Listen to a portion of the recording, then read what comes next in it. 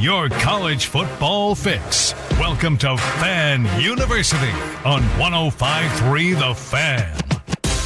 Good morning, DFW, and yes, welcome to Fan University. The college football season cruises right along. We've got a couple games to talk about today. Maybe some FCS playoffs we'll mix in as well. Jake Riepma alongside Brennan Baxter and Carter Freeman. Kevin Walker on the ones and twos. And we got the new guy in, Adam, killing it already in just his second day, third, fourth, first week.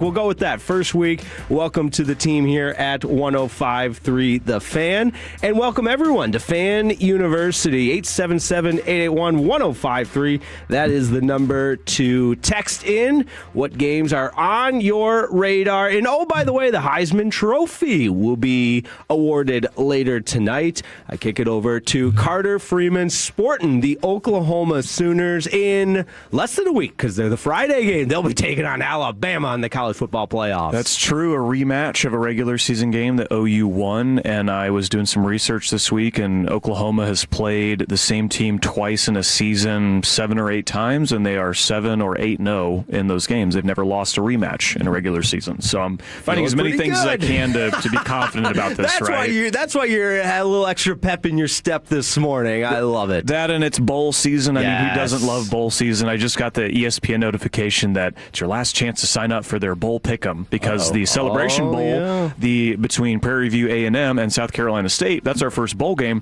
That's at 11 a.m. this morning. So we will have college football on today. It is, the regular season's done. Championship week is done. The CFP bracket is set. We will absolutely get into all of that. But we do have some bowl games today. We have the Celebration Bowl, and tonight, the final edition of the Bucked Up LA Bowl hosted by Gronk. That one's not coming back. This is the last one. Gronk's going to have to find something else to do. Yep. That's why he's been out and doing the media tour and on every other show. He's trying to find another bowl game to host because the LA Bowl's going away. I love it. And to my left, Mr. Dallas Mavericks courtside seats last night, Brennan Baxter. Whoa. Yes, We're thank glad you could find time for Fan University this morning after your big night courtside at the AAC. And last week, covering a Big 12 championship for his Texas Tech Red Raiders. Actually, that's a really good point. Anyone else ask you for a selfie? No selfies last night. That's right. That was just That'll tell us about it. Yeah, just a last week thing. But no, man, it was great. It was fun. But I don't know. Are you guys sad that we only have a couple games to talk about today? Like, I'm so used to being able to run down so many games. This season flew by. And it's just kind of surreal that we're at this moment where Army-Navy week, a couple bowl games, but the playoffs are right on the heels. This is our first show as well since the rankings got released, or the bracket, so we have to break that down too. Yeah, was there any controversy, any teams upset? I hadn't heard. I feel like Duke was pretty upset that they were left out. That's probably the biggest one, right? I heard Duke was a different Catholic school. Yeah, I heard this Catholic school was upset too, and I'm blanking on their name. Notre Dame, I think something like that. Yeah. Well, the good news is they handled it with class. They didn't, cry, and they didn't try to retool everything. But yes, we'll definitely get into that. And Brennan, you mentioned not as many games to talk about, but the good news is the fine folks over in Ann Arbor, Michigan, gifted us with just an all-time story and quite the saga, firing their head coach, Sharon Moore, and everything else that transpired from that. The good news is we will have plenty of time to delve into everything that happened over what it sounds like maybe longer than what some people might want to admit there at the University of Michigan. Yeah, really unfortunate news coming out of Ann Arbor, Michigan with Coach Sharon Moore, but when we'll break it down too, and I think Tony Garcia is going to be on at 10:20, so we'll have Tony confirmed on to confirm. And we are going to give him such a hard time because not only was that dude on the Dan Patrick Show this week, he goes on CNN last night. So he's on quite the tour, and obviously saving the best for last with Fan University. And what was already the craziest coaching carousel in college football history. And then you think, all right, Lane Kiffin's finally gone to LSU. That drama's over. We've moved past all of this. And then boom, like you thought we were done. College football they drop another bomb on us. And it's just kind of crazy to see that now. I mean, if you would have told me at the beginning of the year that Penn State, LSU, Michigan would all have job openings and that's not even counting Florida and Auburn and Arkansas and all these other jobs. Carter, it's just been crazy that this is now another premier spot to go to, but maybe it isn't. Maybe Michigan's a little radioactive. I don't know. We'll have to kind of see how this shakes out. That's a great point. There's been a lot of talk about not just the football program and everything that's gone on with Jim Harbaugh before Sharon Moore and now this Sharon Moore situation, but this extends to basketball with Juwan Howard at Michigan, where he's striking opposing assistants. He's, fight with the assistant, the strength and conditioning coach. And then getting him, more or less forcing him to resign because there was a situation with Juwan Howard's son, but Juwan Howard and the basketball team at Michigan, the hockey coach, team, Mel Pearson. This seems to be a bit of institutional rot in the Michigan athletic department, and that's a clear indictment on the guy in charge, right, Ward Manuel. And we talk about as soon as Sharon Moore got fired and this news started coming out, we're like, they need to get rid of all of the Jim Harbaugh people. Yes, just clean house. As soon as you kind of stack everything else up, you're kind of saying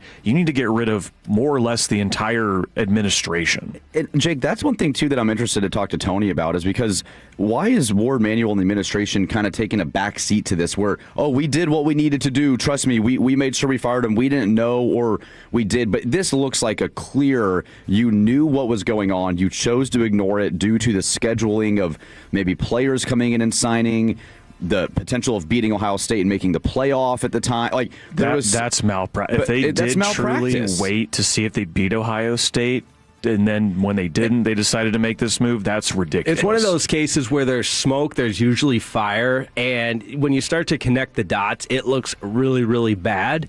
And the fact that Ward Manuel still has the job and is in charge of it's just, to your point, institutional rot. It's like they don't want to admit they have this institutional wide problem, and it's just so bizarre. But it also coincides with my personal experience, having grown up there, having covered Michigan football for 4 years. There's just an aura, and I'll say it, an arrogance, and the Michigan man, like they're untouchable. And I think Sharon Moore is an example of that. The Weiss, the assistant coach, that was hacking into computers. Yes. We haven't even talked about Denard Robinson getting relieved of his duties because of the DUIs. Like, it's just one thing after another across multiple sports, like you mentioned, basketball, hockey, you name it. It's bad. And that's why I wonder, if you're Kalen DeBoer, and we'll get into this in a little bit about potential coaching candidates for Michigan, but if you're a guy that's already at a very good program,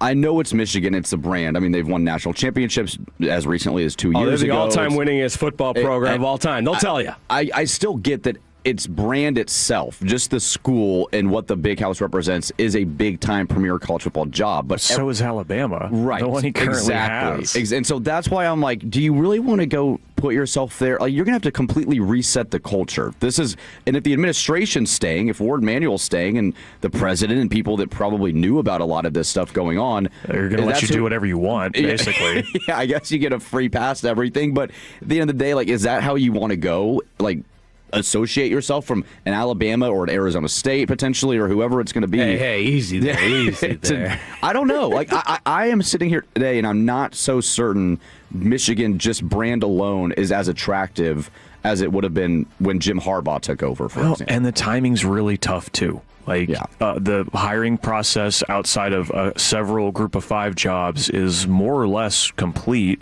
All of the Power 4 jobs that you mentioned earlier, they filled their head coaching position. Penn State even did it after they took 2 months to finally just fall ass backwards into hiring Matt Campbell, like they should have done from the beginning. But all of the sitting head coaches from before that Michigan probably would have been interested in have either been hired elsewhere or they've signed an extension at their current school. So it's not the most optimal timing, and you've also got the portal opening, the transfer portal opening in 2 weeks. Yeah. And you need someone in charge then to, one, hold the high school class that you just signed, kind of try and hold that together, and then, two, be there when the portal opens so then you can construct the roster, because a lot of these Sharon Moore guys and Harbaugh guys who are still around from that are probably not going to be here next year. Yeah. I hate that I have to do this, and it kind of makes me nauseous even having to argue for Michigan. But just to play devil's advocate, this is a loaded roster of young talent. They started 4 or 5 redshirt freshmen on the offensive line. Obviously, Bryce Underwood, a couple of true freshman wide receivers. Yeah. And to your point, I mean, it's college athletics. It's all fluid. Anybody can leave at any time.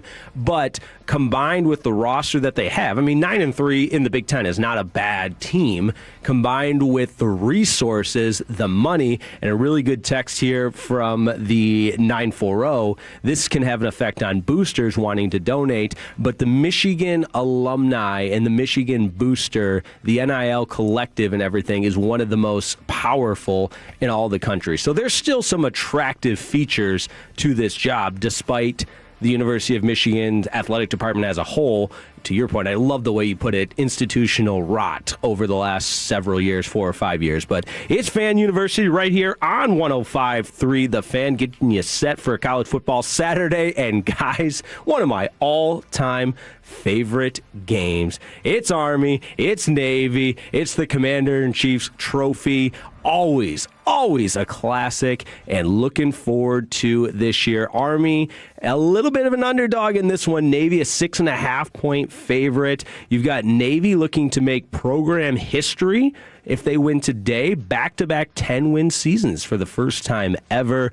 Really looking forward to this one. I love me some Service Academy football. The triple option, ground and pound. It's always, I mean, bet the under. That's kind of the obvious in this one. But the pageantry, the cadets, all of it, it just, there's nothing like it for me. Well, look, you mentioned the triple option. You mentioned these games are low scoring, but both Army and Navy do throw the ball more than they have pretty much ever in their history. Not that this is going to be a 2016 Oklahoma Texas Tech, 66-59 type game, and I do like the shirt. Are we on the Jake fan is rocking cam right on the now? fan cam. That's He right. is. Fly Army, baby. Nice. Fly Army, even though we're underdogs today. Jake is showing his true colors, but these offenses will pass the ball more than I think you're used to. And really, this game is the bridge between how football used to be in a way and how it is now, right? There are a few games where you talk about the traditions, you talk about seeing the cadets there, you talk about how much this means to both schools and both branches of the military to win this game. It really is as unique of an experience, I think. Even though the game might not be the most exciting per se, it's still such an important thing in college football that's why it has its own week. Right. Yeah, this is what makes this game specifically unique, is it's America's game, and it's its own week. It's its own opportunity for us to celebrate what these guys do on and off the field, primarily too, and what they're serving for. And I think that's great for them to be celebrated and just to have the 3 o'clock window on a Saturday. And Navy, look, this team started out 7-0, and they actually had a chance to potentially make the playoff. They had beat North Texas, or they were tied at the top of the American. Yes. They just lost the tiebreaker. So this is a good Navy team. I think Army is coming in at 6-5, and they're probably a little bit burnt from last year and what happened, and this is another one of those games where you just throw everything out the door in terms of talent and skill, and just watch the game. You just don't know. Yeah. It's going to be fantastic. Because you mentioned last year, I forgot about this, but Army won the American Conference last year, and they won that the week before, and then they go play Navy, and Navy's, was not having a great season. Well, Navy ends up winning that game. Yeah, Navy roughed them up 31-13, and guys, I'm looking at the history of this. It's just so fascinating to scroll all the way back to 1890 to see when this game first began being played, and just... I mean, I know we've said it time and time again, but the tradition, the history, the pageantry. I got a fun story for you guys. In the 2022 game that was played in Philadelphia, it went to double overtime. Yeah. And for whatever reason, I said bet the under. I happened to take the over in that game. I believe it was, because it went to double overtime, I think it was 10-10. after regulation, and my only chance for the over to hit was multiple rounds of overtime, and it did. And that's I'll never what you forget. got. That's awesome. I'll never forget the jubilation of winning this unprecedented bet, because that's what it's all about. Not the Army and the Navy. It's about me winning my bet, the most important. But I would be remiss if I didn't mention my younger brother who served in the Army as a helicopter pilot. That's why I've got the Fly Army Fly shirt on today. And he was medically discharged from the Army, but still a very, very special day, and served over at Fort Rucker at Jenna's neck of the woods in Dothan, Alabama, or near Dothan. Dothan, Alabama. If you haven't been, it's the peanut capital of the world. It's a must-attend city. Okay. Just so you know. Great golf. That's one of the cities of all time. Yeah, if you're probably like, where's Dothan? Well, let me tell you, it exists. It's in South Alabama. It's a great little town or city. It's like 70,000 people, so Probably big for Alabama standards. Yeah, go check it out. But I did want to mention one text, Jake, because I see it here. It's from an 817. Can Tech beat Oregon? We're already on the Texas Tech-Oregon game here on FanU. Hey, Oregon's got to handle Oregon's the got to Dukes handle of James Madison first. But it's from a Texas Tech alum. I will just answer that question now and say, yes, Tech can beat Oregon. And thinking that Tech can beat Oregon after this was 2 or 3 years ago, where Oregon, I believe it was Bo Nix. I was at that game. They came into Lubbock. To Lubbock, and Oregon won. Jeffrey Bassa had a late fumble return or pick six in that game to seal it. But just watching that game then and there and seeing Oregon just be more physical than Texas Tech and, end up winning that game by close to double digits, if not more. 3 years later to think, Texas Tech is going to play them again, and you have more faith in Texas Tech than Oregon. And it's not like Oregon's fallen off at all. That's a testament to everything Texas Tech has done since Joey McGuire's been hired. It's been crazy. Someone texted in, too, from the 214, Dothan is where my company's headquarters is. There you go. Nice. We got there you go. Dothan, Alabama. How about that? We're the Dothan show of records. I love it. One quick thing about Texas Tech, though. My brother and I were talking about this last night. Kalani Sitake, the head coach for BYU, said everybody else is going to find out how good Texas Tech is, and that really stuck with me. And I know he has obvious reasons to say that, because that's the reason his team's not in the college football playoff. But the rest of the country, it feels like, is sleeping on Texas Tech to a degree. I've said this, and I think that a lot of people, having been to a lot of their games this year and watched them up close, a lot of people are going to be shocked when they see the physicality of Texas Tech. And you might not beat Oregon, you might lose, but you're not going to get blown out. Like even in a game like that, people are going to see, whoa, this team is really physical. These guys are dominant up front on the defensive side of the ball. I think the country that hasn't been paying attention will see it New Year's Day. And I think a lot of people are going to be shocked. Win or lose, Texas Tech's going to impress a lot of people. They're not going to get bullied. Yeah, exactly. That's going to be a fun game if that is to be the matchup. Right. Yeah, but don't count out James Madison. Look, Dan Lanning is 2-3 against purple and gold teams in his career. Okay. So we got to find anything we can to give some confidence for the Dukes. The Dukes are really battle tested with that schedule that they faced. One Power 4 opponent in Louisville, and they lost by 2 touchdowns. Right? Hey, you can only control what you can control. You only play who you play. They played 13 games. They won 12 of them. Top 10 in the offense and defense efficiency in the country, though. James Madison Dukes. Only a few teams can say that. Don't sleep on the Dukes. They play bad teams. They beat the crap out of them. Yeah. Love it. Don't sleep on the Dukes. Let's keep it rolling here on Fan University when we come back. How about some sights and sounds, some really compelling audio from the week that was in college football, and an interesting, I'll call it, groundbreaking deal from the University of Utah. That's next on Fan University on 105.3 The Fan.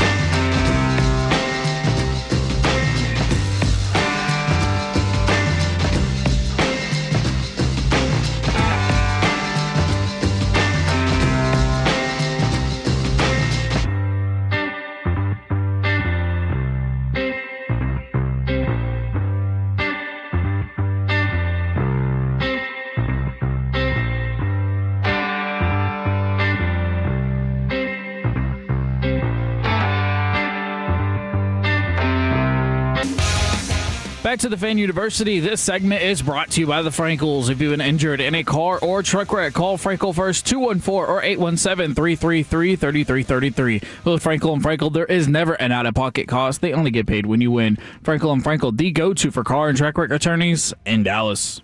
You're spoiled. You're spoiled. They tired of winning, they can send me on the way because that's all we've done is win. I will run myself through a window. If I hear one more Big Ten coach, blame it on the freaking travel. If you have people who are on TikTok all day, right, they're probably not used to playing a competitive moment and having to be your best. If I was a fan, I'd be mad at me too. And now, the new face of Ozempic. What do you think? You tell me. Yeah, you can't let that go. You sure can't. That's Big Ten Coach of the Year, Curt Cignetti. And why wouldn't he be? The Indiana Hoosiers, the number one team in the land. It's Fan University. Jake Riepma, Brennan Baxter, and Carter Freeman.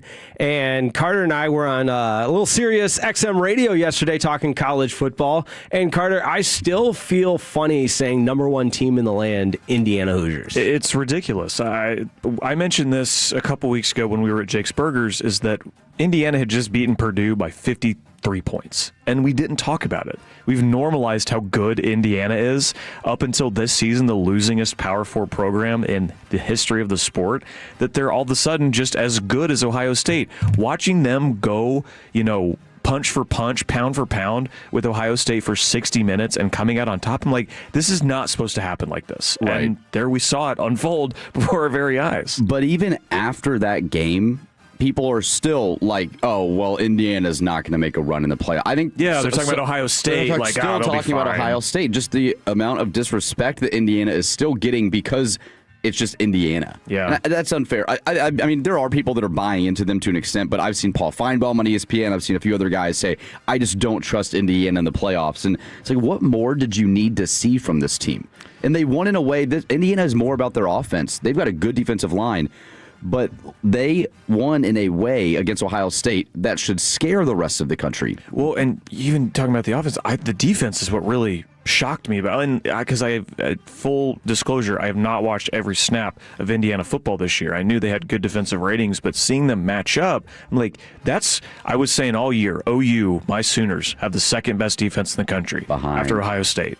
And now I'm like, okay, OU has the third best defense in the country behind Ohio State and Indiana, because that was super impressive what they did. They've been so good that defensive coordinator Brian Haynes might get some looks for a certain Big Ten head football coaching job that all of a sudden is open. According needs to be filled. Yes, according to Joel Klatt, he was mentioning that on his show this week, some of the maybe underrated potential candidates, because Brian Haynes has been with Curt Cignetti for quite a while, and if you Google him, you might also see that he wins a lot as a member of Curt Cignetti's staff. See what I did there? But before we get into some of the best sights and sounds, or sounds, if you will, of the week that was in college football, how about some groundbreaking news as it relates to maybe the potential and future of college football? This is from the University of Utah. It's what Ross Dellinger was calling a groundbreaking endeavor. The University of Utah Athletics is entering what could be a $500 million plus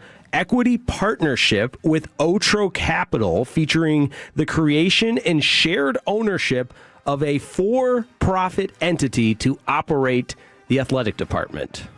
Sources tell Yahoo Sports.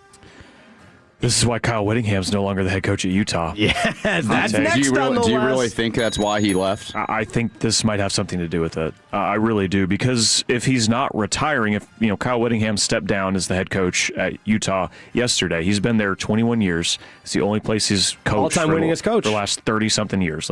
At Utah, all-time winningest coach at Utah. At Utah, yeah, that'd be shocking if he was all of a sudden the all-time winningest coach. Hey, remember when we did our top five and I put him in my top five coaches, and you guys were all, oh! No, he's a great coach, and he's perpetually won. Him and Kalani Sitake, the guy, a couple 40 minutes north of him or south of him in Provo, they're two of the most underrated head coaches in the country. They consistently are, because they're in Utah, and I don't think a lot of people talk about them. But look, Utah just went 10-2 this year.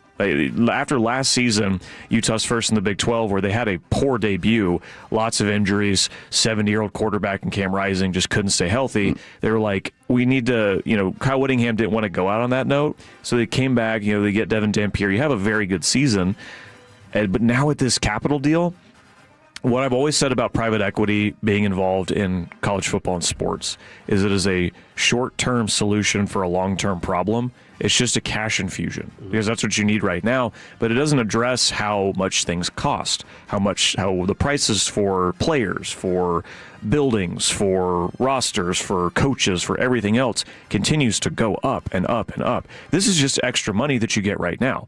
But eventually, private equity, it's all about the bottom line. Like they need to get their return on investment. So if they're not doing that, are they going to cut a different sport? What are they going to cut if they don't get their what they believe is proper return on investment? In so many athletic programs too, they don't make money. Correct. I was just going to go there. They're in deficit all the time, especially sports outside of mainly football and basketball, primarily football. So this is not a gender thing. It's just a fact that women's sports and even baseball or men's soccer or gymnastics rowing, or swimming, water rowing, polo, whatever it is, they don't make money for the athletic department. So you're also pretty much investing in the football team here. And how does that work? Like where did Title IX go during the NIL era and all this thing? It's been completely silent. I don't know if this is, Carter, I think you're absolutely right. I don't know if this is a long-term solution. If anything, I think it just muddies the waters more in what is a wild west of college football and the business that now is college football. But at the end of the day, I think a lot of us are still just going to tune in on Saturdays, and Fan University will, and we're still going to love what's played on the field. But this stuff outside of what's happening long-term, probably not best for the sport. We're about to get into headache season once the actual games are done. Right. The national champion is crowned. That's when all of the things, I hate the college football offseason. Oh, it's brutal. Because all you hear about is the stuff that's bad for the sport. And it's funny that everyone is pretty much in agreement that this is not a good long-term outlook for the sport if you're investing in private equity like Utah is and the Big Ten wants to. But everyone sees that except for the people in charge. And they have their own bottom lines. They have stuff that they got to figure out, and they seem to think this is the best path for it. But I fail to see this as a long-term thing that's really going to work out. It's just but it's $500 million right now that you get to spend at least for the next couple of years. You know what happened with Cracker Barrel a couple months ago, where they just changed everything? Hadn't heard. And then the entire country was like, "This is crazy," and pretty much the uproar, and Cracker Barrel went back to the tradition that is they got bullied Cracker into Barrel. And I feel like at some point NCAA football fans and Fan University and all of us, we're going to rise up and be like, bring us back our sport, man. All right, well, that's perfect. So I feel like this is what that's leading to. At some point, we're going to have a Cracker Barrel moment. I love that. Perfect segue into the next story. Carter mentioned Kyle Whittingham stepping down, not retiring, so keep an eye out on that name. Kyle Whittingham, all-time winningest coach at Utah. But this one I saw, and we just got to mention this. So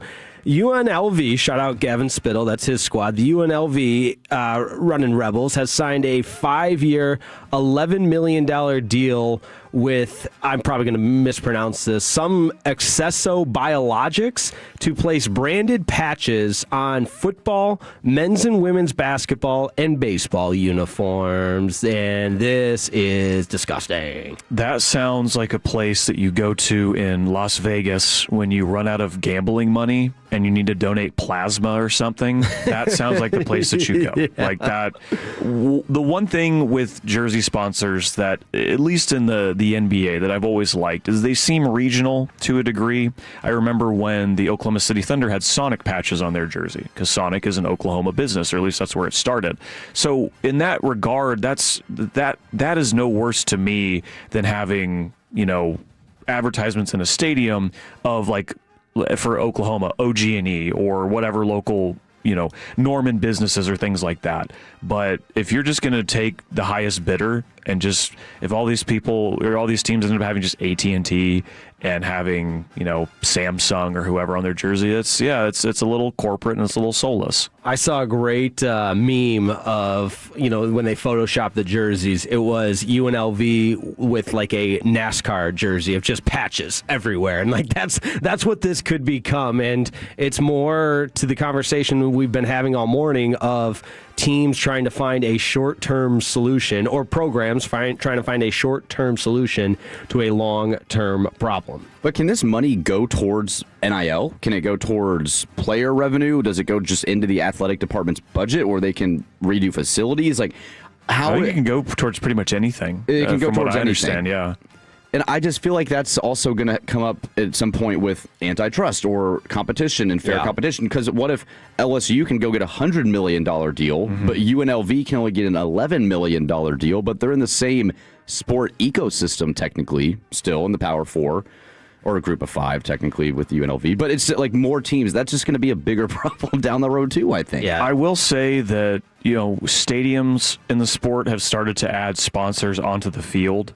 Oklahoma, I'll go back to them. I was at the OU-LSU game a couple weeks ago, and OU has a Riverwind Casino, which is a local casino in Norman. So that's on the field, and I didn't notice it until the third or fourth quarter. And I was like, oh, yeah, I forgot that they added that. So I think the private equity stuff, I will raise a much bigger stink about that, because maybe this is just me coping with the fact that this is going to happen. But the stuff on the field is very innocuous. The jersey sponsors, the jersey patches, I think so long as they're done tastefully, they can be. Those aren't going to be the worst thing in the world. And again, maybe I'm desensitized because the NBA has been doing it for about a decade now.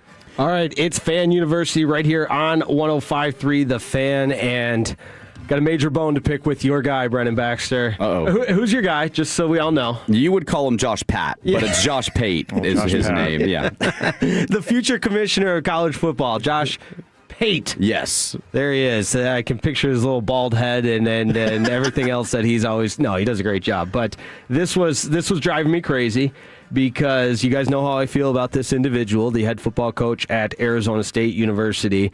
But old Josh Pate, and on his show, who he thinks the Michigan Wolverines should target. Cut number 1.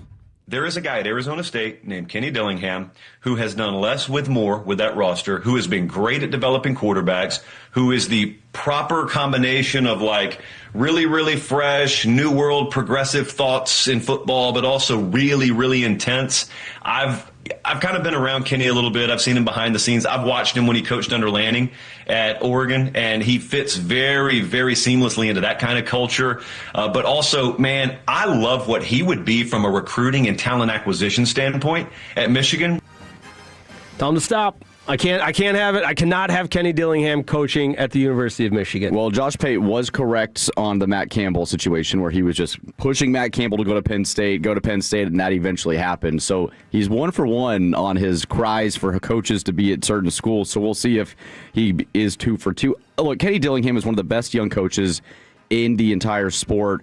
I maybe put him right behind Dan Lanning, like as one of the top premier young talent coach guys that is running a program to a perfection of what you need at that school. Like Arizona State, Dillingham fits it.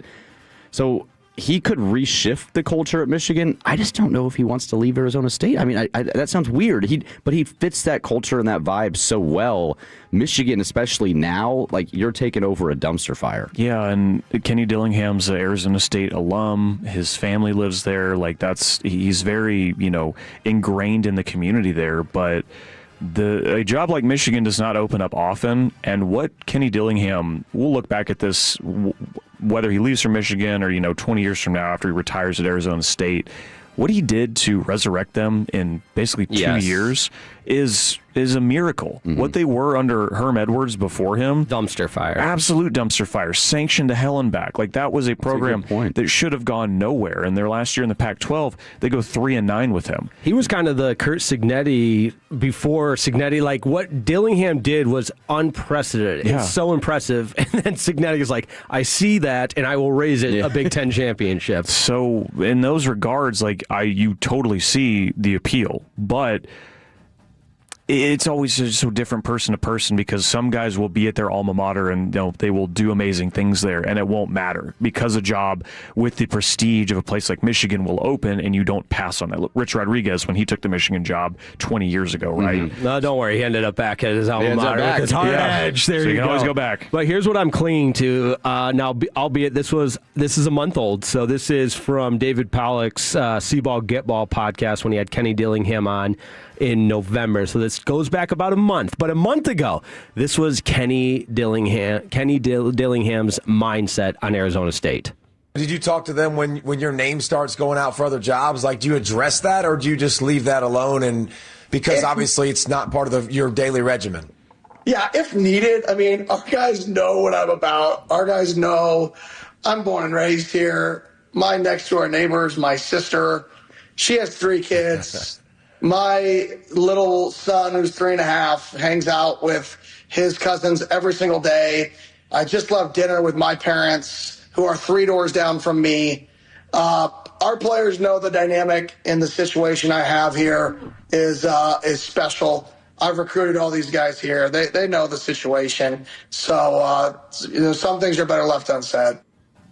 He's not going anywhere, right? I mean, it was a month ago, but I'm feeling good about that. But that's why I do think that if you have that and that's your family, that's your situation, your school that you love, it would take a lot to get him to move. I just don't know if Michigan is that. And Dillingham's still in his 30s. Like, in 10 years, if Alabama came open, once more people retire, like, if he does what he's continuing to do at Arizona State, he'll be able to take any job he wants in the country. He's like the next Lane Kiffin in terms of how much people would want him. So I don't think he needs to make the move yet. Just don't do the Lane Kiffin. Don't do some bunk documentary and make it seem like you've changed when you haven't. And I think Kenny Dillingham is a different cat than Lane Kiffin is. Yeah, I agree. I'm praying that's the case. One last thing. We talked about Bryant Haynes, the Indiana defensive coordinator, potential Michigan interest. Well, apparently last night, Indiana and Bryant Haynes locked up an agreement to make him one of the highest paid assistants in the country. Really? So I don't think Bryant Haynes is going to leave Indiana. That's call. from Adam Rittenberg, and he's a finalist for the Broyles Award. And I have to think he might have the inside track to win that thing. So yes, that's one candidate for Michigan who they will most likely not hire is Indiana DC Bryant Haynes. Take that, Joel Klatt. You said it just came out yesterday. I'll give Klatt a pass then, because I was listening to his podcast from earlier this week. So shows he's not plugged in. He didn't know. No, I love Klatt. We all have our college football fans. Yours, I don't want to talk about yours, Baxter, because I like Klatt too. By the way, he's trying to get my guy Josh Clate. Yeah. Gosh, Pat. I mispronounced his name one time. Come on, give me a break. But hey, saw a text about this, wanted to mention it. Our very own Sean Sharif, our guy, host of the morning show here, Sean and RJ, is going to be at Wild Fork, the 4700 El Dorado Parkway in Frisco, Texas today, noon to 2. That's today, Wild Fork Meat and Seafood Market, 4700 El Dorado Parkway in Frisco. Special giveaways. You can register to win one-of-the-kind Tolo cutting board. Good stuff there. And shout out to Sean Sharif. If you're a Tolo, you want to go check that out in Frisco. Coming up, we got the Baxter class. What are we learning today in the Baxter class? We're going to actually switch this up and do Carter's Corner. We got Carter's Corner. We're going to learn in Carter's class about all of the best bowl games that we have coming up. So the CFP is great, but there are a ton of other bowl games that will be fun. I want to highlight them. We'll do that next here. 105.3 The Fan. Hey, Tolos, it's Tony.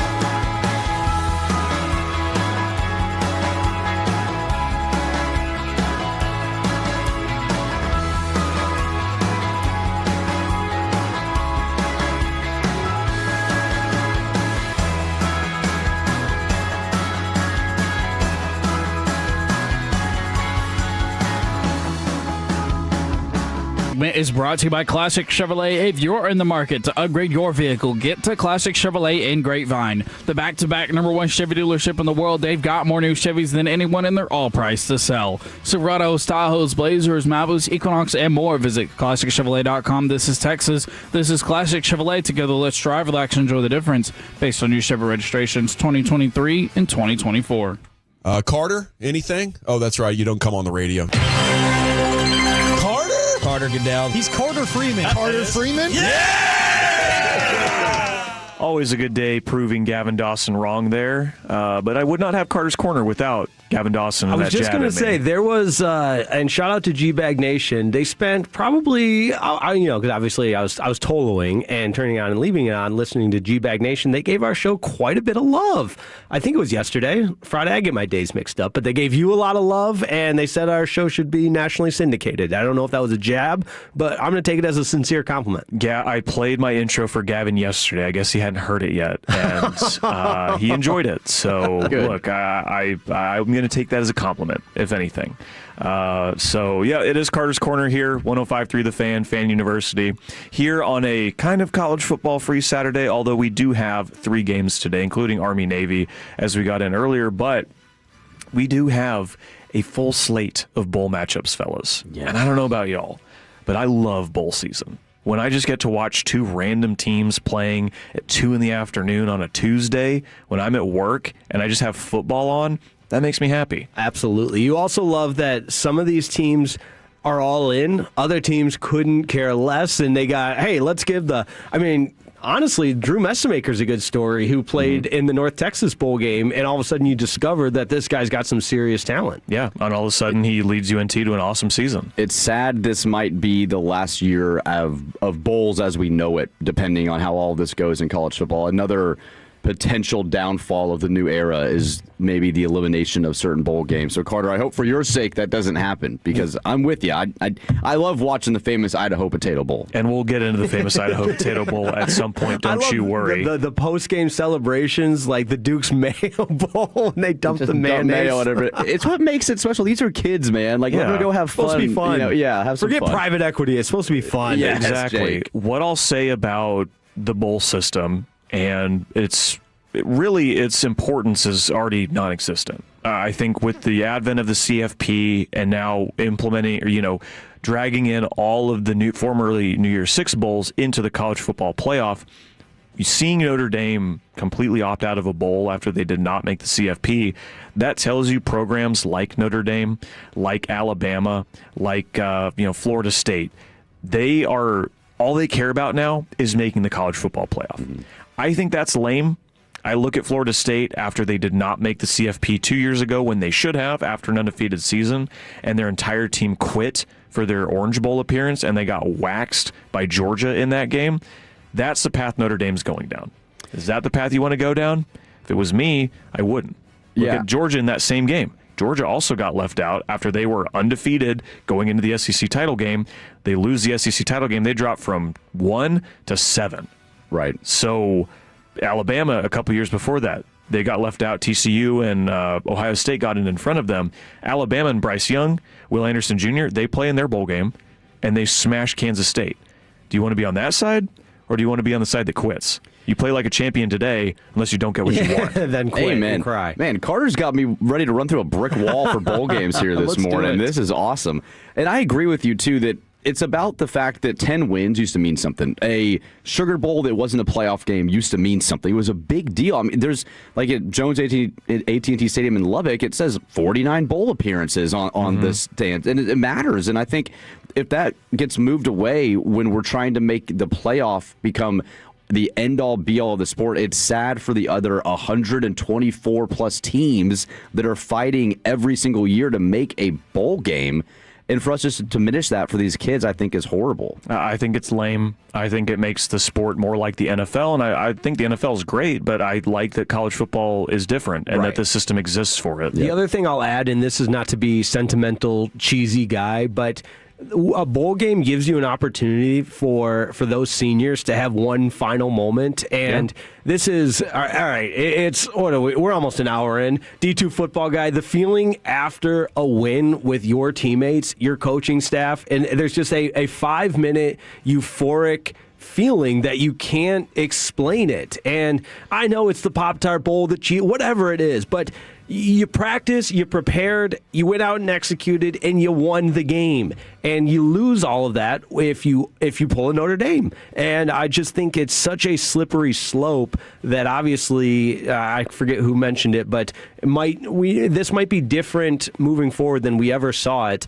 because of the precedent that's been set by Notre Dame to cry if you don't get your way and not get into the college football playoffs. And it does seem like the blowback from that, though, that everybody is pretty much like, Notre Dame, what are you doing? Yeah. It does. I don't see a whole lot of people going, good for Notre Dame. You did the right thing. They really took a stand. Yeah, they took a stand. Yeah. Almost everybody is saying, guys, come on. Like, you look like sore losers. Yeah. When in the reality is, we all knew this. The committee got it right. Miami should be in over you. Guess what, Notre Dame? Miami beat you on the field, they which just is where got there, it matters. They got there in the wrong way. We got there in the wrong way. I agree. Notre Dame for a month, and then it's dumb, it's lame, but because of that, let's celebrate the bowl games that are happening. They could change in the future, so if this is the last season of bowl games like this as we know it, let's have some fun with some of these matchups. Now, do you guys want the good matchups? Do you want the local matchups? Or do you want the food matchups? Because I got three different categories. Food, yeah. We like food. Let's keep it rolling. We had bagels this morning for our pre-production meeting. Let's go. So, you got Kevin Walker ordering the new guy to get him bagels. Come on. No bagel bowl, but we do have the Pop-Tarts Bowl, like you guys mentioned. The Pop-Tarts Bowl has basically become this, more or less this national championship of teams that did not make the college football playoff because it is a high-ranking bowl for both the ACC and the Big 12. So to that measure, BYU, runners-up in the Big 12, are going to take on Georgia Tech, who Georgia Tech was in contention for the ACC to make the college football playoff more or less the entire season. So that game is on, let me tell you here, that is on December 27th at 2:30. That's going to be a great matchup, and the winner gets to eat the damn Pop-Tart mascot. Yeah. I don't know what it doesn't more get you better want. than that. The first year of the Pop-Tarts Bowl, you just had one guy running around. Last year you had three. You actually had the corpse of the old Pop-Tart show back up at the game. It's ridiculous. It's fun, and it's going to be good football, too. And I'm a kid at heart. At Sandler's event, I was running around trying every single game, and so I'm probably a little bit biased or not the best source in all of this. But that's how it should be. Let's have some fun. It's the postseason. This is a reward for all those hours in the weight room and watching film and running wind sprints. Like, go have some fun for 20 minutes after you win a bowl game. Eat a Pop-Tart. Yes. Yeah, kill a Pop-Tart. That's what the Pop-Tart mascots want, apparently, is to be put in the toaster and to be eaten. Okay, we don't have a lot of time left. I do just want to throw out some of the matchups I am personally excited for. The Myrtle Beach Bowl on December 19th, those two conference champions. Yes. That's Kennesaw State versus Western Michigan. With that game, yes, they're a group of 5 teams, but you're not going to see a lot of attrition. I think the teams that won their conferences, you're going to see them play. You're not going to see 30 kids leave each team. Yeah, Lance Taylor, the head coach for Western Michigan, just got a nice, juicy, fat extension as he should. Well. Yes. He's done a really good job there. Champions of the MAC. The Hawaii Bowl, that's former Hawaii head coach Nick Rolovich at Cal is going to coach against his alma mater, Hawaii, and Timmy Chang. Also, 2 former Hawaii quarterbacks playing in that game. 2 exciting young lefty quarterbacks in that game as well. And Hawaii has the Tokyo Toe, one of the best kickers in the country, Kansei Matsuzawa. It's a great nickname, is it not? Toe. I have not heard that. Give that one for the people one more time. Kansei Matsuzawa. He was a runner-up for the Lou Groza Award, which Tate Sandell from Oklahoma won it, as he should have. The Tokyo Toe is his nickname. If you do not know about Kansei Matsuzawa, he did not play football in high school. He learned how to kick off of YouTube, and he became one of the best kickers in the country this year for Hawaii. Oh, so that game is on New Year's Eve, 7 p.m. Central, Cal versus Hawaii in the Hawaii Bowl. That one's going to be a lot of fun. And then just one more bowl game I'll throw out, the Rate Bowl. It's on the day after Christmas, the 26th. It's New Mexico versus Minnesota. I throw this out there because Jason Eck is the head coach at New Mexico. He's a name that you're going to hear for some of these bigger jobs coming up in the future, because New Mexico was a just dead program for a long time. He comes in, they could win 10 games in his first season.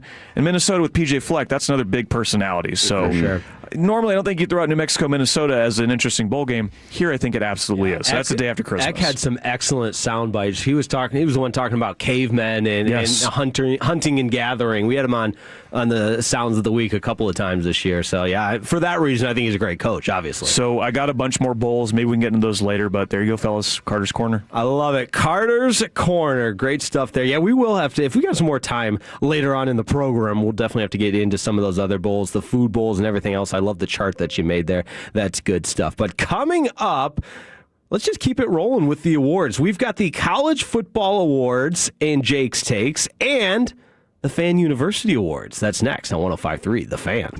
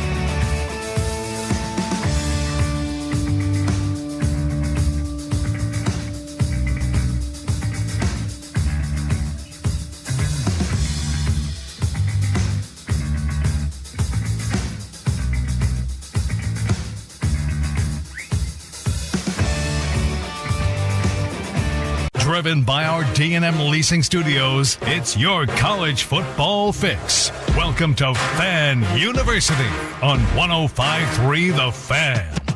And it is time for the most electrifying man in DFW. Jake Rietma. He's the only hope. He's the only injection that we could count on. He's a tree. Bobby's wrong. He's a tree. He's not some walk-on scrub, yo. The boy's a player. He's a star. Someone said football, so I come running. What's going on, everybody? It is time, my friends, for not only just the College Football Awards, but the Fan University Awards, because what a season it's been. Actually, you know what? Before let's just clap it up. Clap it up in here. Let's get it going. It's a Saturday morning. It's Army Navy, and College Game Day may have taken the Saturday off, but not Fan University. We don't take any Saturdays. That's right. Off. No days off. No days. Facts. Especially not the 27th. Especially not me. Last week. Hey, I think you're about to get an award for that, or something akin to that. We'll see. Yeah. You, which, by the way, we need to circle back on everything that transpired at Texas Live after your Texas Tech Red Raiders won the Big 12 championship, which was just a scene. But I think we got to knock some of the real college football awards out first and foremost, because Fernando Mendoza cleaned up, and as he should have. I think. Which, by the way, we're going to get into it later. I think he's the Heisman Trophy winner. But the Maxwell Award for the Player of the Year, Fernando Mendoza. The Walter Camp Award, the Player of the Year, Fernando Mendoza. We've got the Home Depot Coach of the Year Award, Curt Cignetti. It's good to be an Indiana Hoosier. The Davey O'Brien Award as well for Fernando Mendoza for best quarterback, which, it's interesting. Most of the time that will line up with who wins the Heisman. The Heisman has more or less been a quarterback award. There is a fun stat where every year ending in 5 since like the 1950s, a running back has won the award. I think that's going to get broken this year. 10 years ago was Derrick Henry. 2005, I believe it was Reggie Bush. Was Mark Ingram in there at some point? Did he win the Heisman? He did, but that was in 2009. Okay. So this is just every year ending in 5, but for the most part, since 2000 especially, this has been a quarterback award. I think there are 4 non-quarterbacks that have won it, and that's Derrick Henry, Mark Ingram, Travis Hunter last year, and then Devontae Smith. Mm-hmm. And I think other than that, it's been a quarterback award. So usually the guy that wins the Davey O'Brien, he'll end up taking home the Heisman. A couple years ago, Max Duggan won it. He did not end up winning the Heisman. That was Jaden Daniels that year. But yeah, Fernando Mendoza, I mean, look, everything we talked about with Indiana, what they've done, they were really good last year too. Fernando Mendoza has come in and helped take them to even a further level. Mm-hmm. And I think being that guy, being as wholesome of a human as he seems that Heisman to be. speech is going to be electric. I cannot wait. It's going to be flipping awesome. The one after them winning the Big Ten was flipping awesome. So, it seems like everything, the momentum's rolling towards Fernando Mendoza. Yeah, and 39 total touchdowns in a year where no one really separated themselves as the true dynamic Heisman winner. This guy has just been the model of consistency for an undefeated team, Big Ten champion. He deserves it. It was going into the Ohio State-Indiana game, maybe the winner of that, maybe it's Julian Sayin, maybe it's Fernando Mendoza. And I think Mendoza, he earned this. Indiana earned this recognition. Curt Cignetti earned the recognition. And so it's great for them. I just hope they don't win the national championship, because that means Texas Tech and Jacob Rodriguez would not. And Jacob swept all the defensive side. A good friend of the show here. That's right. Great point. Friend of the program. Butkus Award, best linebacker, Jacob Rodriguez, which I fully anticipated him thanking Fan University in his acceptance speech. He did not. That's okay. But it's one of those things, if you know, you know. Yeah, I think deep down, Jacob really knows who his biggest supporters are. And it's not his wife. It's not his coaching staff. It's Fan University. It's the guy who asked him about being a football player when he was at Virginia 4 years ago. But yes, all of us. He won the Nagurski Award, the Bednarik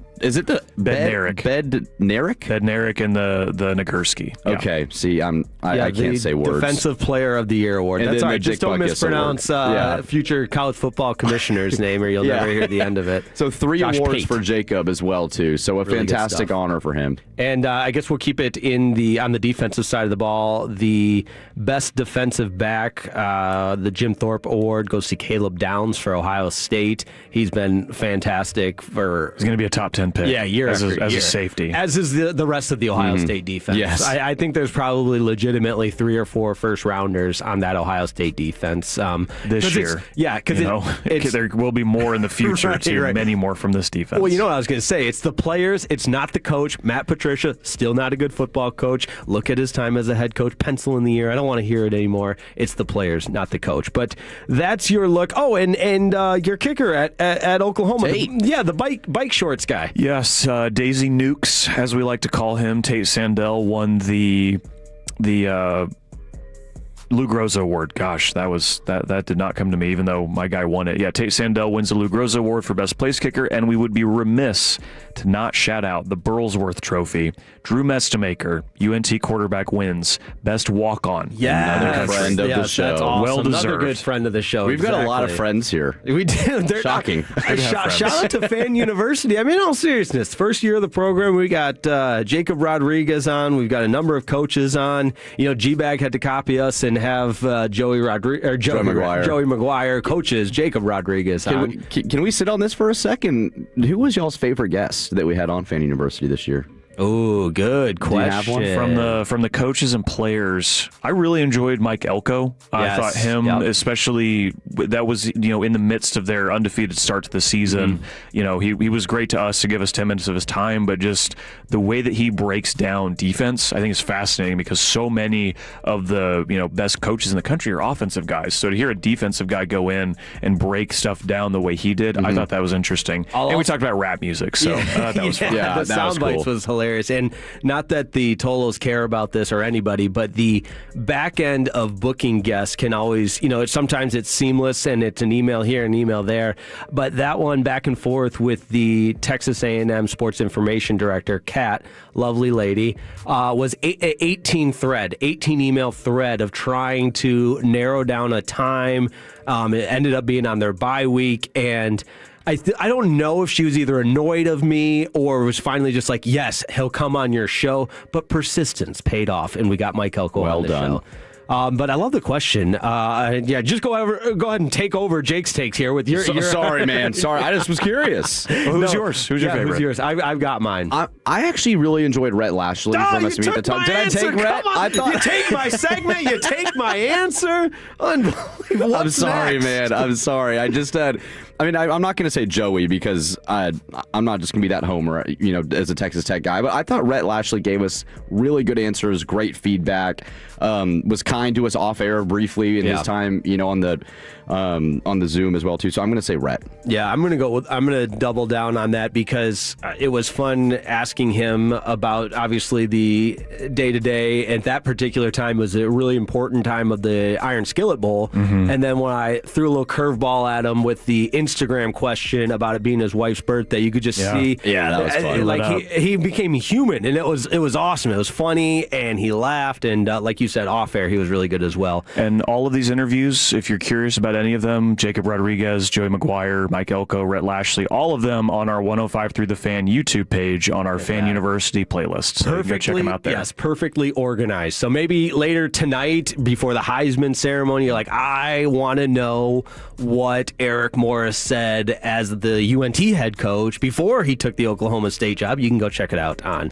Fan University's YouTube. Compliments of Carter Freeman, who does a tremendous job with all the web stuff. Eric Morris was really hungry, I remember, in that interview. Yeah. He'd just come off of practice. He was like, I'm ready for some lunch. Nice. That's right. All right, good times here. Now it's time for the Fan University Awards here on Jake's Takes because, guys, we've made it through the regular season, first year of the program, and I thought it would be appropriate to hand out some awards. So I've personally selected these, and we can try to piece together who these awards might belong to. And the first award is, drumroll, this, my friends, is the World Traveler Award. Actually, I'm going to be in Lubbock this weekend, and it goes to Brennan Baxter. I am honored for this award. This is something that I've waited my whole life for. How many Texas Tech games did you end up covering this year?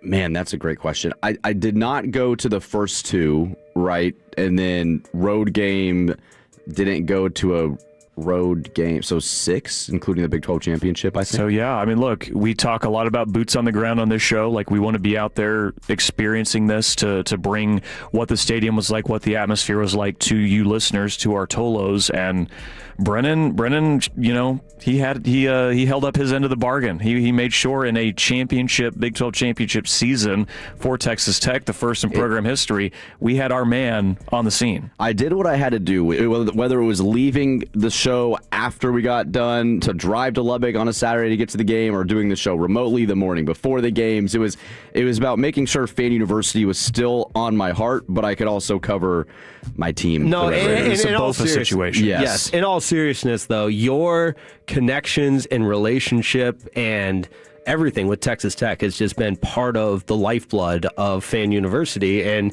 it helps when they're fourth in the country and doing what they've done. But that is also, thank you for that award. Yeah, thank you. Our next award, drum roll please. This reminds me of OU Award, and it's Carter Freeman for his distinct ability to tie anything back to Oklahoma Sooners football, the encyclopedic knowledge that he has of the Sooners. We could be talking about anything, and Carter had a story of how that ties to Norman, Oklahoma. So congrats for that award. I'm honored. This was unexpected. Sitting here in an Oklahoma hoodie, as I do most Fan University shows, I did not see this coming. I was expecting Jake Rietma to take this one home. This is a bit of an upset. I'm happy to do so. I do have a problem when it comes to my Rain Man knowledge of Oklahoma football. And yeah, look, it's been ever since going to school, falling in love with college football, big program like Oklahoma, and just the sport in general, the idea of talking about this and being able to cover the sport and have people support us has been, a pipe dream, right? I think it's a pipe dream for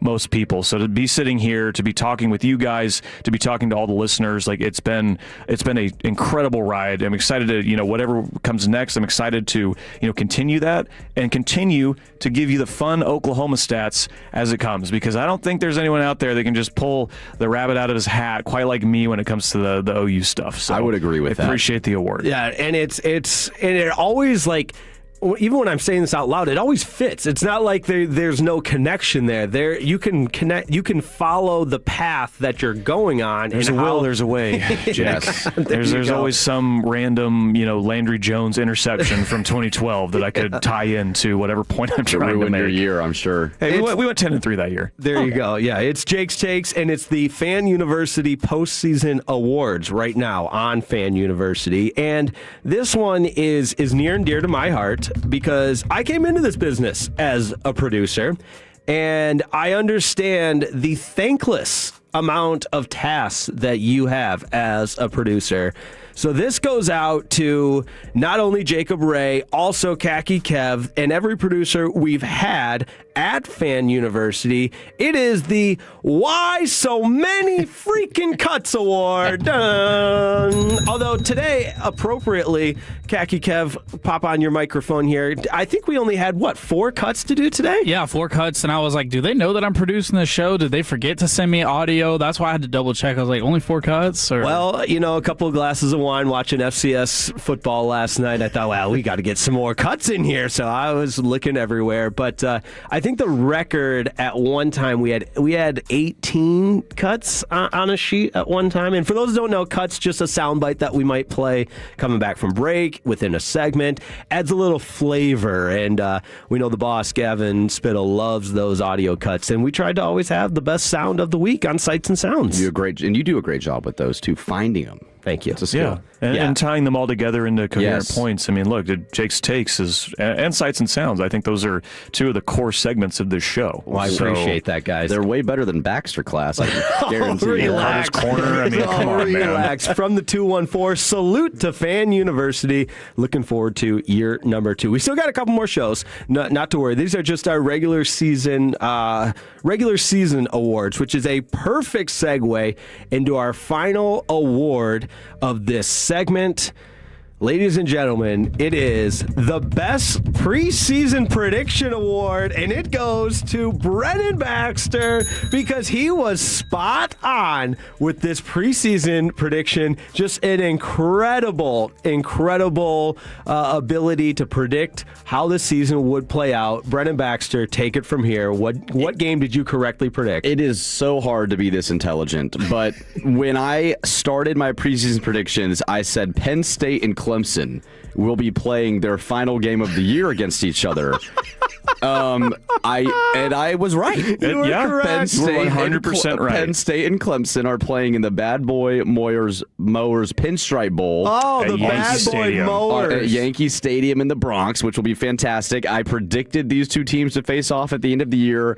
But I did not, I will be honest, to predict them in this bowl game. You didn't think it was going to be in this bowl game? I did not think it would be in this bowl game. Both of them were going to be 6-6 with one of them having fired their head coach. Can't say I thought that. I actually had these guys playing for the national championship against each other. And it was so close. If we want to add another wrinkle to this, you are technically correct that, look, the Penn State Nittany Lions and the Clemson Tigers are playing their final game against each other in a baseball stadium because the national championship is being played Miami Gardens at the Hard Rock Stadium. That's where the Marlins played for 20 years of their history. They would have the one. Look at this guy. I knew what I was doing. There's a reason you won the award. You wonder why I'm on this show, and it's because of my ability to predict things like this. People are taking selfies with them at the Cotton Bowl.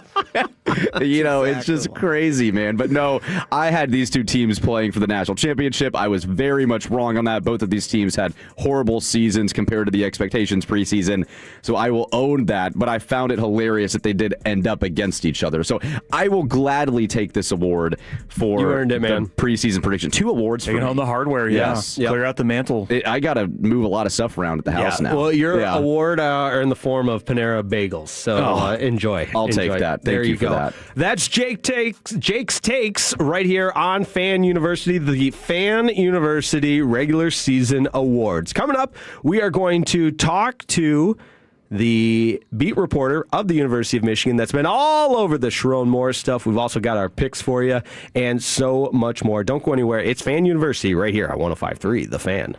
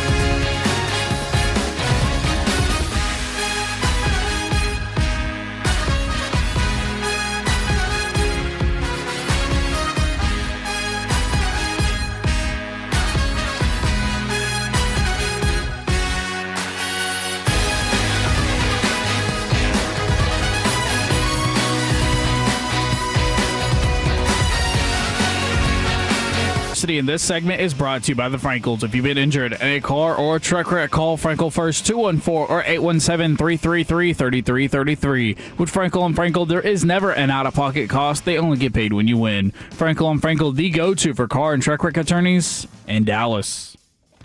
Fan University right here on 105.3 The Fan. We're going to talk to friend of the program, Detroit Free Press beat writer for the University of Michigan, Tony Garcia. And he's been on with us a couple of different times, but obviously a couple of things to dive into at the center of college football right now, the University of Michigan, and the scandal and everything else that is going on under Ward Manuel's watch. Jake Rietma alongside Brennan Baxter and Carter Freeman. But before we talk to Tony, I want to get back in. We all want to get back into some of the bowl games that we've got coming up for bowl season. Carter Freeman has broken them down by food bowls, by everything else, compelling matchups. Carter, I'll let you take it away. Well, let's get into some of the local teams, some of the local matchups. We didn't get to talk about them in Carter's Corner, and plenty of Texas teams end up making bowls. 877-881-1053. Text in who your team is, who they're playing, what bowls you're interested in, if there's any that we're not talking about. I would love to hear about them. I'd love to hear any reason anyone might have for some of these games, but we'll just go down the list here of the local teams. New Mexico Bowl is where North Texas ended up after losing in the American title game. They're going to take on San Diego State. On paper, I think this is a really fun game. UNT obviously has a very good season. San Diego State was in contention to go to the Mountain West title game as well. And this game is on the 27th of December. We just don't know if Drew Mestemaker is going to play for UNT. That is one thing where the portal doesn't open until, the beginning of January now. Mm-hmm. There are certain players that have entered in. You will continue to see that over the next couple of weeks. Although, I don't know about you guys, but it seems like this year, maybe because of these changes, there haven't been just a deluge of players that entered the portal like right after the season was done like we've seen in the past. I've noticed that, and it seems like the coaches are staying to coach. Like Eric Morris is coaching this game, correct? Ooh, that I do not know. Yeah, I know he was coaching the title game, which they lost to Tulane. I'm not sure the bowl game, though. Because I know that John Summerall at Tulane and Bob Chesney at James Madison, they're both leaving, but since they're in the CFP, they're going to coach those games. So not sure if Eric Morris will be on the sideline for this game. We'll do some research, figure that out. But Drew Mestemaker plays. Even if not, UNT still, they won 11 games for a lot of reasons, and I think them playing San Diego State, that will be a fun game. Another game, December 30th, the Alamo Bowl. This is another one of the kind of, higher ranked non-CFP games that we have now. And TCU ended up making this game after not quite the best regular season, but this is still a really good chance for TCU to end the season on a high note against a USC team that went 9-3. They're ranked in the teens right now in the rankings. Their receiver, Mekhi Lemon, just won the Biletnikoff for the best receiver in the country. Don't know if he'll play in this game, but that's still, I think that's a fun matchup. TCU probably not getting to play teams like USC a whole lot. Yeah, Josh Hoover staying at TCU? He is, or are you asking that question? Asking, yeah. I just thought you might be breaking some news. Is that breaking news? No, I'm asking, do we think Josh Hoover is staying at TCU? Ooh, does he have eligibility left? Because I thought this might have been his last year. Yeah, I think Josh is done. But if he is, I would say he should come back. We saw this morning Lenora Sellers is most likely at South Carolina going to stay in college. He's not going to go to the NFL. So whatever this is for Josh Hoover, this can be a great finale for him, if that is what it is to be at TCU. Yeah, and you mentioned they went 8-4 this year. They didn't really have any huge signature wins. It kind of felt like they were always a little bit behind the pack in the Big 12. And so I think if you're a TCU fan, you're probably a little disappointed, thinking that you were probably one of the top 3 to 4 teams to potentially win the Big 12 this year and weren't able to ultimately get enough to get it done. So, but a win against USC would make the season look a lot better. That'd be 9 wins with an Alamo Bowl win against a 9-win USC team that you mentioned that was in line for the playoff up until the Oregon game. So this will be a good matchup. I always love the Alamo Bowl. It's fun. Always seems like it's a high-scoring shootout. I mean, look, it's Big 12 versus formerly Pac-12. There's still a Pac-12 tie-in here. That's why USC is playing in this game as opposed to another team. But yeah, like I think at like Oklahoma, Arizona a couple years ago, that was like a 38-24 type of game. Or how about 10 years ago in the Alamo Bowl? the ultimate comeback. TCU's down 31-0 at the half. That's right. Gary Patterson goes in and changes his shirt. TCU shuts out Oregon after the half. They end up winning in overtime. It's awesome. I forgot about that game. That's great. Gary Patterson changing the shirt in that game. I was in Austin and just saw the score at halftime and was like, oh, well, that's rough for TCU. Yeah. Then I check it again maybe 2 hours later. I'm like, oh, that wasn't rough for TCU. Right. Truly and there's tons of wild bowl games every year, but locally that one always sticks with me. Okay, I wanted to make sure I'm not crazy. Josh Hoover does have one more year of eligibility. Okay. Then I would think he'll come back. This is not and last year he had offers to go to Tennessee. I know Tennessee was a school that really wanted Josh Hoover to transfer to Knoxville, and he stayed at TCU. And so maybe 8-4 season, not what they wanted, come back for one final ride. Hope they can put it together next year. Yeah, and I also think that Tennessee is rumored to be in on Sam Leavitt this year, potentially, too. I think there's leading Arizona State. That guy. Brendan Sorsby is another guy from Cincinnati, another Big 12 quarterback that's linked to be transferring and leaving. So Hoover staying would make sense. A couple of the other Big 12 quarterbacks, though, seem to be on the move. So we'll see what happens. Also got confirmation from some of our UNT guys. Shout out Khaki Kevin and shout out Dylan Moore, who said Eric Morris is not coaching in the bowl game. So there you go. Glad we can confirm that. So we got Tolos everywhere. Yes, and we love that. We know as much as we can, but we always appreciate some of the heads up. Yeah, especially we got UNT insiders out there. So we got time for a couple more? Yeah, absolutely. So how about Cheez-It Bowl? This is Michigan versus Texas. This is a premier helmet matchup, as you would say. With the Michigan stuff, which we'll talk to Tony Garcia about in just a second, we'll see what kind of Michigan team we end up seeing in this game. I don't think we're exactly sure yet, but you'll see Arch Manning for Texas. Will we see Colin Simmons? Will we see Anthony Hill, some of the defenders that could leave for the NFL draft? We don't know yet, but Texas is still a loaded, talented team. They beat A&M, they beat Oklahoma, they beat Vanderbilt for a reason. So this can be, non-CFP season for the Longhorns. This would be a good team to beat, end up winning 10 games, something to fall back on, and just think next year, Arch having a full year of starting under his belt, you could go on to even bigger and better things. Yeah, Michigan will be interesting because it's almost the reverse of last year where they played Alabama in the bowl game. In the same bowl. I believe it was the Citrus Bowl as well. I think you're right, yes. It was definitely a Florida citrusy looking bowl. And they smacked Alabama around physically, and that game was really never in question. And I don't think we're going to see that same type of effort from the University of Michigan. We'll see if Bryce Underwood stays at Michigan. I think their hotshot young quarterback they paid so much money for. That's a lot of the reason he ended up committing to Michigan was Sharon Moore. That's going to be huge in the coaching hire of how can you bring in a guy that keeps not only Bryce Underwood, but a couple of their young, talented wide receivers, Andrew running Marsh, back. Yeah, and I would say, too, on this game, that both teams are coming in a little jaded, right? Texas feels like they should have been in the playoff after their wins, after beating A&M. Michigan obviously coming in with their coach in prison. It's going to be really interesting to kind of see. Such a weird, weird but true sentence. It's just going to be. He's not in prison. He was in jail for 40 hours. Jail and prison are definitely they're two different things. But I am going to be interested to see just the vibes around this game. Who wants to actually be there and play? That's always kind of exciting with these bowl games, too, because you said it's a helmet sticker game, really. It's more so it's Michigan, Texas, it's the brands, but is Arch Manning going to want to show us, hey, look out for me in 2026? I think that's mainly going to be the question for this game. Yeah, so hopefully that will be a fun matchup. That game is on December 30th at 2 p.m. Another local game that my dad and I have been to this game 10 years in a row is the Armed Forces Bowl. Takes place at TCU Stadium. Yeah. My dad used to work at Lockheed. He would get free tickets because they're the title sponsor of this bowl game. So we've seen Army beat Houston, beat San Diego State, seen Louisiana Tech beat Navy. I mean, I've seen my Sooners lose this game last year. Did they lose? Yes, they did. Somehow the SEC had a tie-in with this game, and they're like, oh, we'll take a crappy SEC team this year. Well, guess who the crappy SEC team was last year? It was my Sooners, and we lost to Navy. So not a great memory there, but we've gone to this game 10 years in a row. This year is a rematch of a bowl game that we saw 2 years ago in a separate DFW bowl game. This is so odd to me. So it is Texas State against Rice. Well, 2 years ago, Texas State's first ever bowl game was the First Responders Bowl, which is played at SMU Stadium, also against Rice.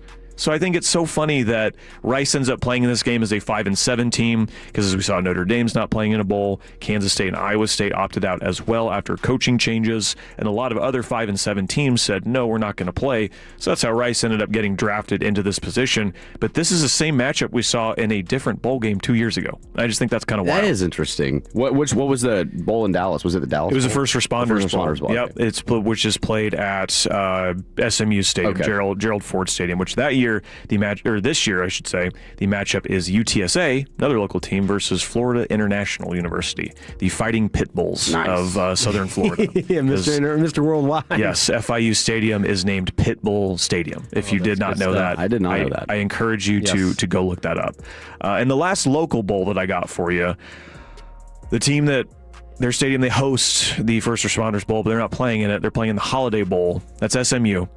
SMU, obviously a very disappointing end to their season, could not end up beating Cal to make the ACC title game, but their matchup is against Arizona, which is a very interesting matchup, because Arizona, I think, probably about as little, the least talked about 9-3 team in the country. They beat Arizona State, their rival, to end the season. They knock off, several other. I believe they knocked off Cincinnati on the road this year.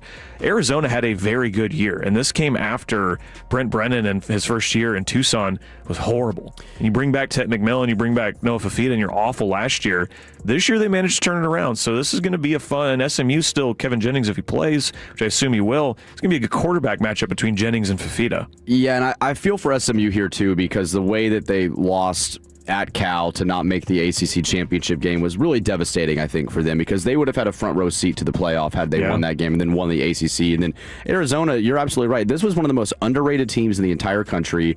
It stinks for BYU that no one noticed how good Arizona really was in the Big 12, because that was had one a of really BYU's good best wins. Road win against Arizona that the committee seemed to not care about at all. And so for Arizona, they want the 10 wins. I think that's important for them, too, to kind of go 10-3 and have Brent Brennan completely turn around that program. And they'd probably finish in the top 15 if they win this game, maybe in the final AP poll. So huge for Arizona as well. Yeah, you don't often talk about Arizona athletics as maybe being juggernauts in, certainly not football, obviously, but you got the basketball team ranked number 1 in the country, and if the football team finishes top 15, like that's pretty impressive. Pretty darn good year, and this comes after Arizona, a huge scandal as far as a budget deficit that they did not realize they had hundreds of millions of dollars. They were in debt.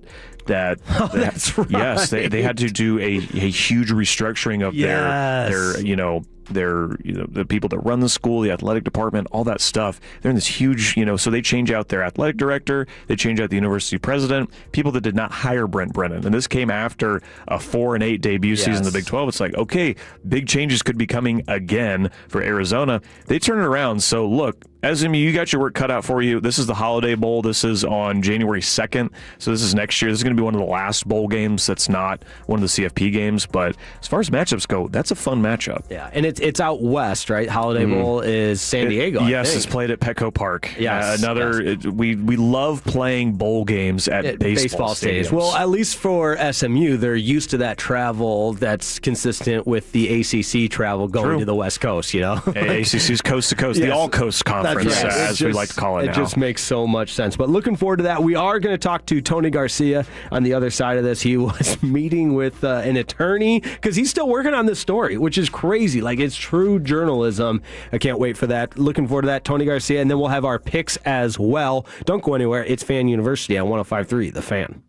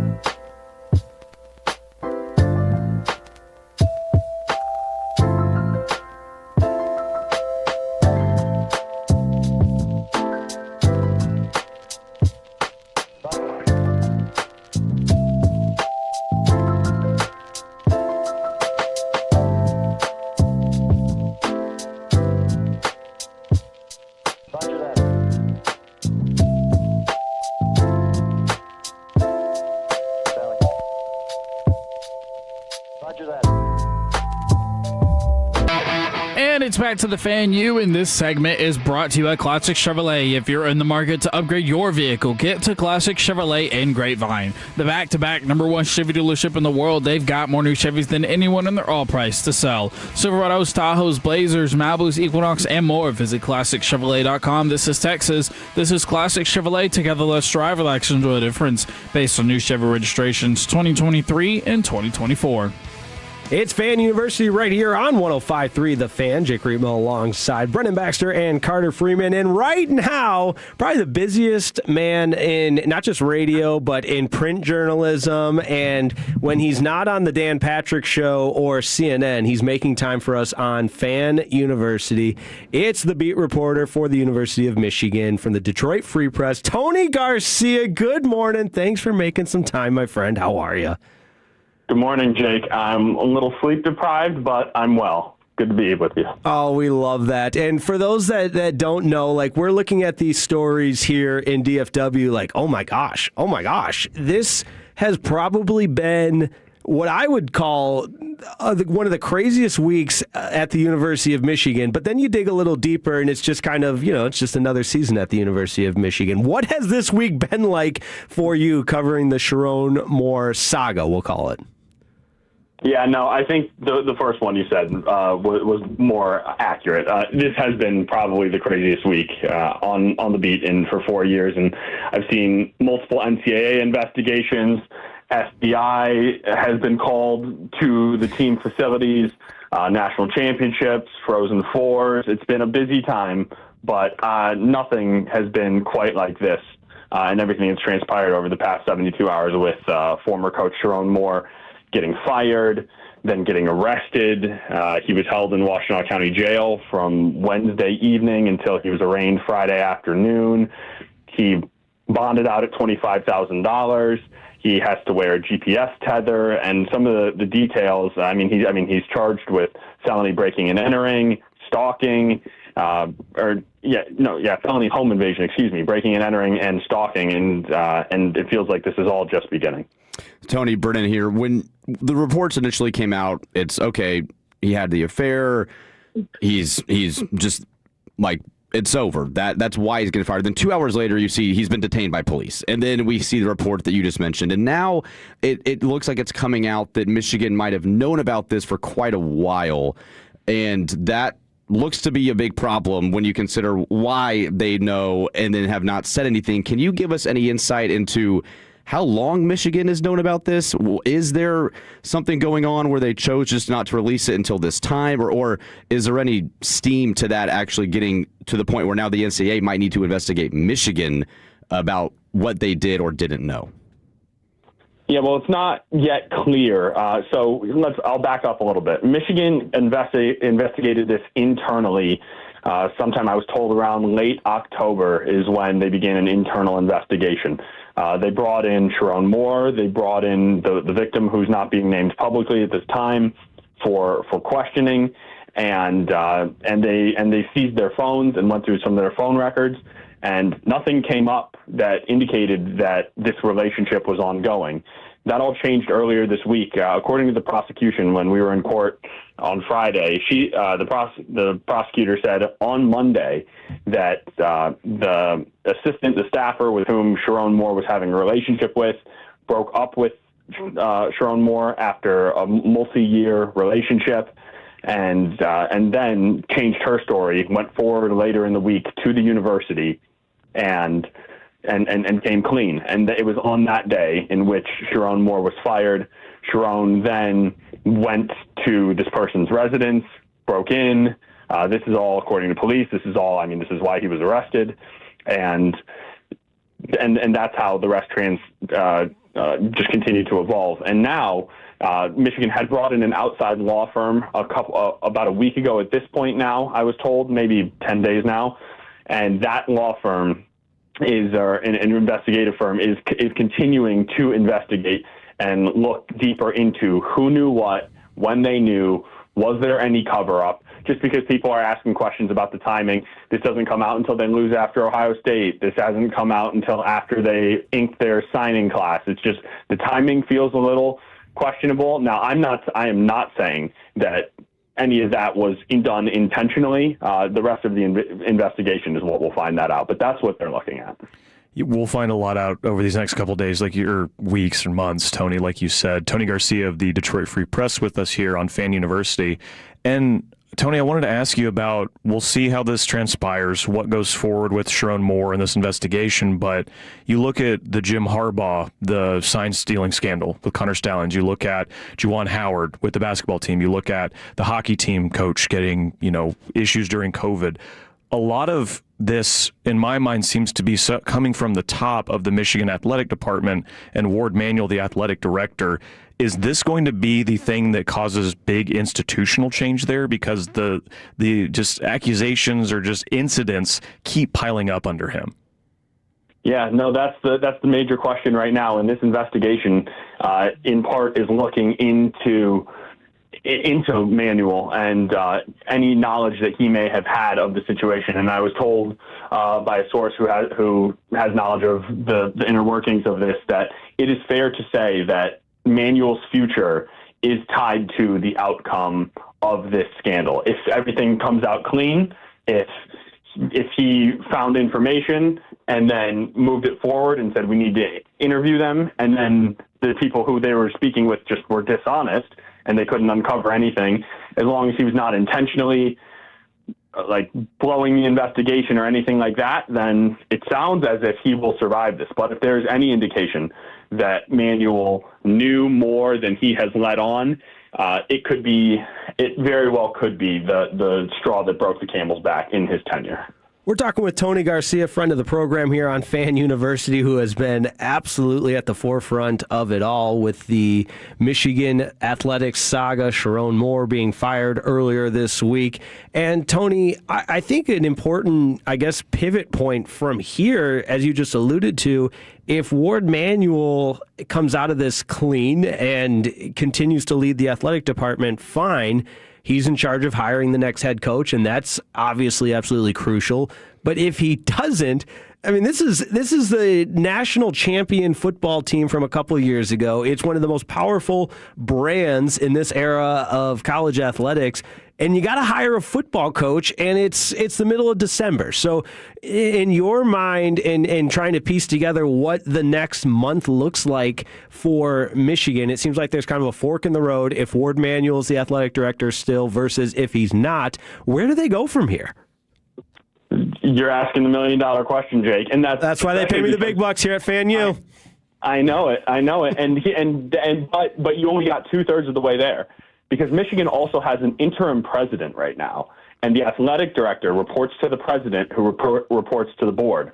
So, and I've been told that the hope is Michigan will get a new president named sometime in early January. They've shrunk their list down. They've identified a few of the final viable candidates, and the hope is that happens soon.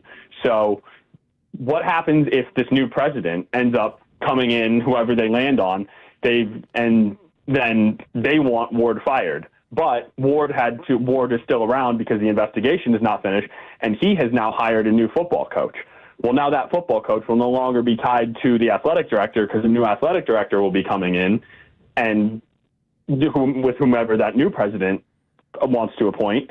And then there's just no security net for that football coach, right? You always want to be, as a head football coach, you want to be hired by and working under the athletic director because your successes and your careers are largely linked and tied together.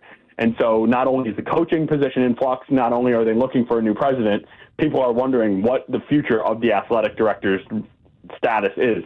And so, and not to mention, like you said, this is all in late December, right? So much of this coaching carousel has already happened. So the timing, the scandal couldn't be much worse. The timing couldn't be much worse. It is just really a catastrophe going on in this athletic department. Tony, and that's all the political side of what goes on with the AD and the coach, but it's still about the players at the end of the day. And Bryce Underwood and all of these kids, what do you expect, or are you getting a feeling from just the locker room and what Michigan, they have to play Texas in a couple weeks. The transfer portal opens up January 2nd. Are you getting any sense that this team is rallying together? Are they kind of all shocked? What is the sense from the kids in the locker room right now that this is kind of settled 48, 72 hours in? Yeah, we've not gotten to meet with the team again since this has all gone down, but the word that I was told from someone around the program was shell shock, was sort of how this was reverberating throughout the program. And you mentioned the transfer portal that opens in January. It actually opens in just a couple days for Michigan, 5 days after. Yeah. Once a head coach is hired. At 5 days after a new head coach is hired, there is a 15-day portal window, and so presumably that will happen before January. I've been told Michigan wants to act quickly, but not fast. Right? There's subtle but important distinction there, and so this portal will be open for Michigan players for some time. Already, 2 4-star recruits who just signed as part of the 2026 class have already been granted release from their national letters of intent. And that was just in the first 48 hours. So presumably that could happen with more players. And Bryce Underwood is at the top of the list of players who Michigan is desperate to keep. It's just a mess, like you said. Tony Garcia, Detroit Free Press, covering the University of Michigan beat. And I'd say get some sleep, but I know that is not in your future plans. I'm glad you mentioned you got the haircut and everything. You should have done that before the appearance on the Dan Patrick Show. Great information, but I think a haircut would have served you well. No, I'm kidding. You were fantastic, man. In all seriousness, from a friend to you, man, that is just so cool to see you killing it. Keep doing your thing, my guy. Thanks, brother. I appreciate it. See, and the fiance and I are sending out these invitations any day now, and you just secured your spot. You're already in it, but you didn't lose it. Oh, all right. I love it. I got the save the date on the fridge. There you go. It's Tony Garcia, Detroit Free Press. Great stuff there, man. And I've been texting with Tony all week, and he's probably so sick of seeing my name pop up on his phone. But can you just imagine the week that was? Like, this is supposed to be a slow week leading up to a bowl game. And then all of a sudden you're reporting from court on stuff. Yeah, he's like, I'm in court on Friday. Had Sharon Moore's hearing. And like you said, the timing of it all, it's with the new university president coming in, will the AD stick around? You need a football coach now. Like the timing does not line up great. And I don't think this will happen, but could we see something like what Stanford did, where they hired a 1-year guy, a stopgap to then find the next guy? I don't think that'll happen. But we've seen it once or twice in the last year or so. Right. It would make sense in this scenario, which is bizarre in and of itself, combined with the timeline. Like it makes a lot of sense. But let's do our picks, our Heisman predictions, and talk a little FCS playoffs on the other side of this. It's Fan University right here on 105.3 The Fan.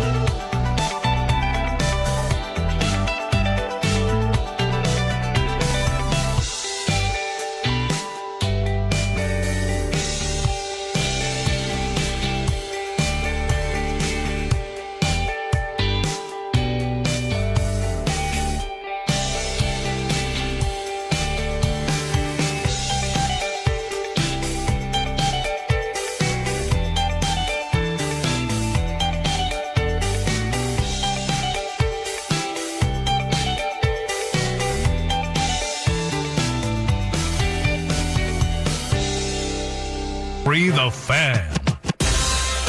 Yes, Fan University right here on 105.3 The Fan. The regular season is in the books, but we do have Army, Navy today, and how about some FCS playoff action? Jake Reitmo alongside Carter Freeman and Brennan Baxter. Guys, before we get into our picks and catch up on everything from last week and get Brennan's picks from when he was at AT&T Stadium, how about Tarleton State?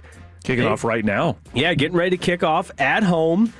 And we talked about some of the favorite guests that we had on our show. Tarleton State head coach, that was awesome having Todd Whitten on, and just the knowledge and experience and the stories. lifer, Yes. the Tarleton State lifer, because Yes. he coached them when they were an NAIA school, non-scholarship. He coached them in Division II, and now he's coaching them in the FCS. And the way that the FCS playoffs have played out, with North Dakota State losing last week, a just shocking upset. That might have been the best North Dakota State team ever. And they lose at home to Eastern Illinois at the last second. Illinois State, the Redbirds. Yes, excuse me, Illinois State, which that makes OU look better this year because we beat Illinois State in our first game of the season. So, yes. There's the tie back to OU award. We're trying to make the resume. He found a way. Any way to make the resume look better. But because of that Illinois State win over North Dakota State, Tarleton State would host a semifinal game if they were to win today, because the brackets don't reset. So Tarleton State, as the 4 seed, they would host the semifinal game, and then before they would play a potential national championship game in Nashville. So that worked out great for Tarleton State. They're about to kick off versus Villanova. So look, we are all Texans here. We're all Tarleton State fans today. Todd Whitten, big fan of the show. That's right, big fan. Tarleton State, I think, is almost a 12.5-point favorite if I looked at the spread correctly. But Villanova, that's a really good football team as well. I believe they're on some kind of win streak, 9 to 10 game win streak. That don't sleep on the Villanova Wildcats either. Not just a basketball school. Yeah, the fighting Jalen Brunsons. That's what I always think of Villanova. Villanova beat my Sooners in the Final Four in 2016. So maybe I'm still a little bitter about that. But look, we're here for Tarleton State today, okay? Let's go get that win. Let's have Tarleton State host a semifinal game. All right, our picks from last week. We got to catch up on Brennan Baxter's picks here so that we can have the official update. Because we went through, when you were live at AT&T Stadium taking selfies with everybody, we picked every single championship game, I believe, and we had the MAC championship, the Big 12, SEC, ACC, and Big 10. So, Carter, I cannot remember, other than I know I picked Indiana. Yeah, that was your best pick. And my best pick was Western Michigan, but we went 2-3. Oh, we did not have the best week picking. I knew my Miami of Ohio fighting Chuck Martins did not get it done. They did not. Western Michigan, the Ghost Ponies in their ugly yellow uniforms. I'm glad I missed that one. They're bad. I'm surprised you guys didn't pick Tulane in North Texas. It was the night before. Oh, that's so because 4 of the, and I like that they did it this way. 4 of the Group of 5 championship games were on Friday night. That's kind of having their own time in the sun, but we only picked the games that were being played that day. That would make sense considering we are on Saturday mornings. I had Virginia winning the ACC championship game, so I'm over 1. I had Indiana winning the Big Ten championship. It's you. I had Alabama winning the SEC championship, so I'm 1-2, and I had, of course, Texas Tech winning the Big 12. So 2-2. I did not pick MAC, so give me a loss so we can all be 2-3. Okay. I like program that. guy, company guy. That's that's a teammate right there. Yes. And we know you wouldn't have picked Western Michigan purely for their yellow uniforms. Yeah, so that makes sense. I would have not if I saw those. If I had known they were wearing the yellow uniforms before I picked them, I might have changed my pick. They were hideous, but Western Michigan did kick some Red Hawk butt in that game. Did. So where does that leave us, man? I mean, this is the final week of true pick'ems, I guess. Where does that leave us? So we all went 2-3. So our records, our placements didn't change. If this is the last.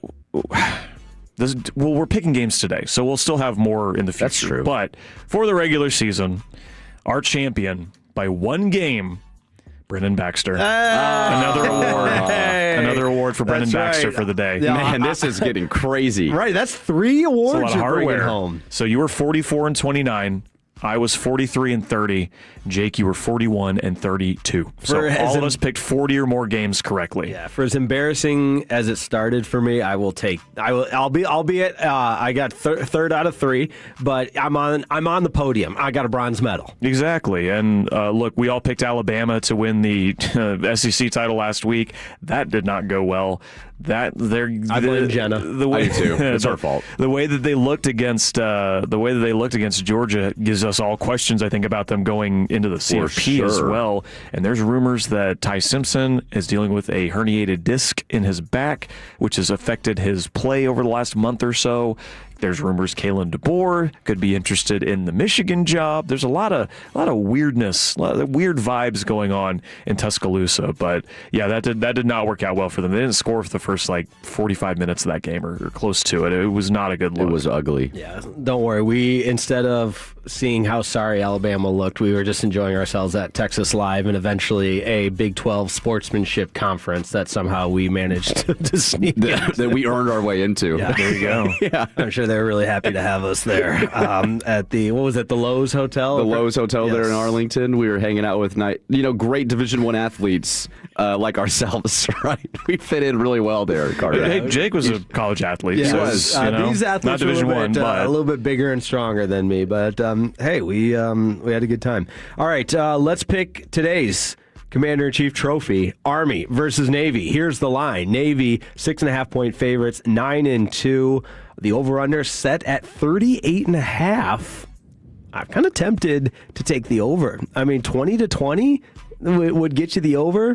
2017 would not. 21-17 also would not because it's 38.5. That's why Vegas is really good at their jobs, because the game is, just looking at the last 10 years of the rivalry, it's been 2017, 17-13. It's right around that number. So I'm not tempted because I'm just going to go ahead and take it. I'm going to take the over. I'm going to take Navy. Navy's going to get a 10-win season out of this. I love it. I got the Army shirt on, although Blake Horvath, the quarterback for Navy, is really, really impressive. But Army, I believe they had a quarterback change midway through the season. And listen, I don't watch every Service Academy game by any means, but I'm going to take Army, fly Army.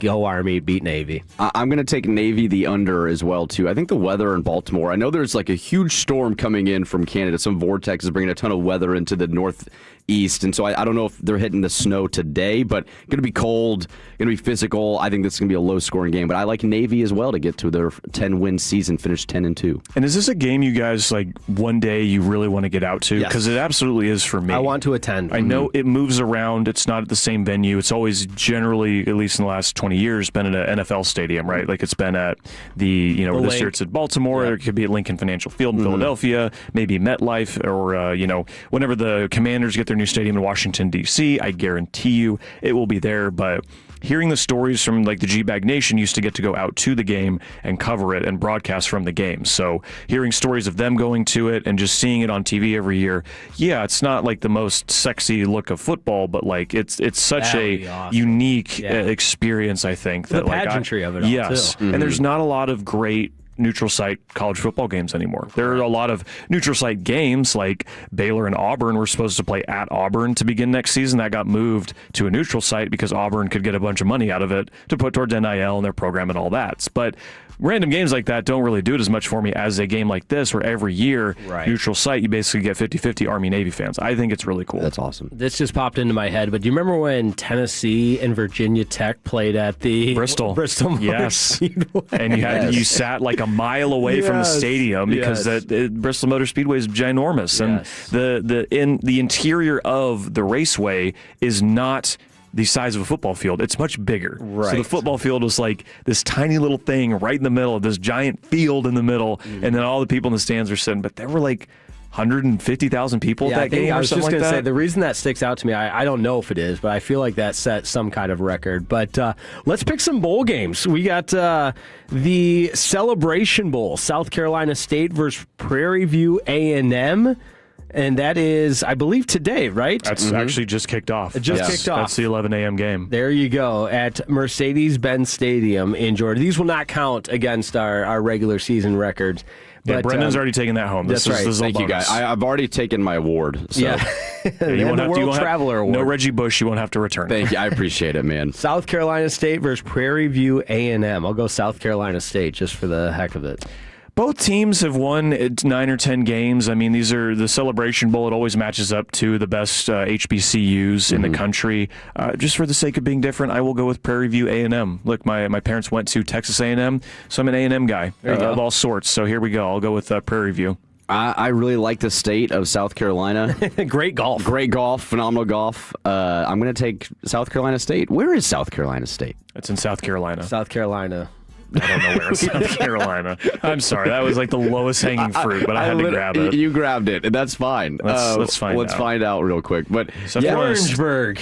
All right. If I'm saying that correctly, yeah, Orangeburg, South Carolina, central city in the state with its main campus at 300 College Street Northeast. No. Established in 1896. Wow. Prairie View A&M's in Texas, so I'm going to go go with the local Texas team. program, All right, 8 o'clock, 7 o'clock Central Time tonight, SoFi Stadium in Inglewood, California. This one I actually might watch, Boise State, Washington.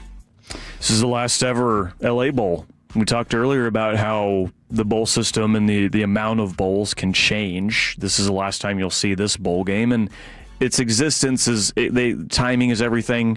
It came into existence right around COVID. Then you hold the game in California. They're not allowing people to attend these games, right, for the first year or two of its existence, so it's not making money. Pac-12 dissolves. The appeal of having this game does not exist anymore. That's partially why it's going away. So you might see some of these other games kind of go away as well. Mm-hmm. We were in a period in the 2010s where it was like, okay, you get a bowl game. Right. Where we want to have 50 of these things because it's awesome.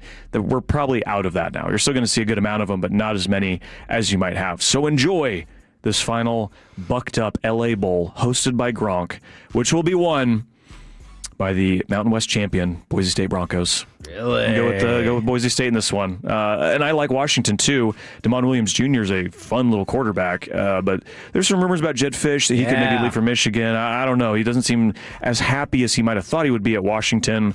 I'm going to go with Boise State. The vibes have been good there for the last couple of years. 3 times in a row they've won the Mountain West. I'll give Boise State the win here. I like Boise, too. I think that it's fun to root for Boise State. This won't be good for you, Carter's an Oklahoma fan, but it's fun to root for them during bowl season because they have one of the most memorable bowl moments of all time. Stuff. And so it's always kind of fun as a kid remembering. Tie this back to Oklahoma. Yeah, I got to find a way to get it back. But I'm going to go with the Broncos, Jake. I love it. I'll go with Washington. I said on Sean and RJ this week that I think Jedd Fisch is the more realistic candidate for Michigan if Kalen DeBoer turns them down.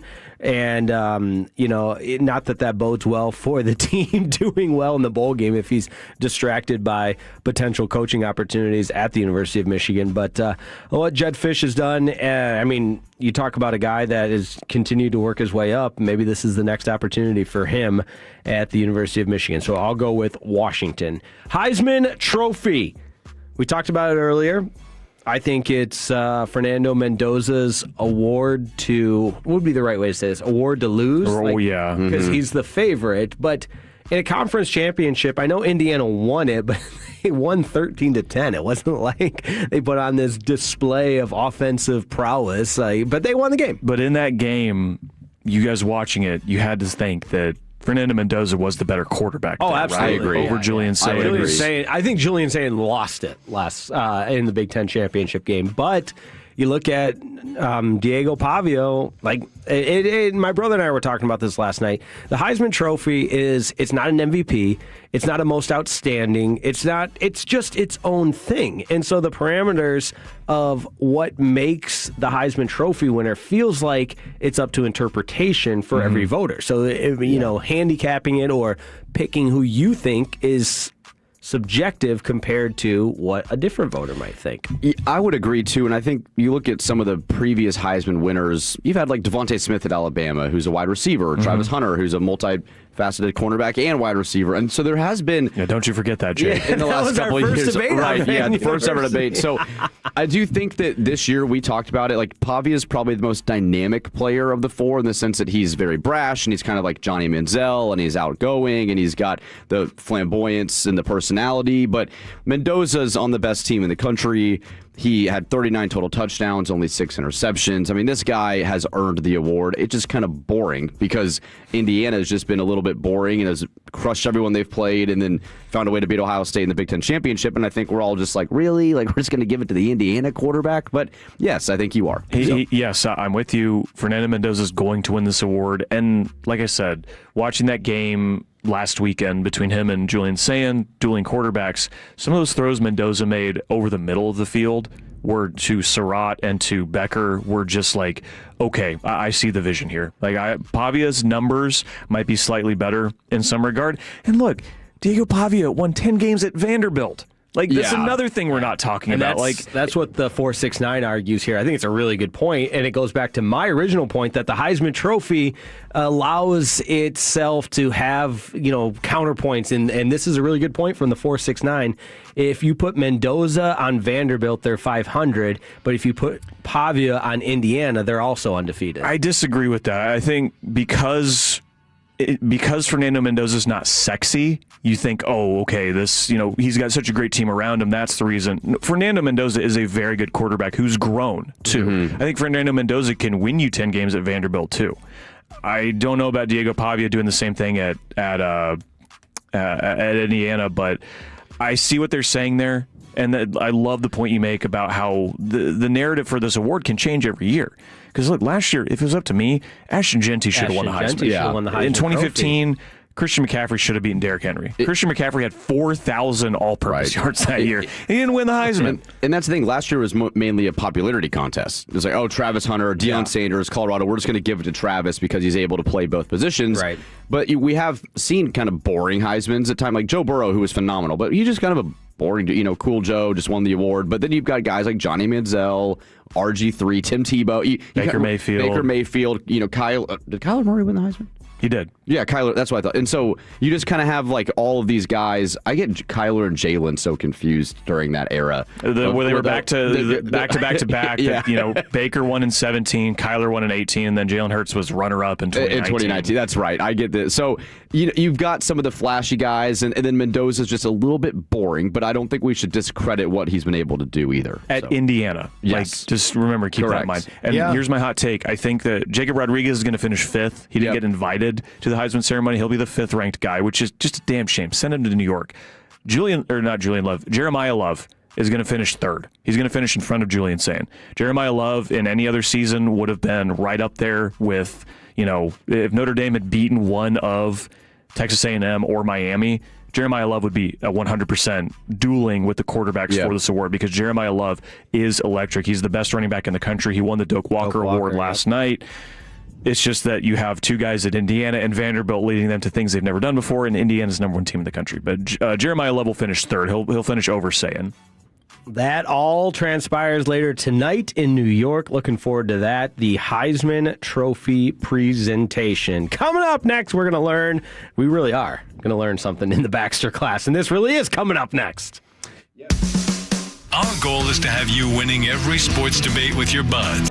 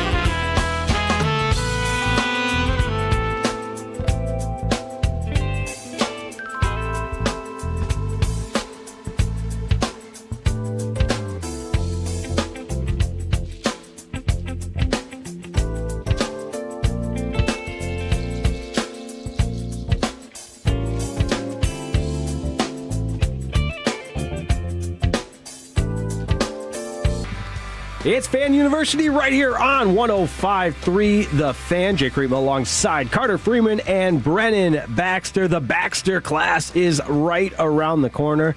But Tolos, don't forget, we've got a little doubleheader action on Sunday. NFL Bills and Patriots. That game kicks off early. And then the Cowboys-Vikings Specs Tailgate pregame show begins Sunday at 3, followed by live coverage from the Miller Lite West Plaza, the Dallas Cowboys pregame show. Looking forward to that Sunday night football. And this Sunday, we got 44-year-old Phillip Rivers making the start. We talked about that for a second before we get into Baxter's class here.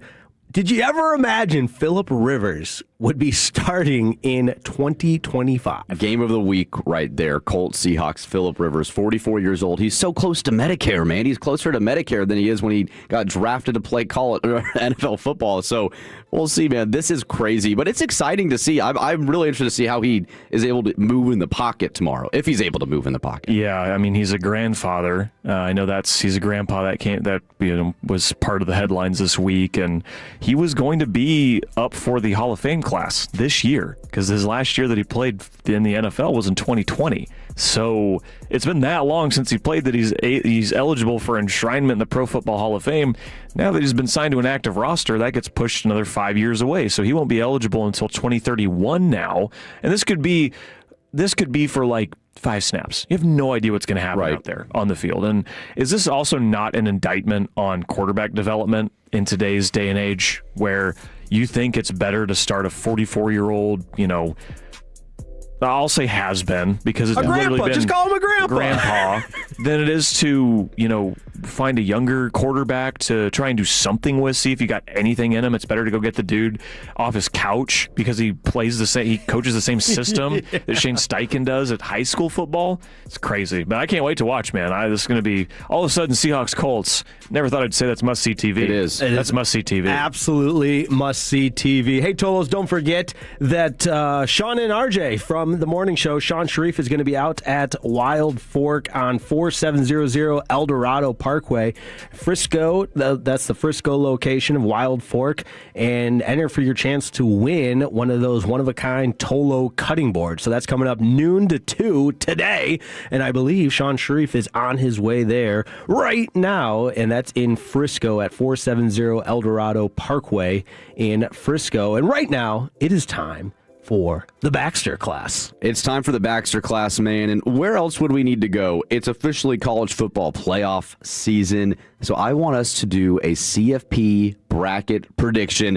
It's not quite March Madness. There's only 12 teams, only 4 games to pick, but we are going to pick. Well, actually, we'll go all the way through the bracket. And who else should lead this than the award winner of Fan University for best prediction? Guys, ladies and gentlemen, this guy accurately and correctly picked that Penn State and Clemson would be playing in their final game. It doesn't get any better. Neither of the rest of us did that. Yeah, exactly. And I didn't necessarily say it would be the Pinstripe Bowl, but it doesn't matter. We're going to leave the point. We're going to leave that aside. I got it right. All right, well, let's start with the first game, Friday night in Norman. Carter's got on the OU sweatshirt here. I think Carter will be in attendance at this game, I believe. Is that correct? Carter will be in attendance. There you go. Okay. Boots on the ground. This worked out great. This is the Friday night game. Will be in prime time Friday, December 19th. Oklahoma, Alabama. Rematch of a regular season game where Alabama nearly doubled up Oklahoma in yardage, and the Sooners still won because the Sooners forced 3 turnovers on the road, got a pick 6. They have the best kicker in the country, chipped in a couple field goals, and that was enough to knock off the Tide. And I said it earlier in the show, OU in their history, they've played the same team in a season twice. They are 7 or 8-0. I don't remember the exact number of games. They're undefeated in those rematches. And that number is going to extend next Friday. Okay. OU is going to win this game. Alabama's offense is not as bad as Oklahoma's, but it's getting there. It's been on the downward trend over the final month of the season. And I think after the SEC title game, rumors surrounding Kalen DeBoer, Ty Simpson could be dealing with an injury.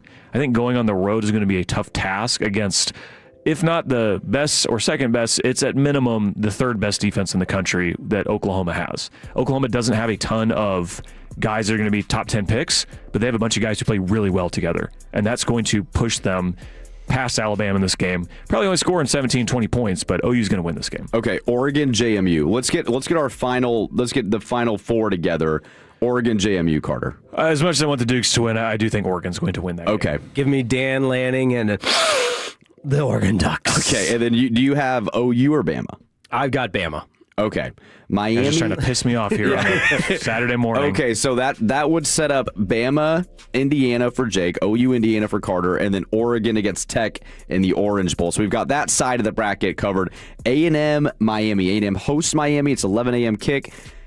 Miami coming in. They snuck in. They found their way into the playoff. Does Miami get a win, or does Mike Elko and friend of the program, Mike Elko, and his trusty sports information director, Kat, the Aggies get it done? The A&M offensive line has talked some real smack about Miami's defensive line. I don't know if you guys have seen what that. Are you doing? It's weird bulletin board material to throw out when Miami does have a premier edge rusher in Ruben Bay Jr. and a good defense on the whole. So to, poke the bear like that seems unnecessary. This game being in College Station, I will give the edge to the Aggies. I know that their final couple weeks of the season were not what they wanted it to be, what we thought it would be when they started out so hot. But I do have questions about Carson Beck going on the road in a cold environment like this against a premier defense. A&M has an excellent defense, and I think the offense will do enough to win this game, so I will take the Aggies at home. I don't know if this happens to you guys. Obviously, we try to watch as many games as we possibly can. We're glued in front of the television every single Saturday, sun up to sundown. But the last time I really honed in on a Miami game was against SMU.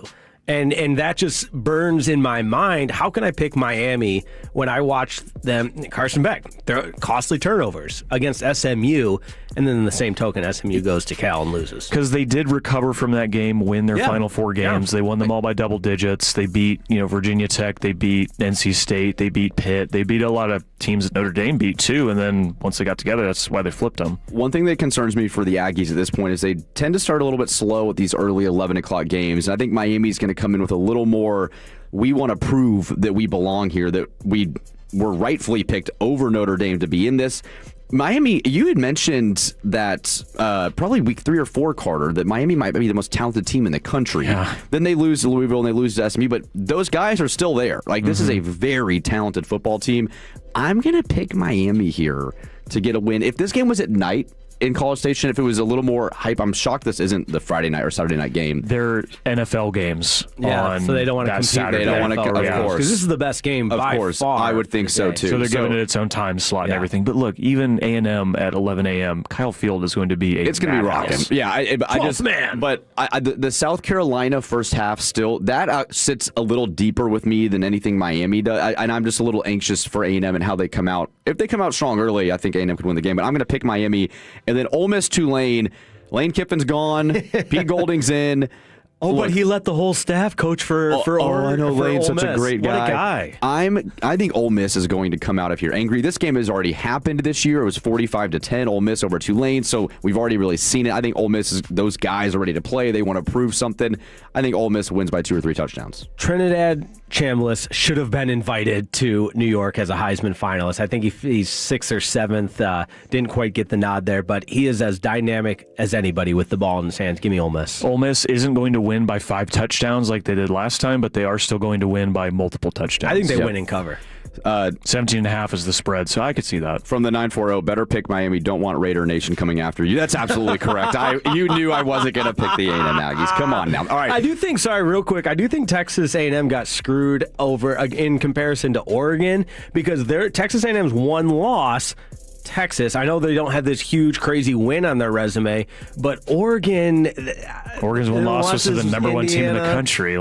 But I feel like Texas A&M slid so much further because of the late loss. Like, it was the classic late loss hurts you more than a midseason loss. Yeah, which is true. Okay, let's rapid fire these. So Indiana, OU, Carter, for you, are your Sooners knocking off Indiana?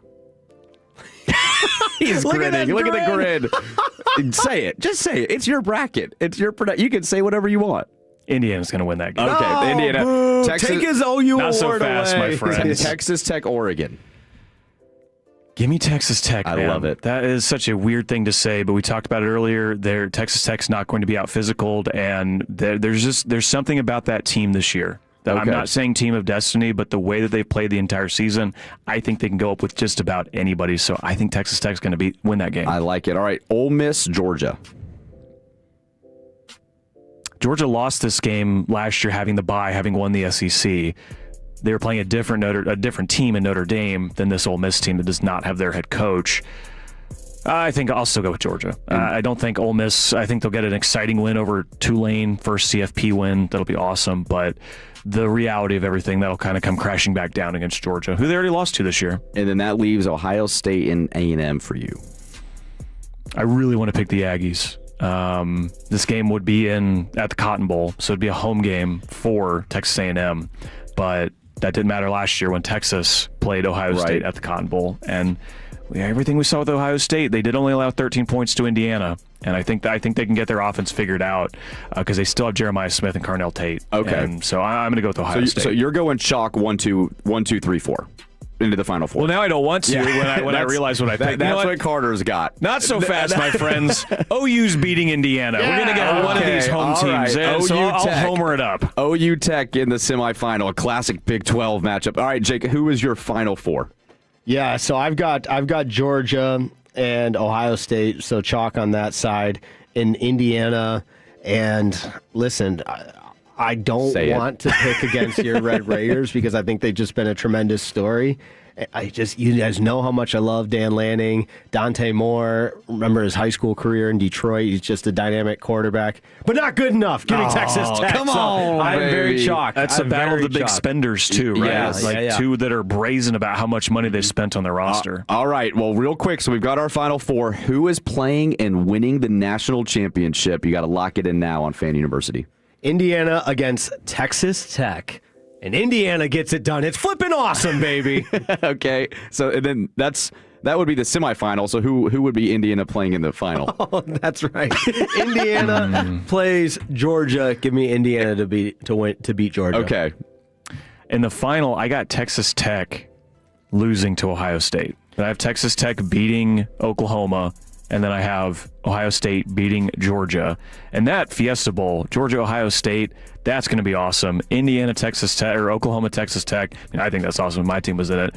I think, like I said, Texas Tech, I think they're probably the least talked about team out of any of the teams, with a bye in this whole, ordeal. And I think they're the real deal. I think they have what it takes to go all the way, especially if OU somehow manages to non-offense their way to the Final Four. I would still pick Texas Tech to beat them. As a Red Raider, and taking off my Red Raider glasses, I think that this team is good enough to play for a national championship. I think this defense is top 2-3 in the country. For that reason, I also have Texas Tech playing in the national championship game, which is just weird to say, but I really believe that, in losing to Georgia. Georgia right now, to me, is probably the scariest team in the country when I'm seeing what they've been able to do. It feels like 2021, 2022 Georgia with the way they're just running the football, playing physical. They had two more players arrested for... It wasn't automotive, though. That's right. That's a win.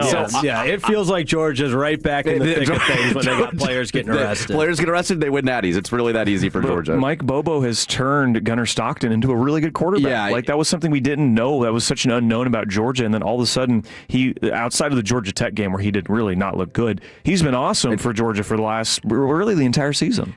You mentioned Team of Destiny for Tech real quick before we get out. It just feels like there's more to this story than just winning the Big 12. I think that was great. I would actually argue that I think Texas Tech was probably more nervous for the Big 12 championship because that's everything they've talked about than they will be for an Orange Bowl game against James Madison or Oregon or a semifinal game in Atlanta against Indiana or Oklahoma. I'm going to say OU beats Bama for you. So that was Baxter Class, man. Coming up, Jake, we got Crosstalk to finish one of our last 2025 shows of Fan University. Yeah. Hard to believe. We had the Fan U Awards, and it might get a little bit emotional, but we'll keep trucking along. Crosstalk is next on 105.3 The Fan.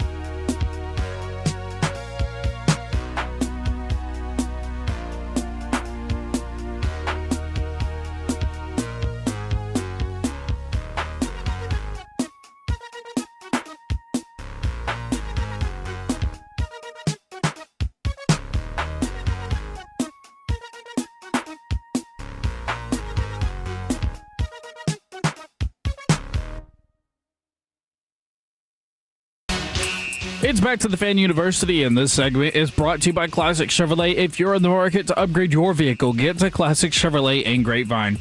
The back-to-back number one Chevy dealership in the world. They've got more new Chevys than anyone, and they're all priced to sell. Silverados, Tahoes, Blazers, Malibus, Equinox, and more. Visit ClassicChevrolet.com. This is Texas. This is Classic Chevrolet. Together, let's drive, relax, enjoy the difference based on new Chevy registrations 2023 and 2024. Fan University right here on 105.3 The Fan. Time to cross-talk with Fred and Blake whenever they arrive. So that's a tease. When they are here, we will cross-talk with them. But right now... You got 10 minutes, boys. Not even 9. Just want to preview what's coming up on their show. That's all. But we talked about the Heisman Trophy, Jake Reitman alongside Brennan Baxter and Carter Freeman. But I don't know if we gave our official predictions yet. So I'm going to go with Fernando Mendoza. One, because I just want to hear what that acceptance speech would sound like. And two, it is a really neat, inspirational story. His mom is fighting some health issues, and he's talked about how he witnesses what she's going through, and how could he ever complain about any, air quotes, difficulties in his life when his mom is fighting this disease every single day. And it's a heartwarming story. I'm a huge Indiana fan, and the turnaround that they've shown in the last 2 years under Curt Cignetti, another little feather in the cap would be having the Heisman Trophy. So Fernando Mendoza. And the good thing for them is, they're not the flash and they're not the brash kind of personality team. This will be an award that I'm also picking Fernando Mendoza to win, but they're not going to look at it as yeah, look at us. They're just very workmanlike, very Midwest of them to just, do their thing, go to work, get the job done. His mom is fighting MS. I couldn't remember which disease it is, but fighting multiple sclerosis. Well, that'll be an emotional night, for the Mendoza family, and he's going to win. I mean, that's my prediction, too. I think if you win the Maxwell and the Davey O'Brien, you've almost locked up the Heisman. It'd be shocking if it would be shocking. Not, yeah. Now, maybe more so, who finishes second? Is it Diego Pavia? Is that who finishes second? And I think you might see the vote a little closer than we might expect, because kind of what we talked about earlier, where people don't look at Fernando Mendoza as this runaway winner, say a Joe Burrow was, however many years ago, 6 years ago. But it's still Fernando Mendoza is and has been the best player on the best team in the country, and that's going to win out. But I do think Pavia will finish second. Yeah, I'm trying to think too. Jeremiah Love, you had mentioned Julian Sayin didn't look great against Indiana last week, so how that shapes up. We mentioned Jacob Rodriguez at Texas Tech too, and him finishing fifth and not being invited, but being the best defender. And Texas Tech pushed this really hard to get Jacob to New York, and his wife was tweeting every day to get Jacob to New York. So even though he was really never going to win the award, it feels we couldn't just got him there just to be a part of the ceremony and to have a story on him tonight. It just stinks a little bit, but happy for him too. It's dumb that they don't just bring the top 5. Every year it's different. Some years they bring 3, some years they bring 4, some years they bring 17. I don't know, probably not that many, but it's different every year. Just set a number and make it 5, so the top 5 players get to go. But on the point of them, Texas Tech pushing hard for Jacob Rodriguez to win that award, I do want to point out, when I asked him about being formally designated as a football player, FBP as his position, we talked to him here on Fan University about that. That very week, the game they played UCF at home, they had him line up as running back, and he scored a touchdown. Yeah. And I was like, Wildcat. I in my heart of hearts, I want to think that Jacob Rodriguez, after talking to Fan U, went to Joey McGuire and said, "Hey, coach, they reminded me something I used to do. Let's get me a little more hype here." And then they did it against West Virginia the last week, and he did get a rushing touchdown. And then they got down again, and they brought him in, and it's everyone in the world knew that he was going to try to throw a jump pass touchdown. We all knew it because he was in there. It's they're just going to try to get him a passing touchdown now, too. Get him as much as you can. He threw an interception at the goal line. And so that's what cost Jacob, man. Come on, Jacob. You had one opportunity there. You blew it. No, it was I thought it was sweet of Tech. Some people were kind of come on, man, just go score. You're up 28-0. Go finish the game. I was like, what? Give him You're up 28-0. Give him a chance to go pad his stats and see what can happen. But that game was like an NFL team playing a Pop Warner team. Yeah, it was bad. That was the disparity there. Which, speaking of Morgantown, I forgot to, in our Fan University Awards, since we have a little bit of time here, we had Brennan Baxter bring home the most Fan University Awards, the World Traveler, I'm actually going to be in Lubbock this weekend award, the best preseason prediction, and he won our Pick'em.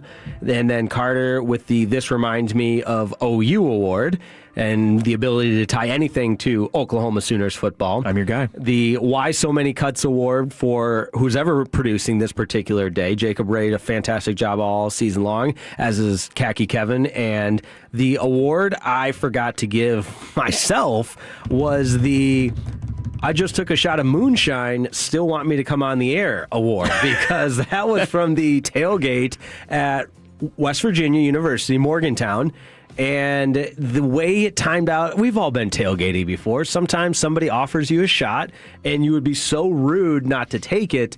But when I was checking in with you and Jacob Ray that particular day, I happened to have taken a shot of moonshine probably about 30 seconds before going on the air with you guys. A shot of moonshine. I have actually never had moonshine, but I imagine that's not the most fun thing to do. It'll wake you right up. Oh, yeah. Jake, you were always energetic, and you bring the energy, and we love that about you. But that morning, I could sense a little something extra. It was there. I knew there was something funny in the water in Morgantown that morning. Morgantown, West Virginia. Come on. I mean, I'm pretty sure that's where moonshine That's where they're known for, right? Like the Kentucky, I think of Kentucky. Tennessee, the Appalachian Mountains. Of the world, yes. Well, Jake, we can give you the Big 12 Traveler Award because you BYU. You broadcasted a game from Provo, BYU. You broadcasted a game from Morgantown, West Virginia. And did you also not broadcast a game from Tempe, Arizona? Yes. Arizona State. Right, Arizona State. That's right. Mountain America Stadium. Okay, not that I want to give up my award, but if we're really thinking about it, Carter broadcasted a game from Notre Dame. Yes. Or Norman. So you've been to Illinois, Oklahoma, Texas, Morgantown, Utah. Oh, I forgot about the Notre Dame. Fan University was all over the place this year, boots on the ground. There are so many good games going on across the country on any given week. And if we are able, I am a single father of none, so I have the time and I want to do it. I want to be out there covering these games. I will be in Norman next Friday, and I will be back here for Fan University to cover, recap that game and everything. Like we are here for that. Okay. I love it. Look, even 2 weeks ago, I was in Austin the night before trying to, unfortunately tickets didn't drop below $400 for that damn UT A&M game, but I drove up that morning so we could broadcast from Jake's, and then right afterwards up to Norman for the LSU game. And you're traveling to Lubbock after games, me up to Norman. We're trying to be out there for you guys. I love it. We hope over the course of the season that has shown off. I even went up to Buffalo to cover a University of Buffalo football game. That's right. Remember, I was UConn. there. Some action there back in September. So no state. We are unlimited in the amount of states we will travel to for you guys. Unrivaled. That's right. And I do think, in all seriousness, as we love college football for so many different reasons, but each part and region of the country, college football can mean a little bit something different. And the Big 12 is a good example. From Morgantown, West Virginia to Provo, Utah to Tempe, Arizona, you have three drastically different cultures, drastically, in Lubbock, Texas, and I think one of our many goals for Fan University was to highlight some of the stories, some of the scenes in college football that you might not necessarily see or know about right here in DFW. So, not to I'm going to hurt ourselves, pat myself on the back here. But I'm going to pat you guys on the back. I'm going to pat you on the back. In fact, I'm going to concede my award, and I'm going to make it we all win that award. Collectively, the World Traveler. Cut it into thirds, and we'll each take a piece home. Yes. And when we every Saturday when we reunite, we'll put that together, put it right in the middle of the table, and that'll activate our powers. I am going to put in a request next year to our teams, Oklahoma, Texas Tech, and I guess Arizona State. I don't know. Northwestern. Come on. Yeah, there's a game above sports. I don't know. He loves Dillingham so much. I have a hard time figuring out who's. No 11 a.m. kicks next year for those three teams. Yeah, that's the one thing we have to write into the SIDs now and get the ADs on the phone and say, please no 11 a.m. kicks so we can be on Fan University every single week. And we should be getting the Big 12 schedule sometime soon for next year. The SEC dropped their football schedule this past week with the 9-game conference schedule coming out. So shout out to OU and to Texas, they are the only two SEC schools that are playing one Power 4 team and two Group of 5 schools. Everybody else in the SEC, the classic SEC teams, as one would say, they're doing a Power 4, a Group of 5, and an FCS team. So OU and Texas, for whatever it's worth, they're playing a little bit better out-of-conference competition. So all of that whining from Sarkisian, and he ended up keeping the games. Kudos to him. Good for him. I appreciate that. They still got Ohio State next year. There you go. Potential next Alabama coach, Steve Sarkisian.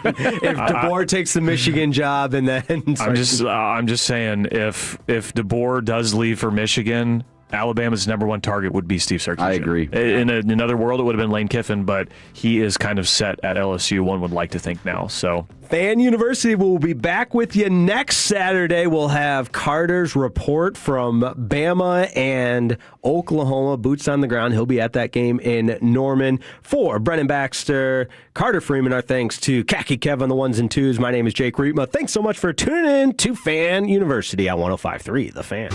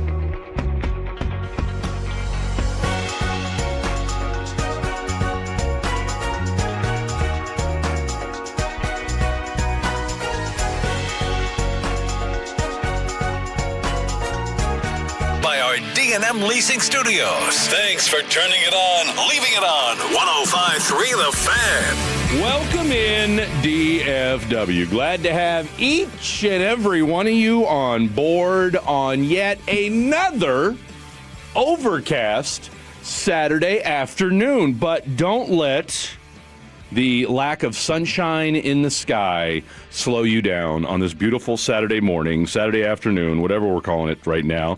Because temperature-wise, now granted, I've only been outside for a grand total of about 60 seconds, walking from my apartment to my truck and then from my truck to the station today. But I got to say, weather-wise, it actually feels pretty good outside, Blake Elliott. This is great weather right now. I mean, yesterday it was 72 in the middle of the day. It dropped to around those 50s. And then today, I'm guessing, I haven't looked at my weather app. I'll lean on Dylon.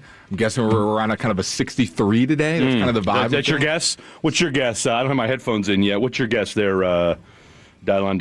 I was going to go like 58. I haven't looked yet. He went 58. 58. Yeah. What about Black Adam? What does he want to guess? Don't overthink it, bro. Don't overthink it. Well, he said he doesn't know. What'd he say? He said, I don't know. We're going to have problems with Black Adam when he decides to finally, he finally decides to get behind the mic. We'll do this. That was actually on me. Hold on. 56. Number we're looking for. Now we can hear you. 56. That's correct. Okay. So Dylon was close. He was 2 degrees off. 2 degrees off. You could say that a lot of things are 2 degrees off. And if our crosstalk was 2 degrees off. If it's only 2 degrees off, it doesn't happen. Shout out to Fan University. Look, for anybody that was wondering, hey, where were Fred and Blake at during crosstalk? Were you big timing Fan University? Au contraire, Monfort. Let me make one thing clear. Someone already texted that in. I needed more Fan University for one more segment. They said, look who finally made it to work, Fred and Blake. We were here, though. I walked in at 55. Yeah. Okay, I walked in at 55, overslept a little bit, not going to lie. I had to use the restroom, and I don't think using the restroom while on the radio is allowed. Well, I mean, it depends on what you're doing. So depends on what you're doing.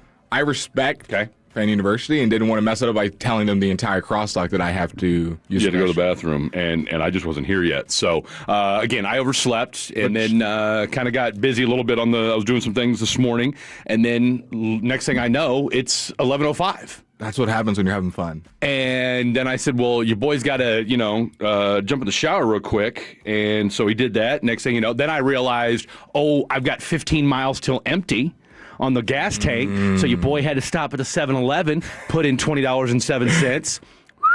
On the way here, your boy's cruising. Suddenly, this a-hole in a Nissan Sentra, that should have been my first dead giveaway that this guy was not a good driver, with the Florida tag. Sentra, Florida tag. Your boy's. I was on the phone with you. You were. It was absolutely. I'm down the freeway. Tell me why this guy merges ever so slow. I'm thinking to myself, don't do it. Oh, then he does it, and then hits the brakes after impeding my speed. Okay, so needless to say, that was kind of the morning that we had. But anyway, DFW drivers, shout out to all you guys. We have a love-hate affair with the drivers here in the DFW. Can we shout out Frisco Lone Star, by the way? Wow. So last night, as I'm, bebopping around the Twitter sphere, staying up entirely too late. I don't even remember what the hell I was watching last night on TV, but nonetheless. I know what I was watching. Hello. Chiefs-Chargers, Week 1. Don't get me started on that. I've got a hot take for you later on in the show, though, as far as that goes. Shout out to Frisco Lone Star. They were down 17 points in the fourth quarter. You and I talked about it last night. They were down 21 in the third, but they're down 17 in the fourth quarter. They were down 2 scores with like 2 minutes left to go. They scored 2 touchdowns. The Caden Finley kid, who, by the way, remember last night we mentioned that he was a kid that fumbled at the very end? He's going to Notre Dame. Okay, so our boy Caden's going to be just fine. But rough break for him last night. Rough break for Alito. First time since 2008 that they've gone back-to-back years without a state championship. It is. It's a new time here in Texas high school football. This is the best time of the year. I saw another video. I'm trying to pull up the school. Here we go, right here. It's toasty in here. So this was not Texas, but this was crazy. I don't know if anybody saw it on. I don't know if anyone saw it on Twitter. This is from Seth Lewis. This is in Louisiana. They're playing at the New Orleans Saints Stadium for the state championship. St. Charles Catholic and Shaw in the Division II Select. So pretty much St. Charles is up with the game, like done for it or taking knees, if you will. Taking knees. It's about 20 seconds left. They take a knee. One of the players takes his helmet off, flips it in the air, like celebrating like they won. Game's not over yet. Penalty. They call a penalty, so then they have to punt, the knees, timeouts, whatever. They end up having to punt with like 15 seconds left. They punt. The kid takes it back for like 30 yards. They get like a 15-yard gain, call a timeout. The Shaw team was down 1 point because their field goal kicker had missed an extra point to tie the game up. Yeah. And the other team had the ball, penalty, kick it back to the team that missed a field goal or extra point. And they have a chance to kick a field goal from 45 yards away in an NFL stadium to win state, and they win it. And the kid who threw his helmet is just like... Probably turn off his social media for a little bit. And, keep the helmets on till the final whistle, kids. That's the moral of the story. I'm going to just keep it real with you. If that was my teammate... Is he making it back on the bus? He's making it back on the bus. I mean, we're about to win state. We're taking knees to win the state championship, and he's the only kid. He, like, sprints off the field, Fred, with his throwing his helmet up and down. It's like the center of the guard. I don't even... Unacceptable. That is tough to come back from. It's not even like it's a bonehead penalty where you're scoring a touchdown. And again... The game's over. We got to remember, these are 16, 17-year-old kids. I don't care. I know. I mean, look, it's a lot easier when you're in it. And again, it's easy for me to say, like, if that was my kid's game... and they'd have done something like that. I mean, as a parent, I'm probably going to beat the parent up. That's what I'm saying. Okay, I'm beating the parent up. Okay? Shame on you. Okay? Teach your kid some discipline. My God, you just cost us a state championship. That's... I agree with you, Fred. I don't even think you're I'm kidding. But no, I don't think you're overreacting. Am I? I do not think you're overreacting. Am I? I know I'm Mr. Nice Guy on here, and I was Mr. Brain Conscious yesterday. And no more Mr. That. Nice Guy. But no more Mr. He.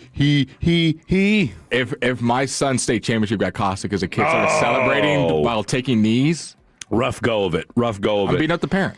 We're beating up the parent, but we're not beating any parents up today. We are not beating up here. Well, it's still early. It's only 12:00. Depends. 12:08. Okay. I don't to get feisty. I mean, and we do have a few people milling around here in the KRLD studios. We're kidding, people. We're kidding. What a show. What a show. We got our boy Steve Randall in the house doing all things TSN. It is a loaded show. What's that? All things Steve. All things Steve Randall going on over on the other side of the station today. We've got a lot of show today. We had a fun show last night.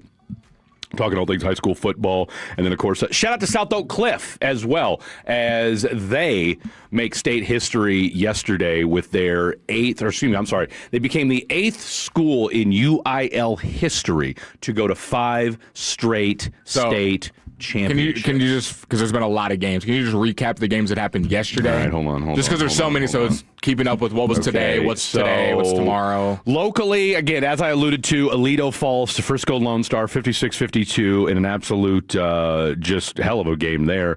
Port Arthur Memorial, again, very near and dear to my heart because as somebody who got his start in the Beaumont 409 area and actually covered Port Arthur for a hot minute. Covered a crazy story at a Port Arthur Memorial one time where, and I think I've told this story on here before, I'm not sure, where back in the day, and if anybody's ever been to Port Arthur, Port Arthur's an interesting little community. It really, truly is. Just a lot. There's a Pulitzer Prize story. It's circulating over there in PAT. UGK, the rap group, is from Port Arthur, Texas. Janis Joplin is from Port Arthur, Texas. Jimmy Johnson is from Port Arthur, Texas. So just to give a little background as to the relevance of PAT. So there was a school, so Port Arthur Memorial, they had a lady, a staffer, actually, much like Michigan, okay? Unlike the Michigan staffer, this woman, because she was not a young lady, was sleeping with the players, okay? Okay. Ugly ass woman, okay? Wow. I mean, ugly as all get out. But nonetheless, she's sleeping with these young men. Might have had a really nice personality. Maybe she did. Maybe she was very caring.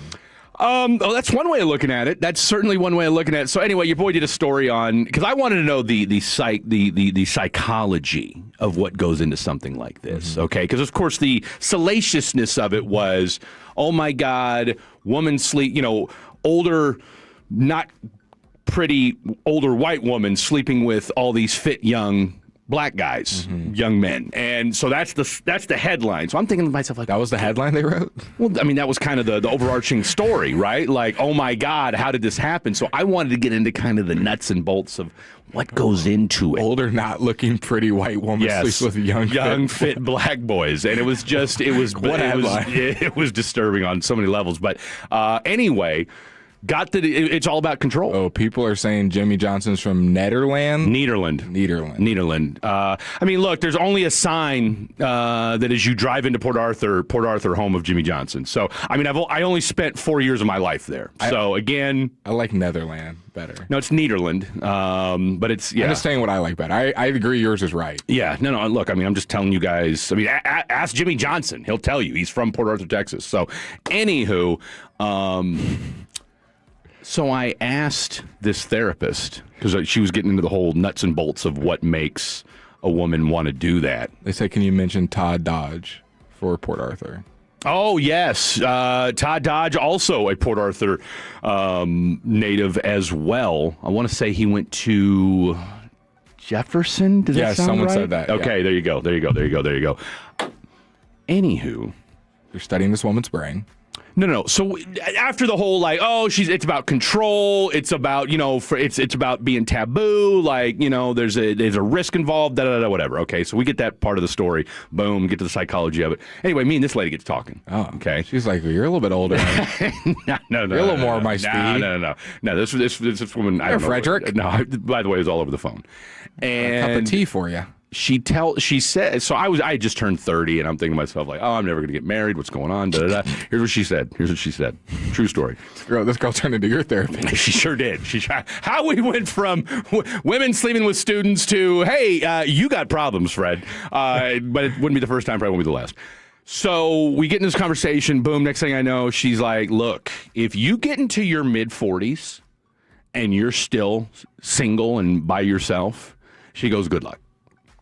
That's such a pessimistic view, though. But here's what she said. No, we're trusting her viewpoint. She seems a little messed up. She gave an explanation. No, not the lady that was sleeping with kids. I'm talking about the therapist. Oh, I thought she was the same person. No. Yeah, I'm asking the lady sleeping with kids. I did. Give us your breakdown on why you're sleeping with kids. That's what I thought. It was a therapist. She's explained it to us. This story makes so much more sense. The therapist says, look, the longer you go, this was 15 years ago.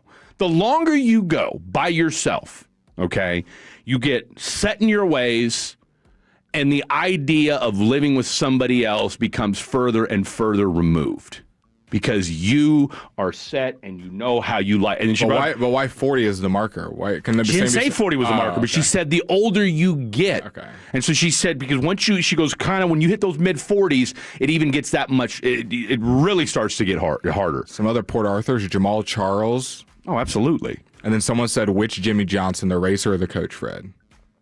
Come on, bro. Come on. There's only one Jimmy Johnson. What Jimmy Johnson are we talking about here?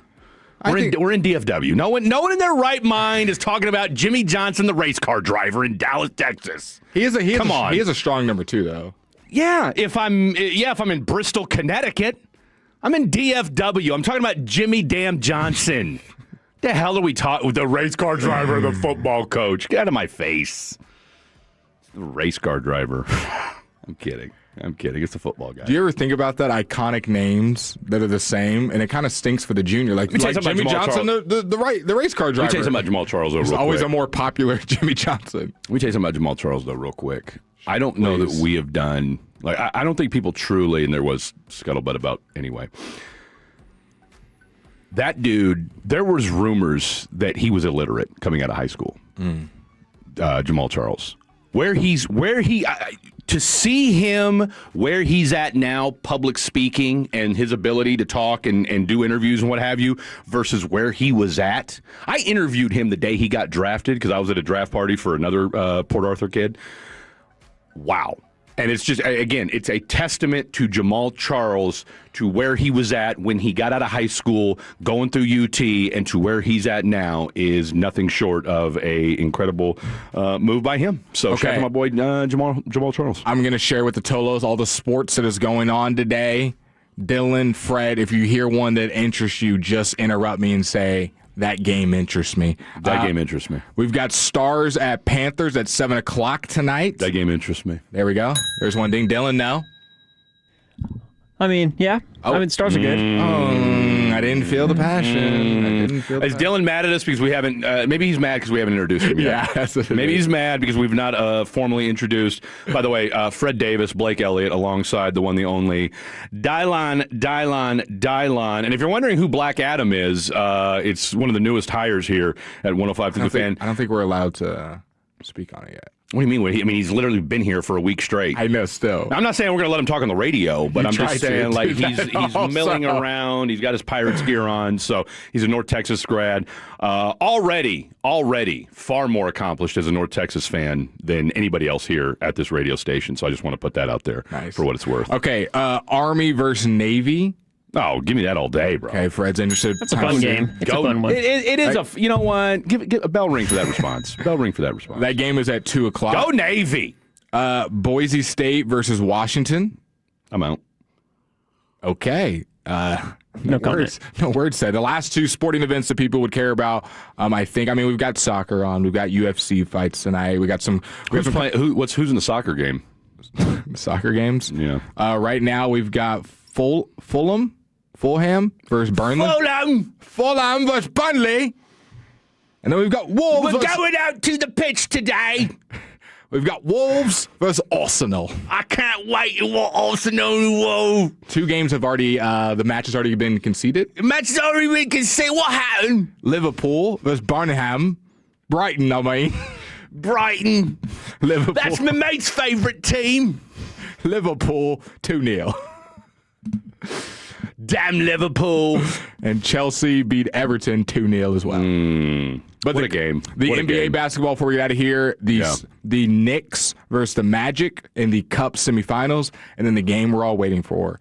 Victor Wembanyama returns to the Spurs to play the 24-1 Oklahoma City Thunder with a chance to go to the NBA Finals for the Cup. Ballsy parlay by you, too. I can't wait to talk about that later on in the program as well. All right, let's lay this show out. We're here till 4 o'clock today, and then we'll hand the broadcast baton over to the Infinity Sports Network. But a couple folks, we got our boy Brian Broaddus. Happy birthday to the birthday boy. Turned 42 years young yesterday, Mr. Brian Broaddus did. He'll be joining us at 3 o'clock talking all things Minnesota Vikings as well. We're going to have our boy Bitter Mike Babbo. He's going to join us at 2 o'clock. Winter meetings went on all week. What did the Rangers do? They've made a couple moves here. They've made a couple moves there. What are they doing? And kind of what's is there any... You know, where they say there's smoke, where there's fire, there's smoke, there's fire, whatever the hell I'm trying to say here. It's still early. I'm only 2 cups of coffee in.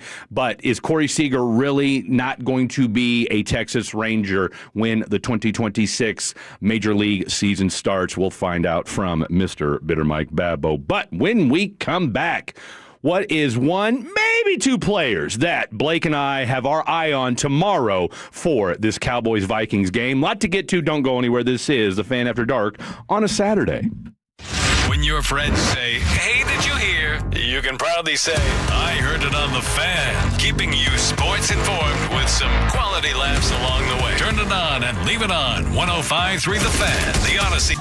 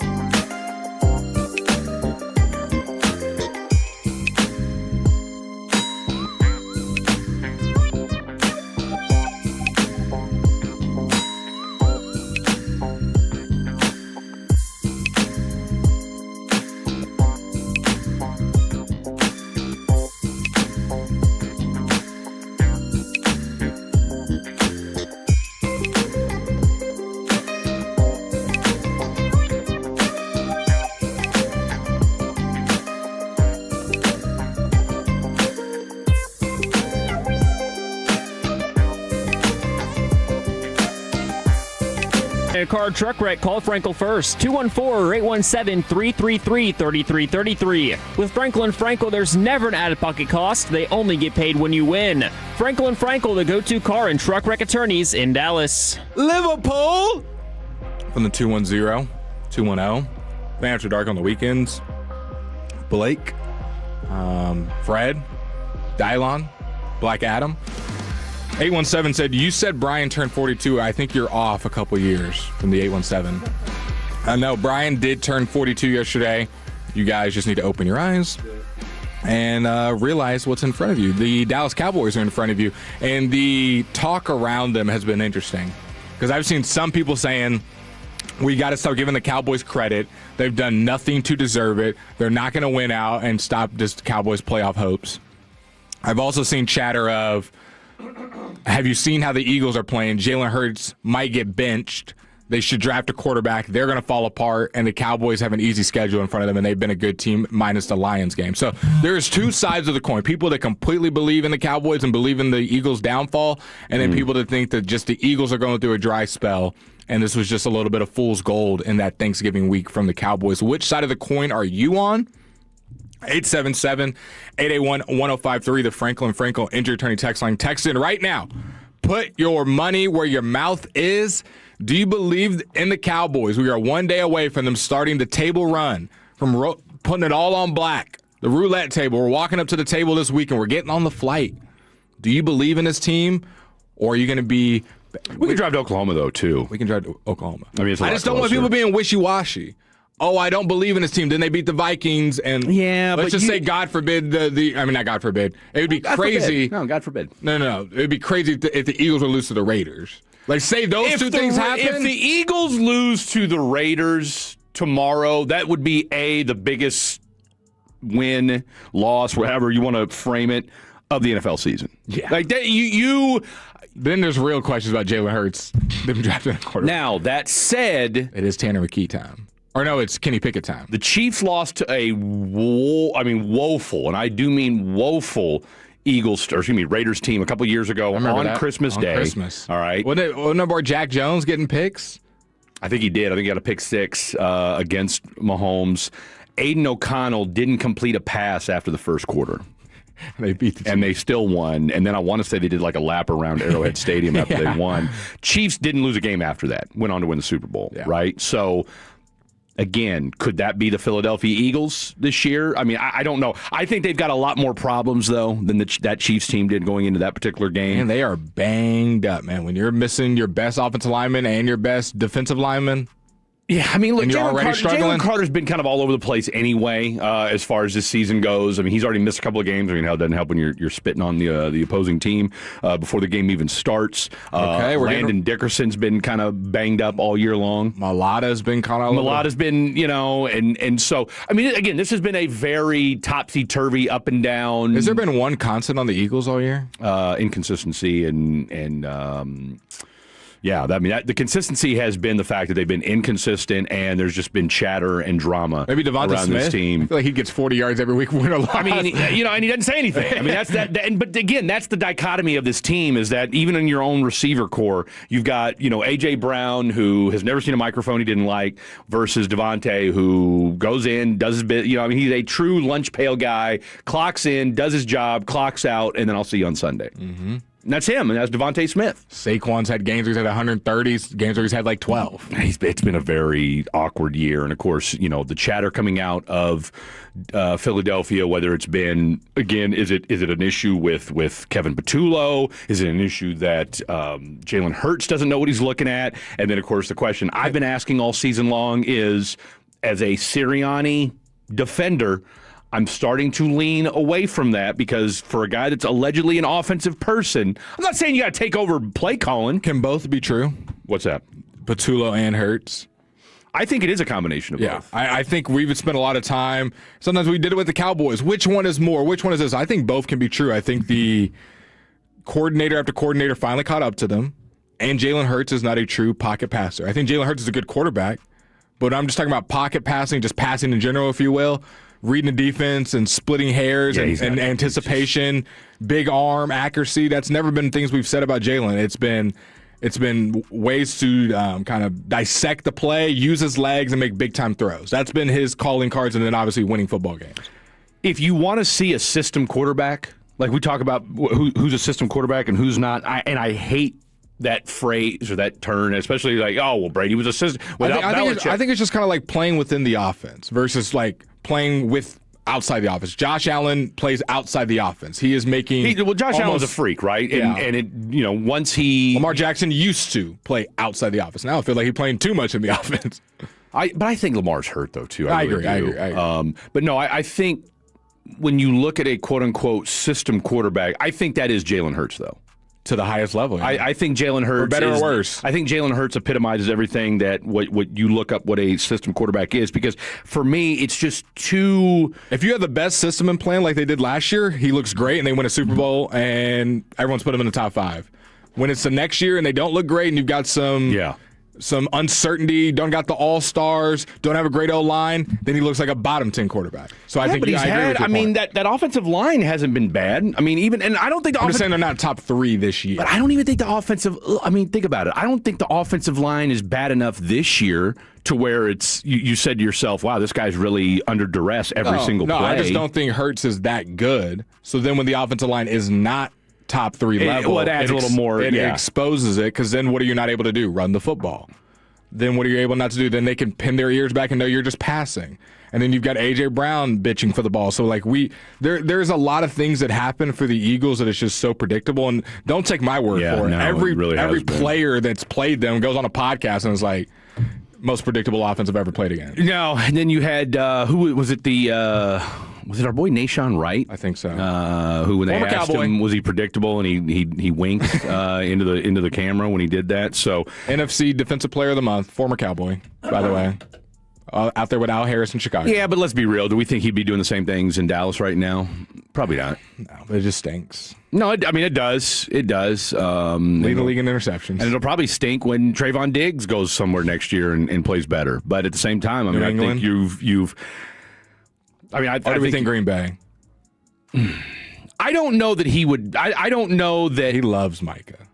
Yeah, he absolutely does. That's his guy. Which look, that's great. You've noticed Trayvon and CD haven't exactly like, oh, this is my boy. It's him and Pickens, obviously, and obviously they're both receivers. But I'm just saying, before Pickens was even here, we were in those locker rooms. There wasn't no CD and Trayvon best buddies for life. Let's do this. Oh no. So I'm saying like. There's no tie to the CD kind of, but to his CD's kind of his own guy though. Agreed. In the locker room, but he definitely attaches the most to Pickens. Oh well, no, absolutely. I mean, Instagram post together. No, for sure. I mean, because last year you didn't see any of that. I mean, it wasn't like it's not like him and Jalen Tolbert were kicking it after games or in Miami. Yeah, doing Taylor Rooks interviews before games. So there was none of that. But no, I don't think Trayvon Diggs, even though his brother Stephon is in New England, I don't think he's a Mike Vrabel guy. No, yeah, I agree. You know what I'm saying? I can see him in Green Bay. Like Mike Vrabel might fight him in the locker room. Yeah. And that type of thing. And you know what's funny? Is everything that I've read, heard, and seen from people that would know of the certain situation. Stephon Diggs is like one of the hardest workers. Of this receiver generation. I get a totally different. We don't question Stephan's. Like I don't know that anybody has ever questioned him on the field. Stephon. We might question. Off the field I'm talking about just football, but how he practices. Like with Trayvon, you're questioning, does this guy even want to play? Yeah. Does this guy care? Correct. All right? Like, you're not questioning whether Stephon Diggs cares. Yeah.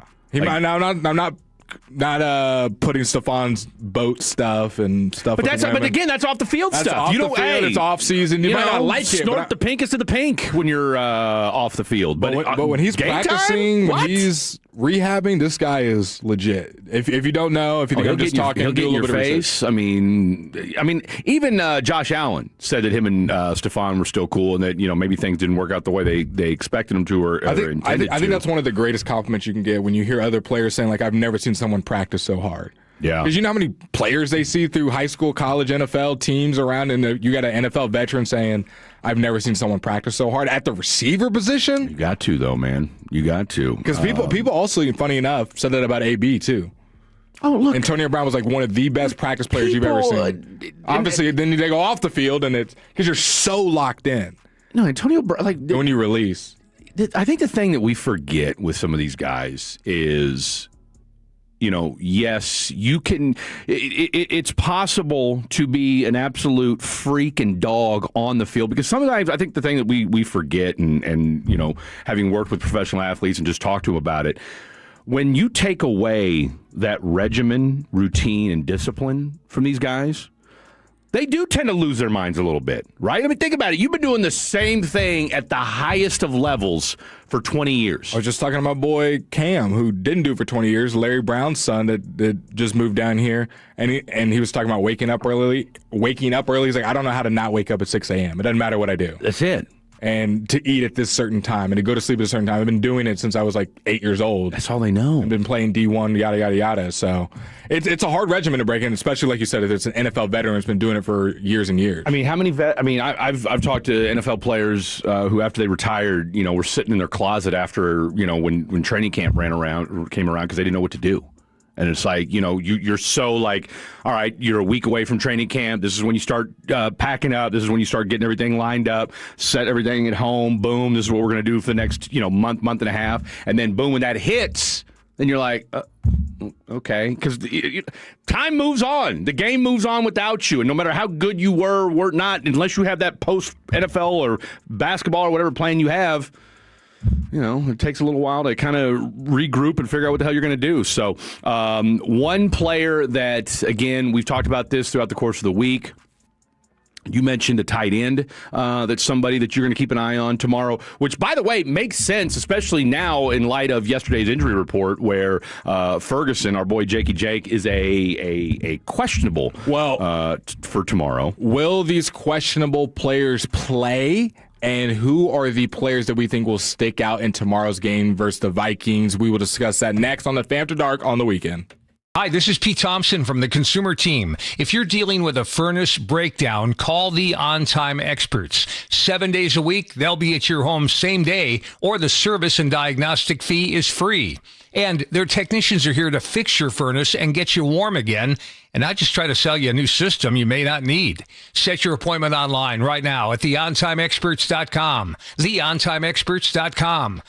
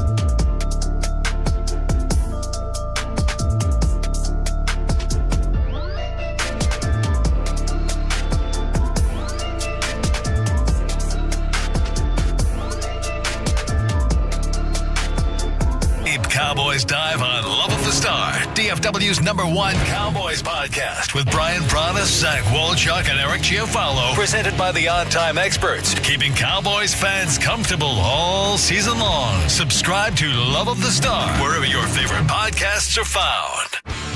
And it's back to the Fan After Dark. This upcoming segment is brought to you by Classic Chevrolet. If you're in the market to upgrade your vehicle, get to Classic Chevrolet in Grapevine. Back-to-back #1 Chevy dealership in the world. They've got more new Chevys than anyone, all priced to sell. Visit ClassicChevrolet.com. This is Texas. This is Classic Chevrolet. Together, let's drive. Relax and enjoy the difference. Based on new Chevy registrations 2023 and 2024. Breaking news, and it's not the most breaking of breaking news, but where's all my 44-year-olds at? You know the vibes. You know the vibes. I'm so happy I took that bet. Phillip Rivers is starting tomorrow for the Indianapolis Colts. Yes, that's right. My man coming off the couch at 44 years old will be starting for the Indianapolis Colts tomorrow as they travel to Seattle to play the Seattle Seahawks. I'm going to be betting so much on this game. Blake and I did our picks yesterday, and Seattle, who's already a 14-point favorite. Hell, they might even go. That spread may jump. What do we think that spread will be by game time tomorrow? 17. It's got to be, right? What did I say the over? Did I say the over-under was 152 yesterday? You said the over-under would be 150. The actual over-under was 152. Okay, what's that now? It's still that. It's still 152. There is. Are you hammering the under? 85% of people are taking the over. Really? Only this is just on the Sleeper app. 15% of people are taking the less. Yeah. I'm gonna be part of the 15%. Yeah, I know you are. We know you are. Interception, 94% of people are taking the throw. Look, do I expect him? I said yesterday I've got him going like 19 to 29 for 192 yards, a touchdown, and a pick. Does he throw over 27.5 passes? So 28. Yes, I say yes. Like I said, a lot of short stuff tomorrow. I mean, go ahead and mark that. I mean, what does that tell you about how they feel about Riley Leonard? Yeah. I mean, if you're Riley Leonard, or really any quarterback milling around.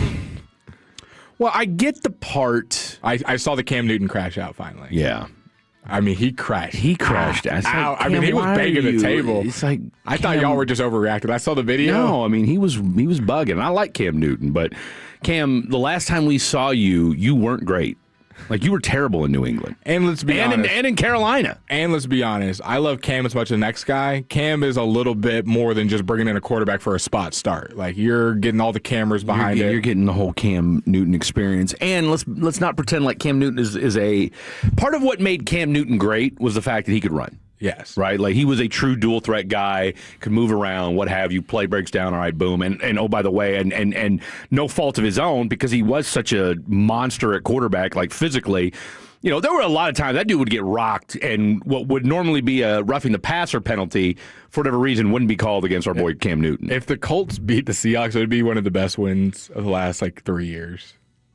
That story will... It will be the biggest story in the NFL. I mean, tomorrow we've got an interesting chance. You've got two games between the Raiders and the Eagles. That if the Raiders are somehow, some way, with Kenny Pickett, Kenny Two Gloves starting, if he's able to pull off and mastermind what would be, I think, the biggest upset in the NFL this year, or Indianapolis with their 44-year-old quarterback, because outside of the quarterback position, they're not bad, right? I mean, this is a team that, at one time was the #1 seed in the AFC. They've since fallen on the hard times. No Daniel Jones, no Riley Leonard. Now we're turning to 44-year-old Phillip Rivers, who, for you and I, as we were talking about yesterday, look, I'm under no illusions. I don't think it's like, it's not turn back the clock time tomorrow and you're getting San Diego Charger Phillip Rivers. But can he finish the game? And as a fellow 44-year-old, I'm pulling for Phillip Rivers to finish the game and cover the spread. Dylan, we didn't get your thoughts on this. I'm taking all the unders. I don't think Phillip Rivers will finish the game. I think he's going to look 44 years old, and the Seahawks defense is going to terrorize him. Fred thinks opposite. Where do you fall on the coin? I mean, who's their backup? Riley Leonard. It'll be Riley Leonard. Is he healthy? Yeah, that's what I'm saying. That's why the decision came down to who was going to start between Phillip Rivers and Riley Leonard. Riley Leonard. I guess Phillip Rivers. If he does start, he will be, I think, like the fourth oldest quarterback to ever start an NFL game. But I'm saying, do you think he'll finish the game and have a good one? I think he will not finish the game. I think he's going to get pulverized. He's not going to finish, but not because he gets pulverized, because the team just gets pulverized. Dylan, And they're just going to pull him. So yay or nay, he finishes the game tomorrow? no, because they're going to be losing by a lot. So you think they'll swap out Riley Leonard just because Yeah. it's like 44-2, and let's go ahead and just swap out I for wouldn't whatever say reason? two, but I could see. yeah. I could see a. Let's do a final score prediction. Whoever's the closest owes the group Starbucks. I'm going to go. Wait, whoever's closest owes the group. Yeah, see, I don't think that doesn't really make sense. Okay, I think 0 whoever to 0. Yeah, You know what I mean. I think whoever's the furthest away. Whoever's from the furthest. Okay, let's Tell you what, I tell you what, real quick, Fan University, what a show layout for them, by the way. What a show. Yeah, First they of all, do a great job. First of all, it's printed, number one. You can actually read it. Front to back? Front to back. And I think their producer gets it like before the show starts. Sounds great. Yeah, wild concept. Did you not get one today? No. It's lost in the mail. Let me tell you something. Check your mailbox. Let me tell you something. You know what the Saturday rundown is for Fan After Dark? Vibes. Okay, that's what we run off of on Saturday. Vibes here on. I thought it was a 105.3 great Fan. second segment. I thought it was fantastic. Yeah. By the way, I mean, you know what you're going to look. 2:00, bit of Mike Babbo. 3:00, you're going to have Brian Broaddus. We're going to do Fatty's on the phone at some point. We're going to do Fair or Foul at some point. Yep. There's endless that's possibilities. That's 4 segments right there. Endless possibilities. Show outro at at 3:40. Show intro. Don't forget that. We already did show intro. I mean, first hour of the show's almost already done. Just for like crying that, out loud. So I mean, look, I appreciate it. Over under 152 yards, Dylan. Yeah, for Phillip Rivers. We're trying to filibuster over there. Where's my pin? I'll go over. Bad pick. He probably will go over, but I got to do it for my conscience. Okay, yeah, you do. Let's see closest scores. I'm going to go 37-13. 30 what? 37-13. 37-13. A touchdown and 2 field goals. All right. Let's see. What's our boy's name? Dylon Moore. And then we'll do. You know what? Do we think Black Adam, who was unable to give us a temperature suggestion outside, do we think he can give us a Seattle-Indianapolis prediction? Okay, we got a thumbs up from that. Dylon, your prediction. Well, I said it's going to be a blowout, so 44-10. 44-10. Whoever's the closest, or whoever's the furthest, remember, has got to buy drinks for the group. Holy Toledo. I'm going to go with... Colts win 28-7 from Fred. I'm going 31-23 Seattle. Heck no. Okay. When your boy's right, you guys can all... 31-23. 31-23, you heard me. Maybe it's a backdoor cover. Either way, it doesn't matter. 31-23. Fred says 31-23. Black Adam, what's his prediction? I'm going to say 38-10. 38-10, I like that. 38-10 Seattle? Yes. Okay. Yes. Okay. All right, so Black Adam has it 38-10. Dylon has it 44-10. Blake Elliott has it 37-13. And Fred has it 31. Just watch. The Colts are going to go and win this thing, aren't they? 23. All right, so there's our guesses for tomorrow's show, or for tomorrow's game. One player, each of us, not named a starter, that pops off tomorrow or plays better than they've played or has a significant role or makes a play or does something that you have not heard from this person all year long in some form or fashion. Maybe they've scored a touchdown, something along those lines. Donovan Wilson has himself a game. He's playing a struggling quarterback, playing a team that can't really run the football. He's going to be able to be in the box, be in and around, a little bit of quarterback spying with his eyeballs, not like the actual quarterback spy like DeMarion Overshown, but I think Donovan Wilson makes a play tomorrow. Wasn't Donovan Wilson Trevor's 50-point NBA? Yes, from it was. It was. We had it was MVP. It was an MVP. That's ladder. what it was. We asked him who's top 10 in MVP, and he said Donovan Wilson for the NBA. Donovan Wilson. Who is he trying? Donovan Mitchell? Is that what he's trying to say? He's trying to say Donovan Mitchell. We think that's who he meant. And he also, what did he say? Anthony Davis for something. He guessed Anthony Davis for a couple different things. Yeah, it was wild. Our boy, I'll tell you what, we love Trevor the Creator. All right, Donovan Wilson is your player. Dylon, who is yours? Not a starter. I mean, you could pick anyone on the defense, but I'll go offensively. Brevin Spanford. Spanning. Love it. Love it. Somebody texting in Justin Jefferson. There you go. That, you know. All right, Black Adam, who's your player tomorrow?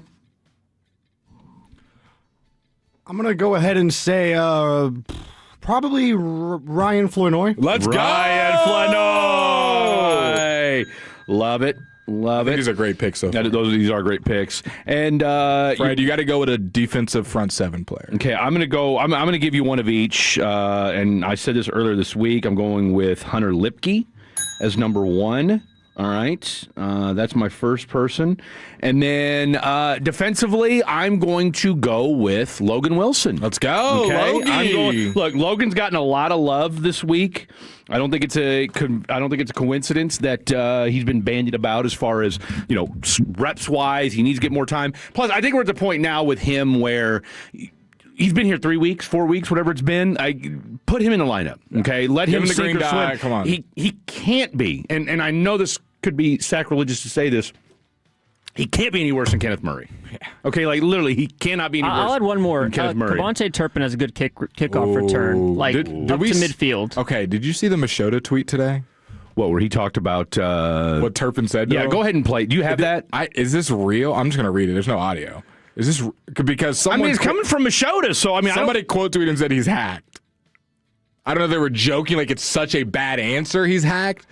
I know I read the first line of it, something about he's trying to be too aggressive. I'm just going to read it. It's from Machota's Twitter. If he was hacked, blame Machota, not me. Well, does it say anything about crypto? No. Okay. Cowboys wide receiver Kavontae Turpin on his fair catch penalties. On his fair catch penalties. This is in quote. This is all going to be Turpin talking. I'm just trying to be aggressive. Interesting start. I ain't got too many punt returns. So I'm just back there trying to be aggressive. Trying to get something started. I'm just going to stop and do what needs to be done. Okay. I mean, I don't have a problem with that. Second part. No. Wait. There's more. Turpin on kickoff returns. So that was the first part about him on the fair catching. This is on the whole return game. Okay. And I'll just go ahead and spoil it too. He doesn't talk about himself. The blocking technique is not going the right way we want it to. We need to start holding people like they are holding us on kickoff returns. That's what I feel like. That's a lot of what we did last year. I just feel like we got to get back to that. We just got to start holding us like they're holding us on the kickoffs. I feel like things will be all right. Yeah, no, I totally believe that's him. No. Look, I can send you. I can send you my Kavontae Turpin audio from a month ago, and he said, because I remember thinking to myself, because he called out the hold. He goes, guys need to hold their blocks longer, and I remember sitting there talking to him. I was like, oh, he don't care. No, that's that's not hacked at all. That is Kavontae Turpin 100%. He's been and look, I'm not mad at him for it. Think about it this way. What do you think about him alerting the refs we're going to be holding people this week? I don't think we need to get back to that. Yeah, no, I don't think he's wrong. I didn't say he was wrong. I said, what do you think about him alerting the refs? Hey, I mean, we need to go back to holding. Hey, I think it's one of those where maybe he used the wrong choice of words, like, you know, are they holding? Probably. I think other teams. I mean, look, I don't think it's a coincidence that with we had Bones Fossil last year, and this special teams looked a whole lot different than it does this year with Sorensen. I'll take back all the 4th and 5, you know, where we got anger throwing the ball and we got frustrated. I'll take those for what it's been this year. Absolutely. We didn't realize what we had. We have, last thing before we go to break, because Brandon Aubrey is so good, we just think, oh, well, the special teams isn't that bad. I mean, you got Brandon Aubrey drilling 63-yard field goals like they're extra points, so how bad can it be? And you just kind of figure, well, the new kickoff rules are wonky and what have you. No, I'm on Team Turpin, all right, first and foremost, as a returner. And I'll tell you what, I love that he's so verbose in the locker room. All right, 1 hour in the books. Let's take a look at some of the games we've got going on tomorrow. We've got some high school football to get to as well. We've got games kicking off in the next hour as well. Plus, we've got Bitter Mike talking baseball. We've got the one, the only Brian Broaddus. We've got Fair Foul. Plus, we've got Fatties on the phone. So much to get to. Don't go anywhere. This is 105.3 The Fan. The North Texas Food Bank is raising their hand for help. So join us in stocking their shelves this holiday season. Every dollar goes a long way. 1053thefan.com.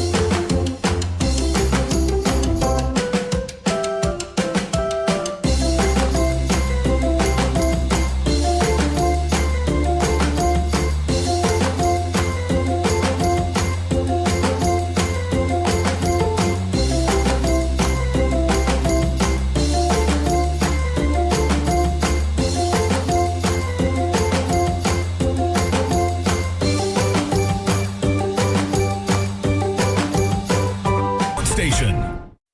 Driven by our D&M Leasing Studios. Thanks for turning it on, leaving it on. 105.3 The Fan. Hour number 2 of the program happening right now. You know, I can mash that button and it doesn't turn on, but let my finger just absolutely slide over it, and then boom, next thing you know, it's on. Graze. Graze. Do you ever graze?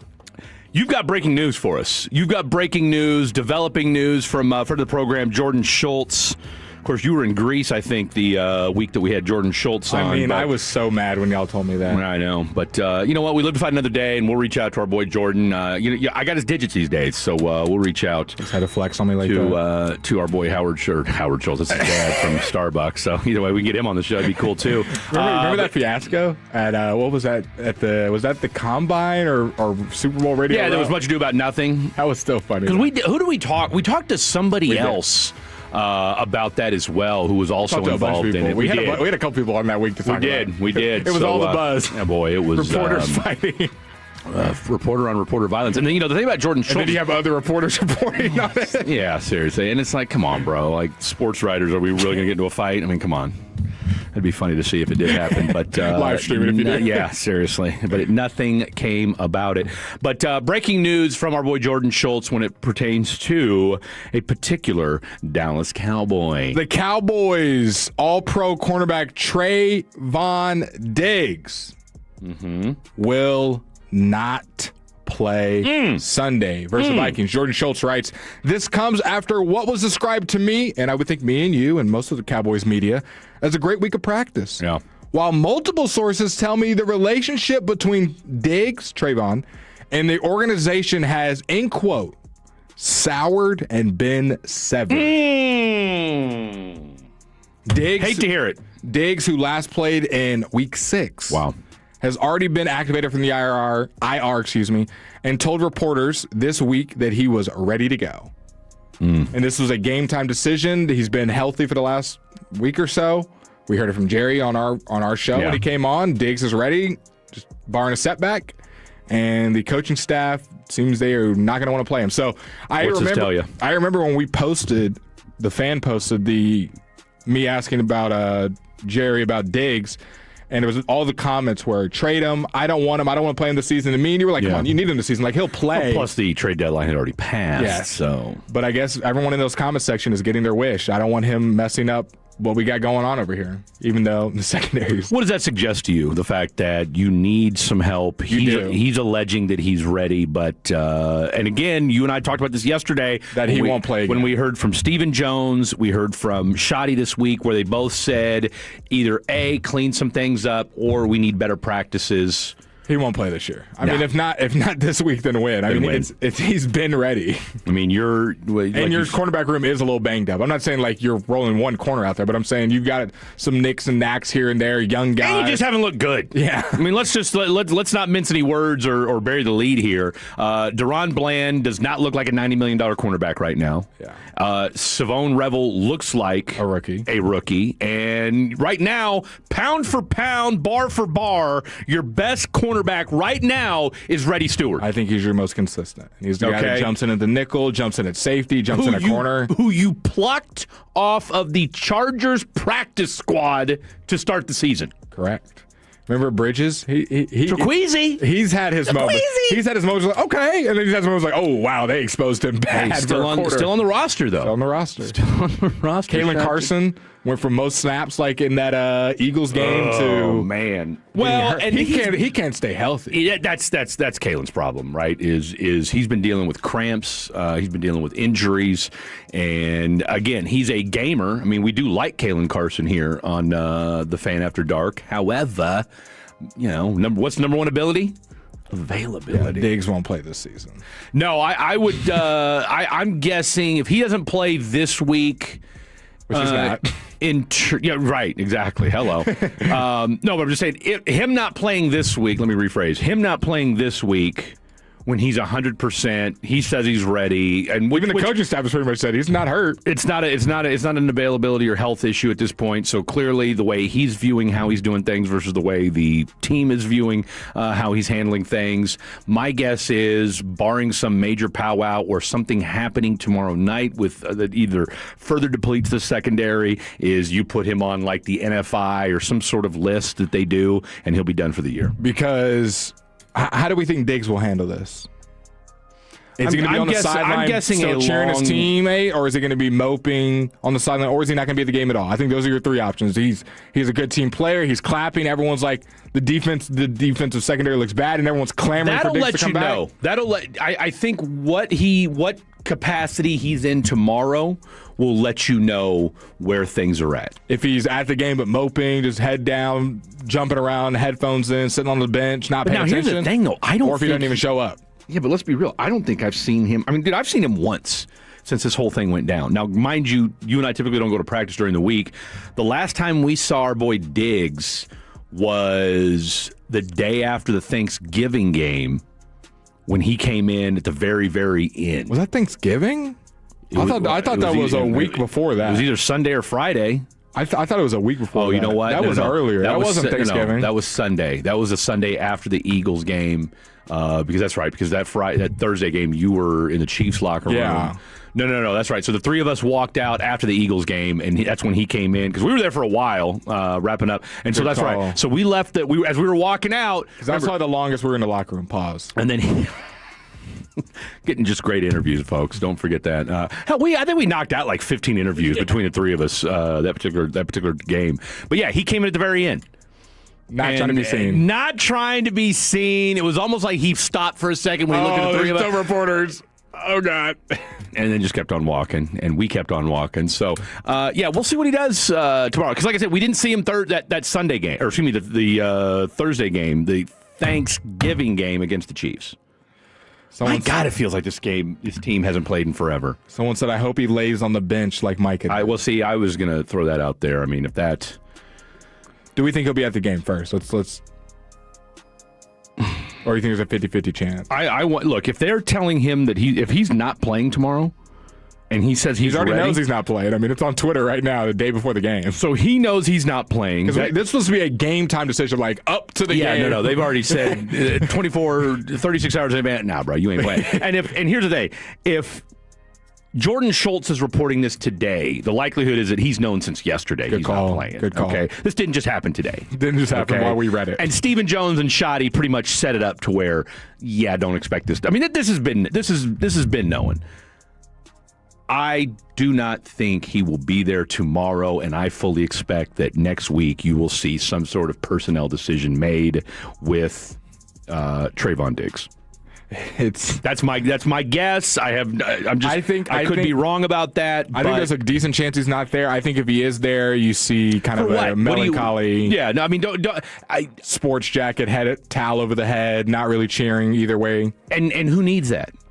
That there's okay. What if he shows up? Do you think he gets sent home? Like if he is this melancholy down? Trayvon's not that kind of dude, man. Trayvon's not going to show up just for the sake of showing up. Okay, so if Shoddy and whoever, I don't know who delivers that information. I'm guessing Shoddy and somebody else. By the way, guys, we're just speculating. We're just look, we know he's not playing tomorrow. We know that, right? So now we're just speculating. Will he be at the game? I'm going to go out and say no.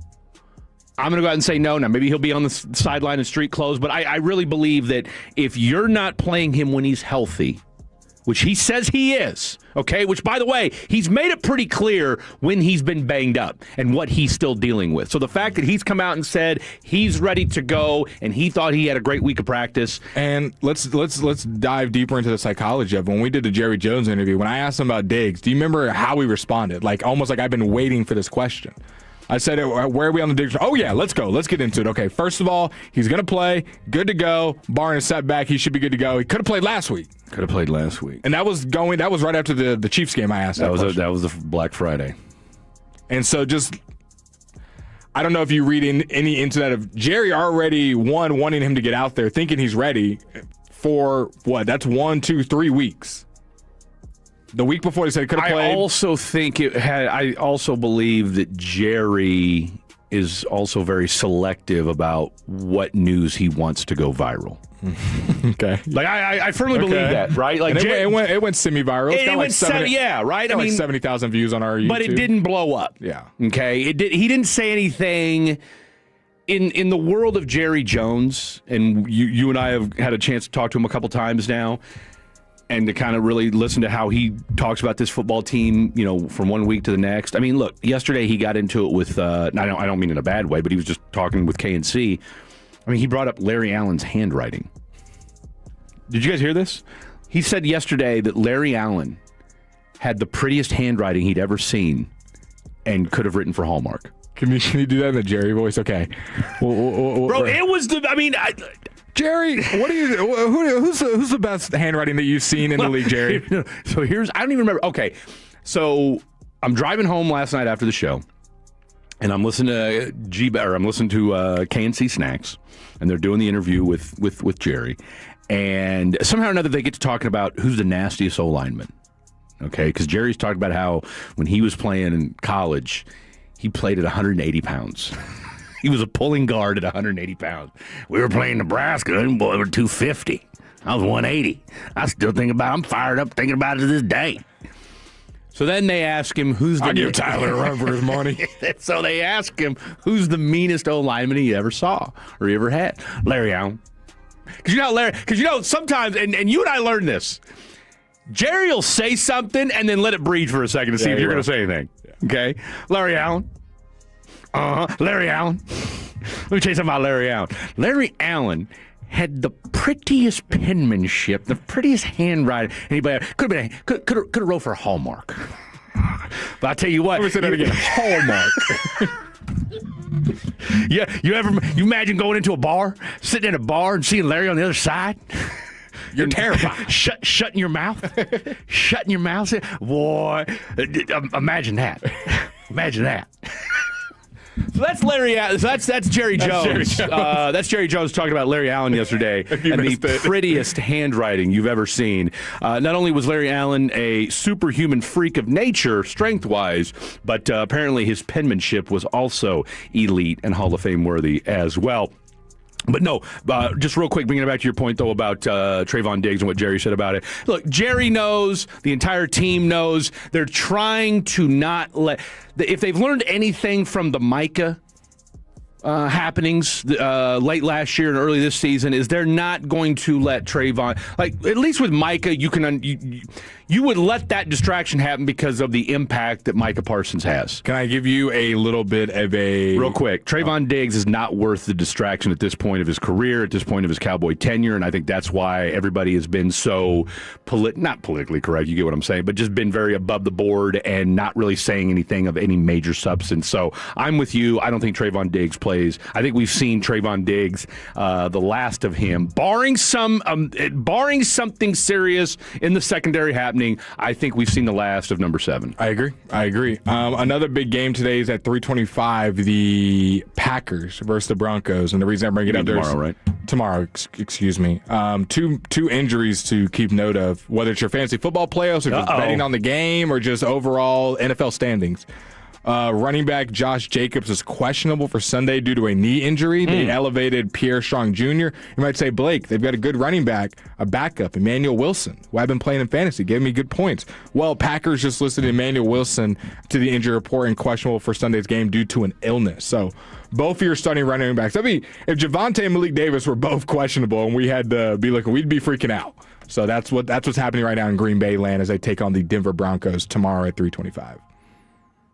Well, that hurts too because I picked Green Bay to cover that spread. Well, I picked Denver. Yeah, I think it's 2.5.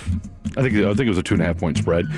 You need who's the backup? You said the backup's hurt too? The backup's hurt too, Emmanuel Wilson. That's why they elevated Pierre Strong Jr. I'm expecting Well, they're both questionable, so. One of them will play. I'm not worried about it. All right, real quick. You see Lenore Sellers is returning back to college? I did see that. And this is how you know college football's just gone over the edge when they said they've negotiated they're working on a deal to bring Lenore Sellers back to South Carolina. Now, Kendall Briles who was at TCU this past season, is going to be the new offensive coordinator for South Carolina. So interesting little development there. Lenoris did not have a great year this year. Big dude though, 6'3", 245. Saw him play a little bit against Mizzou, and I think there was one of the 2 games this season where I watched Lenoris Sellers. For as good as he was last year, what was that, his freshman year, redshirt freshman, whatever it was, just did not look good this past season. So it'll be interesting to see how he bounces back and if the Kendall Briles offense will be enough for him. Someone said a good follow-up question for the Larry Allen would have been, so you mentioned Larry Allen had amazing handwriting. Yeah. Can you think of any other players off the top of your head who had any kind of mastery or something other than football? Had a what? If they had any kind of mastery of something other than football. So pretty much lending to more Larry Allen handwriting questions. I almost said something, but we're trying to get him on the show, so I'm not going to say anything. Trying to get who on the show? I'll tell you during the break. Okay. I'm not going to say anything. That's good. It's break time. That's it. All right, coming up next, we've got some high school football games that we are going to preview, tell you who won last night as well here locally, and some of the afternoon games in the National Football League. Lots more to get to. Don't go anywhere. Plus, your Dallas Mavericks played last night. Do we have a franchise player, finally, that we can all agree on? Lots to get to. Don't go anywhere. This is the Fan After Dark. Sean and RJ, the KNC Masterpiece, G-Bag Nation, and Fan After Dark. Live and local. Turn it on and leave it on. 105.3 The Fan and our Odyssey, iHeartRadio, and TuneIn apps. Save 30% on select baking essentials with Prime through December 16th at Whole Foods Market. Everything you need to mix, bake, and celebrate the season. Strict ingredient standards, sweet results. While supplies last, shop in-store or online. Terms apply. Is your financial advisor offering you up to a 30% upfront bonus? Or are they promising you up to 10% growth per year, all for your retirement income? If not, then you need to come to Trajan Wealth. I'm Jeff Jr., founder of Trajan Wealth. If you have a plan to retire within the next 10 years, don't wait only to find out it's too late. I've seen hardworking folks like you retire only to be required to go back to work, all because their advisor told them guarantees like these were too good to be true. They're not. That's up to $30,000 upfront or up to $10,000 per year on $100,000, all guaranteed for retirement income. Don't keep working when you're supposed to be retired, and don't let any financial advisor tell you it's too good to be true. Call Trajan today, 469-579-3500. That's 469-579-3500. Annuities, not advisory products. DBA Trajan Wealth Insurance Solutions. Additional disclosures at TrajanWealth.com.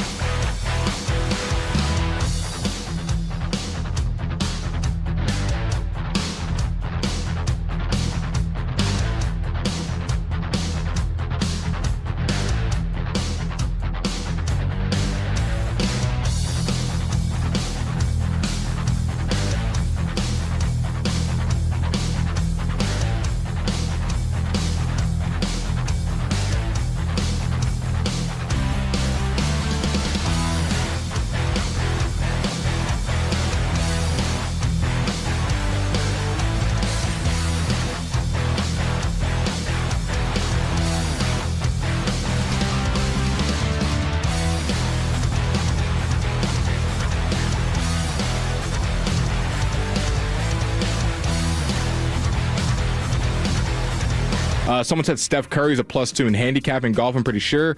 I think that's well known. I agreed. Fred, Larry Allen is deceased. He cannot come on the show. You idiot. Okay, from one idiot to another, I didn't say I was trying to get Larry Allen on the show. He loves the show. He sent very nice text about the show. I think it's more of a loving. I read it as a loving way. Well, again, so from one idiot to another, I made it pretty clear that was if I'd want. First of all, I know Larry Allen's dead. Number two, if I was going to say, hey, let's get Larry Allen on the show, if you listen to me in the show long enough, I typically say, let's get him on the show. And I say it out loud, or let's get that person on the show. So put a heart at the end of your message. No, I'm going to give you the middle finger emoji. No. In a loving way. What's the grandpa emoji next to it? I guess. Or the shrug emoji. I'm a big shrug emoji guy. I'm a huge shrug emoji guy. So if you have never been on a Dallas fan cam, today's your day. Dallas fan cam, Twitch, and YouTube. And the reason I say this because Fred has his glasses on. I had to do it, man. I had to do it. I think let's all give our input. Let's be real with our friend for 2 seconds. I think the glasses suit you well. I know you don't like the glasses because you think they look dumb. Let's be honest. I don't think. No, then why don't you wear them 24/7? First of all, I don't need them 24/7. I can see just fine. I can't read anything. The light. Just real quick, pulling back the curtain. I got into a car accident 2 years ago. Wasn't wearing my seatbelt. Probably should have died. All right. Again, I'm not saying that because you should definitely wear your seatbelt, ladies and gentlemen, when you're out driving around. And I was knocked out for 18 minutes. Came to. Was concussed. And he started yapping. Okay. Patrick Mahomes, best quarterback of all time. Oh, he's good. He's actually insane. He's fine. Don't worry about him. Fire Mike Kafka. I haven't been my vision and my sensitivity to light since said accident has not been the same. Do you think there's a way to fix that? Like if we had a bunch of money? I don't know. Well, look, I'm going to the doctor on Thursday. I'm getting a. Wow. I'm Is getting this real? Like the no. This appointment is a 8 o'clock Thursday morning Denton VA clinic. I will be there getting my eyes checked. I'm doing the whole because I haven't got a full blown medical checkup in like 5 years since COVID. That's super healthy. Yeah. But put the glasses back on. I'm running off of caffeine, vibes, and so why do you not like wearing the glasses? Protein and creatine. I'm sorry, what? Why do you not like wearing the glasses? Because because I can see fine. So it's just that when we're sitting here and I have to read more, and the light's blaring in my face, which is one of the reasons why I like the lights turned down low. I feel like I don't have the lights turned on because I don't need them. I'm not reading all the time. We do a lot of reading. Well, I know we do, but I can see right now.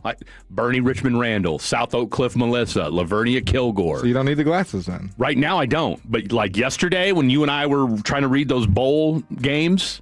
But on that horrible sheet of paper that Trevor printed for us, I couldn't see anything. If it puts less strain on your eyes, why not just wear them to work and then you can take them off all day for the rest of the day? Because sometimes I need them and sometimes, it's like some days are better than others, Blake. But it makes life easier. Than others.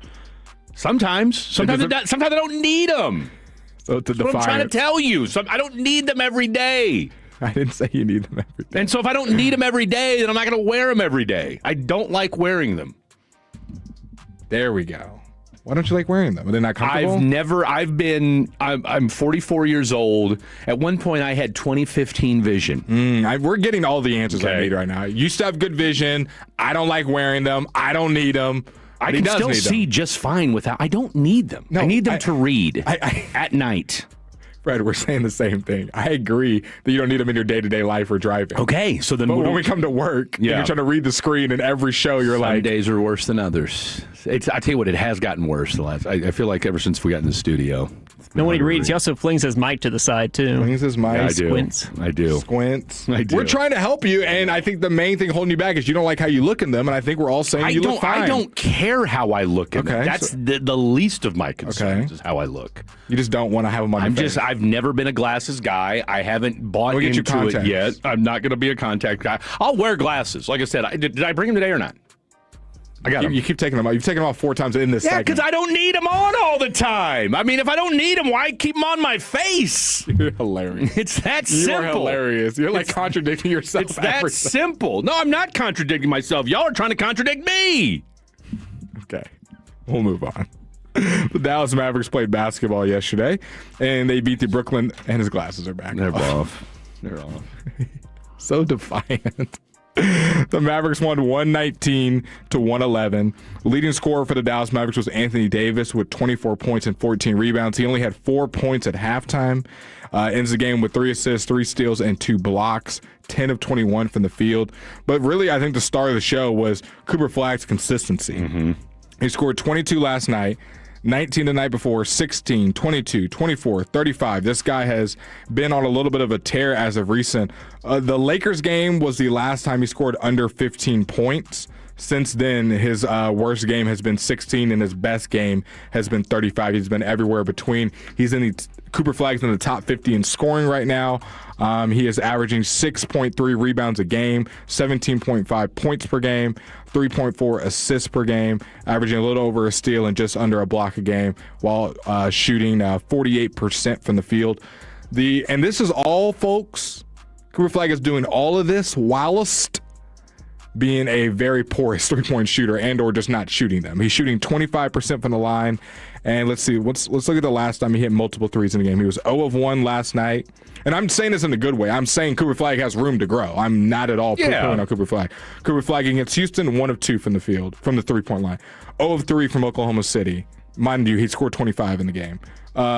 Didn't shoot one against Miami. Played Denver, 1 of 3. So I don't know if he's hit 2 threes in the game in a minute. 0 of 3 versus the Clippers. 1 of 3 versus the Lakers. It's his three-point percentage. 0 of 4 versus Miami. 1 of 3 versus Memphis. I'm just trying to find a game where he hit more than 2. 0 of 4 versus the Pelicans. I mean, I'm encouraged by the fact that this guy's putting up 20 a night and hasn't even gotten a consistent three-point shot yet. The last time he hit more than 1 3 in a game was November 17th against Minnesota, where they lost 120 to 96, and he hit 2 of 3 from the three-point land. Yeah, I'm okay with that. Well, I'm saying it in a good way. Cooper Flagg has not developed a three-point game. He's shooting 25% from the three and shooting about 3 a game. Sometimes he shoots 0, and he's still dropping 20 a game, or 17.5. But in this last little stretch where the Mavericks have won 5 of their last 6, Cooper Flagg has been on a heater. We talked about Anthony Davis trade rumors yesterday. That should be on the YouTube some point. But I think the main story is Cooper Flagg is becoming a star, and a consistent one. That's the biggest thing. VJ Edgecombs and some of these other rookies where you're giving me 35 one night and then 6 the next night, I don't love that. I get it, you have the volume of it or you have the potential, but the fact that he seems like a pretty high floor to give you 15 every night is a great start for an 18-year-old rookie. Let's remember that, guys. Not just our rookie, 18 years old. There's only been a handful of players who have come in at that. I mean, right now, Con Knuppel, it's a two-man race for the Rookie of the Year. Cedric Coward and VJ Edgecombe have kind of fallen off a little bit. They've kind of come back down to earth a little bit, but Con Knuppel right now, I mean, you and I were joking about this last night. He went for 33 against the Bulls, 9 assists, 5 of 12 from downtown. That's the thing. He's a really good three-point shooter, so he can stack up points quickly. He's had look how many times he shoots threes. I think he's at a top 10 clip as far as three-point frequency. Well, let's put it this way: he's had 1 game below double figures in the last 10. Yeah, I mean that was his last game that wasn't in double figures was November 26th against the Knicks. Since then, since November 22nd, he's had point totals of 26, 28, 6, 12, 20, 18, 13, 21, 14, 33. All right.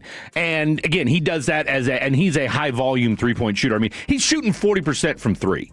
All right. So on one hand, where we talk about Cooper Flagg, who right now just his 3-point shot is just not hitting. Here's the number of 3-point shots Con Knuppel's taken since November 22nd.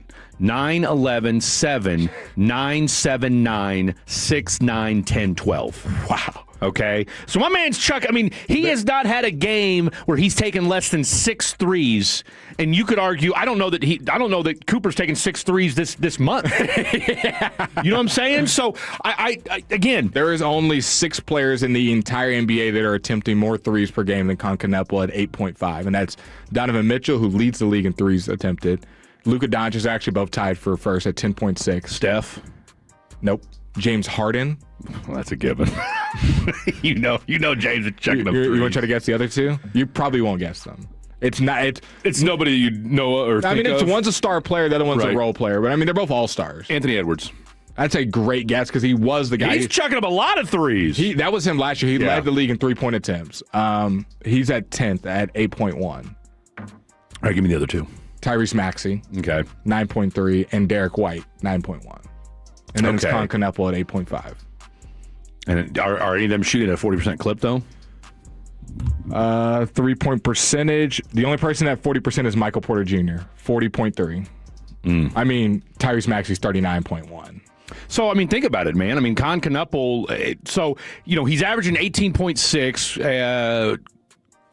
Cooper's at what, 17 and some change right now? 17.3 points per game. Okay. So, Knuppel's got a full solid point that he's averaging more than him. But of those, I mean, let's be real. They're playing the exact same number of minutes, 33. Too. Okay, yeah, so you figure of his, let's see, my math. Same assists per game. I mean, think of it this way: he's probably averaging of his buckets. He's probably 15 of his points per game are probably 3-pointers. Yeah. Okay, so Cooper might get 3 of those a night. I was going to say maybe. Maybe. So, think about it. Once he's able to consistently knock down a 3 or 2 per game, because I don't know that he'll ever be a high volume 3-point shooter. I don't see him being a high volume. Now, maybe. I could see him being like Tatum, where he shoots like 4 or 5 a game. I was just getting ready to say 3 to 5 a game, and if he can knock down 1 or 2, you're A-okay with that. But the fact that he's averaging a full point less than Con Knuppel and is doing it strictly off of 2, because it's not like he gets to the free throw line a lot either. When you look at free throw percentage, both Con Knuppel's second in the league. Well, I was going to say he's 92%. I mean, Con Knuppel's a bucket. Do we remember when Cooper Flagg was at 100% for through the first 12 games? I was going to say he hit his first 16 free throws or something like that. Mm-hmm. I'm trying to figure out where he's at now because I'm not seeing him on the top. Let's see. Con Knuppel, man, what a. I guess Cooper Flagg's not in the top 50 anymore. Not anymore for our guy Cooper Flagg, y'all. Cooper Flagg right now is at, he's at 82%. Okay, so he is. And they're just not showing him on here because my because man's kind of fallen off a little bit from the free throw percentage. He would be right in the top 50, right next to Josh Hart, Franz Wagner, and Dylan Brooks. I mean, look, Cooper's shooting 25% from 3. Yeah. Okay. Right. That would be in the bottom echelon. Cooper's just not a good 3-point shooter right now, but that's okay. And I heard, Vince Carter asked a question of, he was at the game last night and asked a question about Cooper Flagg and his ability to take on more information and more responsibility, and then, about him playing the point guard. And say what you want about Jason Kidd. I know there's frustration with him sometimes. I know there's irritability with him sometimes because you're sitting there wondering to yourself, okay, what the heck is he doing right now? And he talked about playing him a point guard, and he mentioned that the thing about Cooper Flagg is that he goes, there's nothing you can't give him that he doesn't eventually understand and then not necessarily master right away, but he's going to figure it out. Jason Kidd's whole thing was everything we've given him, he's been able to understand and figure out at a pretty high level and do it pretty quickly. Mm-hmm. And so when he goes and look, I know I caught a lot of flack for it at the beginning for playing him a point guard, but we knew what and I'm paraphrasing here, what that was going to mean for him moving forward. And if we'd have waited, a lot of people would have said, well, why didn't you do this sooner? And so that's why we did what we did. And, of course, he might as well have just said, and, oh, by the way, we hate D'Angelo Russell. Mm-hmm. So it made that decision-making a lot. Because, again, there was no way you were going to start the season by starting Ryan Nembhard.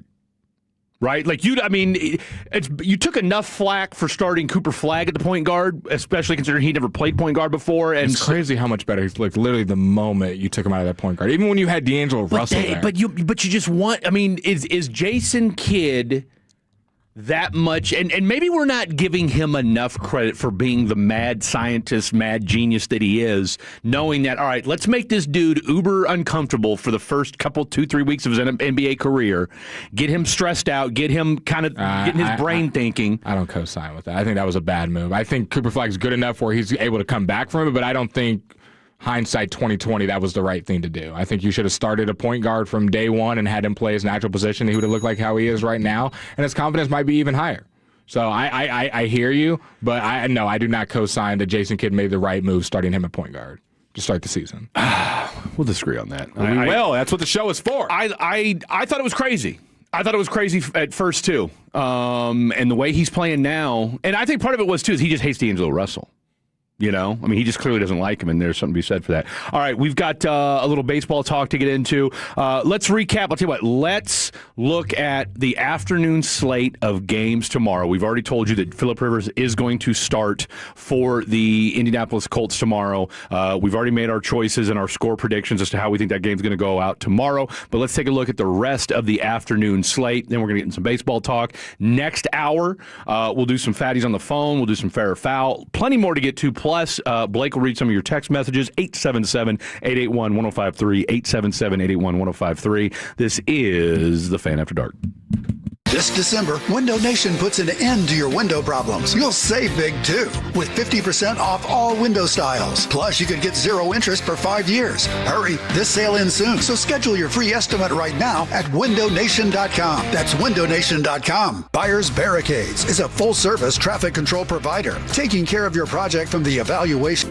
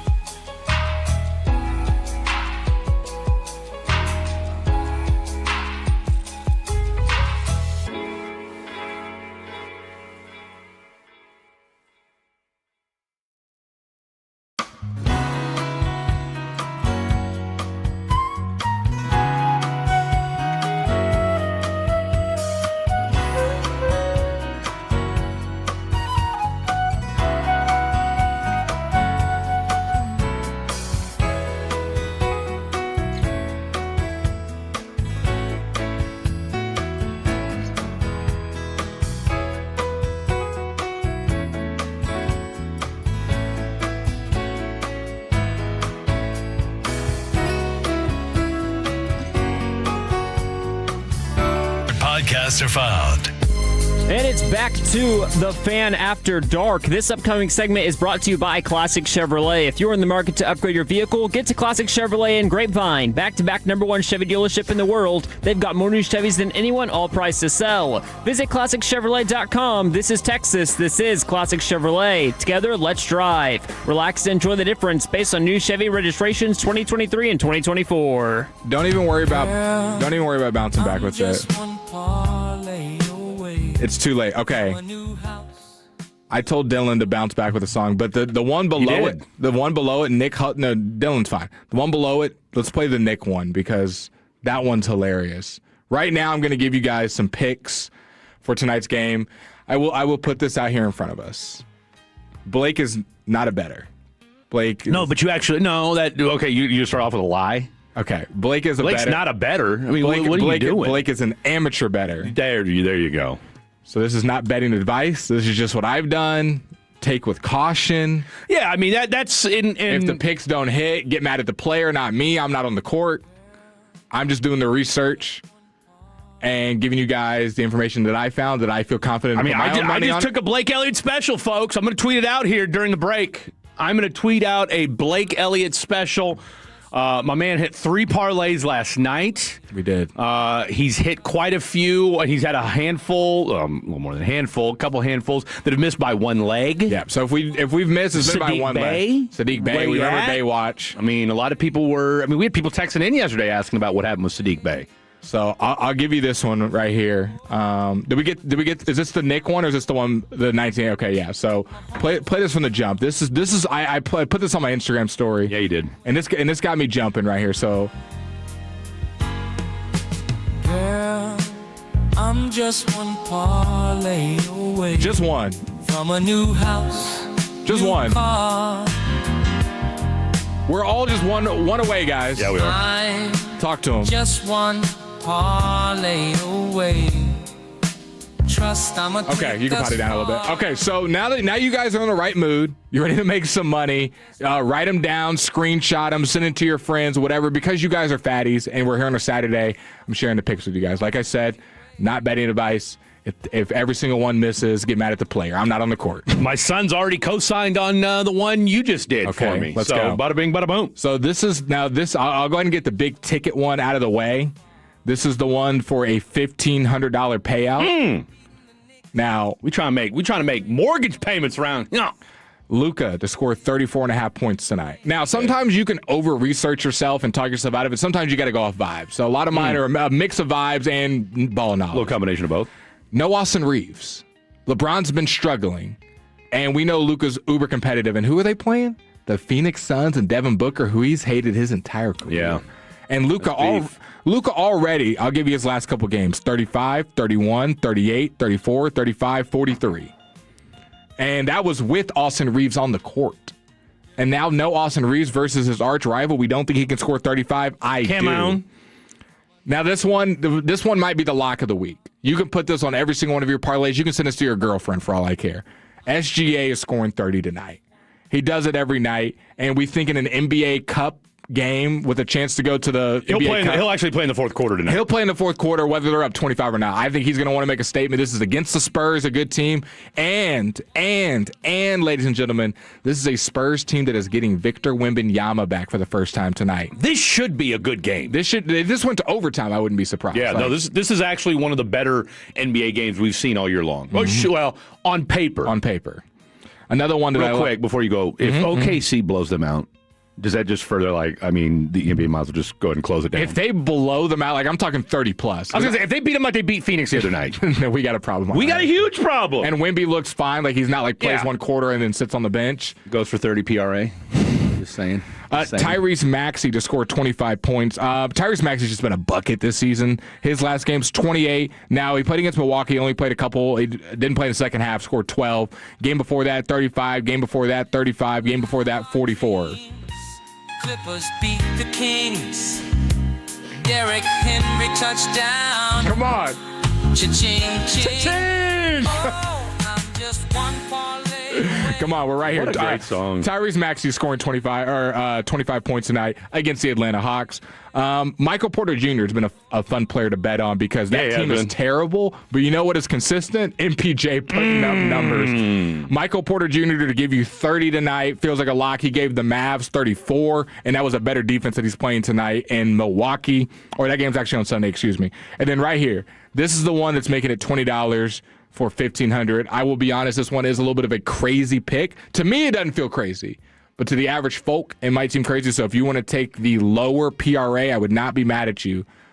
Victor Wembanyama to have 40 PRA. And for those of those... So that's what's selling the parlay. That's what's making the big jump. If I was to take this down, it would probably go down to like $1,000 payout, $800 payout. That's still a pretty fat payout, though. Wemby, PRA, for those who don't know what that means points, rebounds, and assists. Points, rebounds, and assists. So if Victor has 20 points, 10 rebounds, and 11 assists, or actually 10 assists because it's just 40, not 40 and a half, the bet would hit. If Victor has 25, 10 and 5, it would hit. If Victor has 30 points and 10 rebounds and 0 assists, it would hit.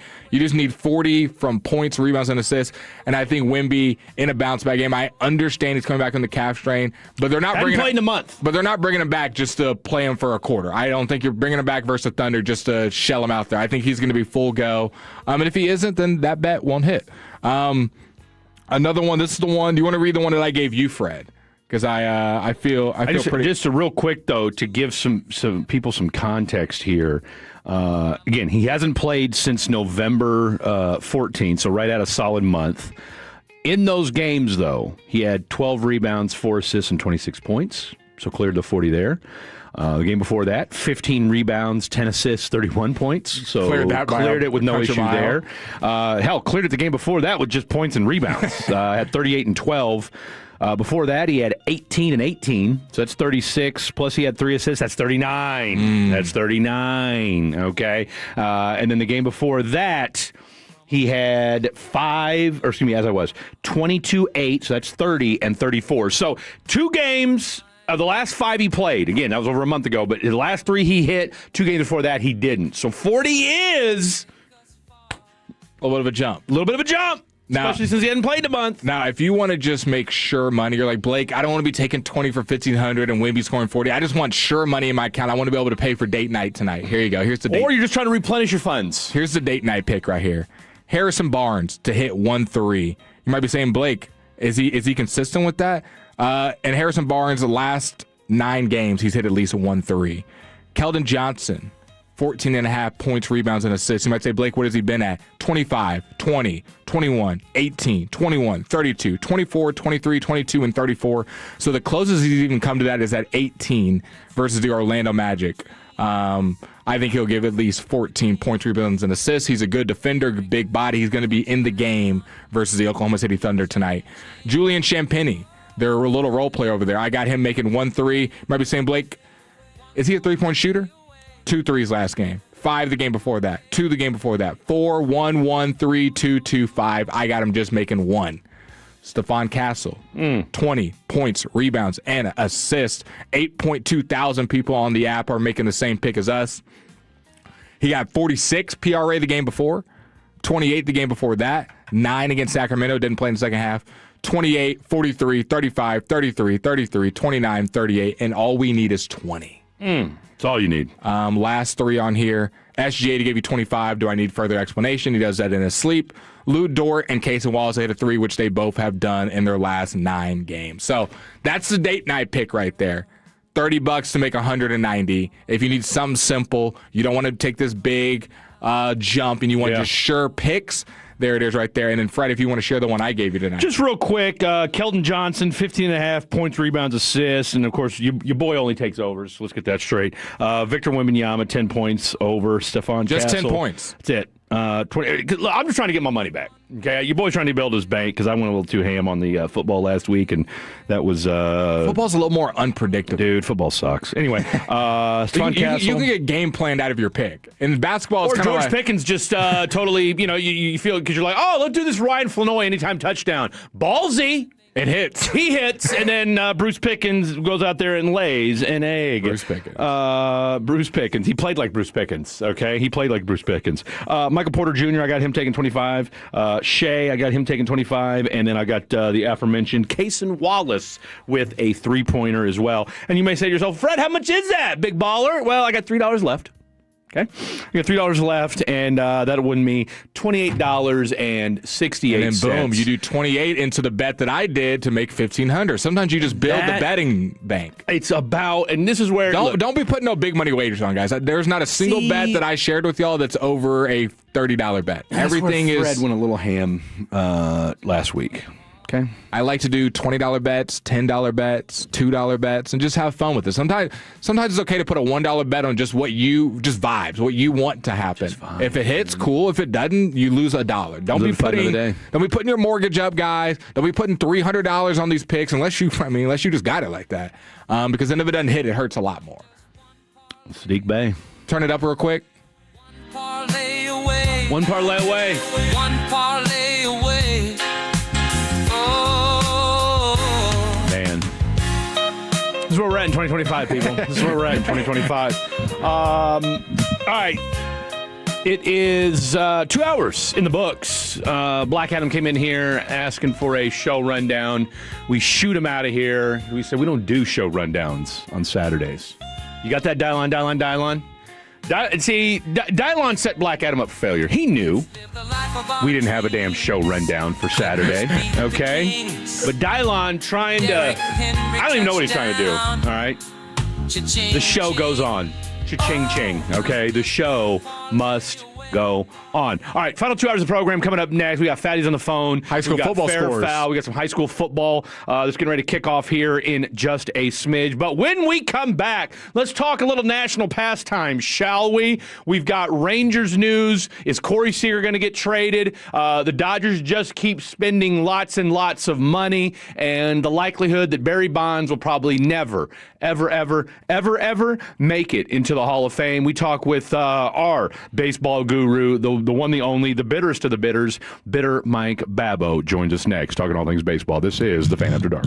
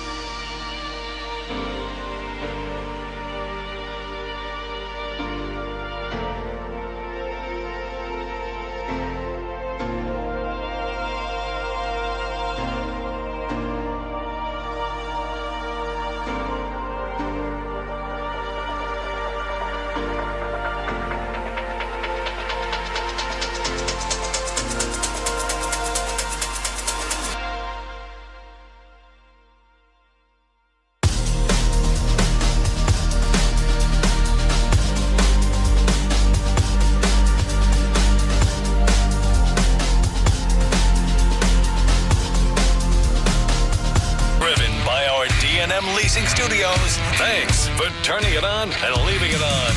105.3 The Fan. Hour number 3 of the program happening right now. Glad to have each and every one of you on board. I guess a lot of you guys got something to say about your boy rocking his spectacles today. Is that what's going on? So on one hand, you guys are like, Fred needs glasses, but then when Fred puts them on, now y'all got something to say. People were clowning. Now y'all got something to say. I see how it is. You know what? And see, I was on the opposite end of the spectrum. Guess what? I'm putting them back on. I've been accused of being on the spectrum because I'm wearing glasses. So, maybe this is part of the reason why I don't wear glasses, because I've been bullied. And that's why for wearing glasses. But you know what? I'm going to wear them anyway. I think you look dashing with them on. I mean, they're glasses, for God's sakes. But they add to a personality. People will recognize he's the guy with glasses. He took them off again. Off again. Have they lasted more than 10 seconds? Nope. Pause. Put him back on. Nope. All right, let's talk about the D&M Leasing Hotline. Let's get down to brass tacks, He ladies and definitely gentlemen. wears glasses. You know what? Great question. I don't know that I've ever seen my boy in glasses before. The one, the only, you know him from the Picked Off podcast, friend of the show, and just one of my overall dear friends as well. Nobody better to talk baseball with than the one, the only, Bitter Mike Babbo. Mike, I'll be honest with you. I'd take a bullet for you, my friend. I don't believe I've ever seen you in glasses. No, but I should wear glasses. Hey! And if you ask my wife V-Rock, she says I should wear a hearing aid as well. So, listen, that's fair. If glasses are good enough for Arthur Fonzarelli, then they're good enough for my man Freddie D. That's true. That's true. Well, look, I've already been lambasted for the last 10 minutes for wearing them. So whatever, we get through. Leave the haters alone. We live to fight another day. All right, so Mike, we are in the doldrums of the off season. Now, we did just have the winter meetings, which is kind of like the, kicks off the off season, so to speak. Although I will say it feels like this has been a lot quieter off season, where there hasn't been a lot of fireworks outside of Pete Alonso, outside of Edwin Diaz, and teams making moves kind of like what the Rangers did. But I don't feel like there's been a lot of pomp and circumstance around this winter meetings. Am I wrong about that? No, you're not wrong, and I think you can thank Scott Boras and his client Dylan Cease for that, because right on the eve of the winter meetings, Boras landed Cease a huge 7-year, $210 million deal with the Blue Jays that really kind of reset the market and really made a lot of people take pause on both sides of the spectrum. With such a long-term deal and for so much money, the agents for guys like Michael King and Framber Valdez and of course, Ranger Suarez and Lucas Giolito say, maybe I can get some more from my guy. And then the PBOs and the GMs out there are looking at those guys and saying, you know what, maybe we need to temper our expectations, and we can't afford a guy like that. Maybe we need to dial it down a bit. Maybe we can hopefully to get those guys on a 2-year deal or 3-year deal. So until the market shakes out a little bit more and some people just it's kind of like buying a house, right? So if a house on the market goes on for sale and all of a sudden someone gets a king's ransom for it, people are going to have to reset the market. And that's probably why our boy Chris Young really hasn't filled out the rotation or even gotten a closer yet. Because until people figure out what the free agent market is, the trade market is not going to get anywhere. For sure. All right, well, you mentioned the trade market, and of course, that's a perfect segue. You mentioned Chris Young, so let's just dive into that right now. We know they signed a couple of relievers. We know they signed a catcher. We'll get to that here in a second. Nobody that's just, blowing up anybody's skirt. But what would blow up some people's skirt, depending upon what side of the aisle you're on. Now, I've been saying this for the last 2 years. I think you should kick the tires on a Corey Seager trade, because I do feel like you will find some GM that will say, okay, this guy is the missing piece. You know what he's going to do come postseason time. He's got, 6 years, $200-some million, give or take, left on his contract, which, as you were talking yesterday, or you and I have talked about throughout the course of this week, about that contract at his age, especially given what Pete Alonso just got, isn't quite, the turnoff that it might have been a couple years ago. No, not at all. I mean, he's signed through the 2031 season, so he'll be 37 at the last year of his deal. And he's owed $31 million each of the next 6 seasons, including this one. And so, but for a guy who's consistent in his hitting. Look, he had a phenomenal a year. Well, I mean, he had a very, very good year for a guy who's 31 years old. And he actually was above average defensively when you take a look at the metrics. So for a guy who played very consistently for the last 2 or 3 years, I think he would be an incredible trade chip. But the problem is that there's very few teams out there that are willing to give up top prospects for a guy in his 30s and for a guy who's still, relatively expensive. And you're going to be paying a 36, 37-year-old $31 million. You're finding few and far between the number of teams that are going to be willing to do that. The Mets already have Francisco Lindor. The Yankees, they still think that Anthony Volpe is their answer. Of course, really, the only one out there that's looking for a shortstop is the Toronto Blue Jays, and they're still trying to negotiate with Bo Bichette on some type of a deal. So, look, if you're going to get something for a Corey Seager, you're going to need to get at least a number 3 starter, and I don't think there's going to be too many teams willing to part with a number 3 starter for a guy on the downside of his career. Babbo, let's go ahead and just set the standard right here for the Texas Rangers, being our correspondent. If you're in that front office, you're part of the decision makers. What do you see as genuine holes in this team? These need to be plugged before the season starts, whether it be through the winter meetings or other ways. And what things are solidified that maybe some people are saying up in the air, whether it be, who's going to be your catcher, like, hey, I think they have that covered. They need to be putting their eggs in this basket.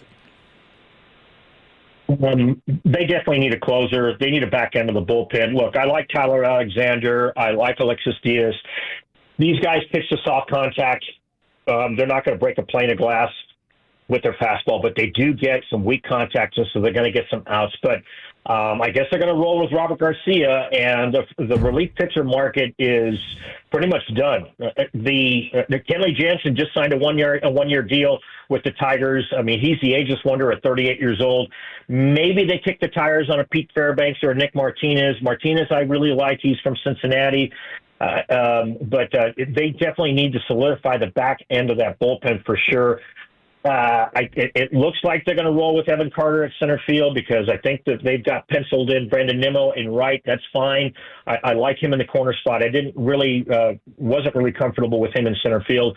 Kyle Higashioka and Danny Jensen, they're basically the same player. They both hit from the right side.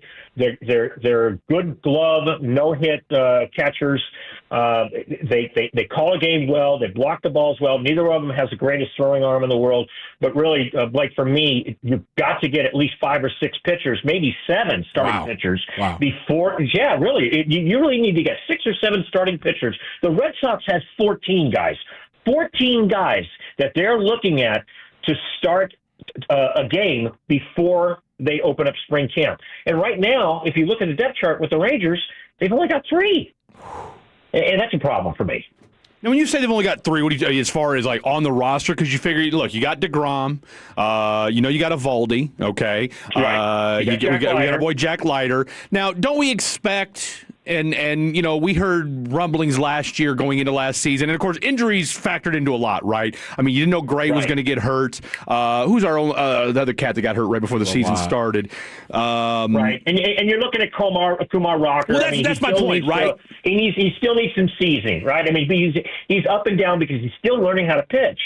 But you figure he should be a lot, but at the very least, though, considering, I mean, he kind of, like you said, he had great, he had a couple great outings and he had some just disasters out there, finished the year in the minor leagues. I got to believe that at the very least, he could be your 5th starter. Now, the one thing about Chris Young, for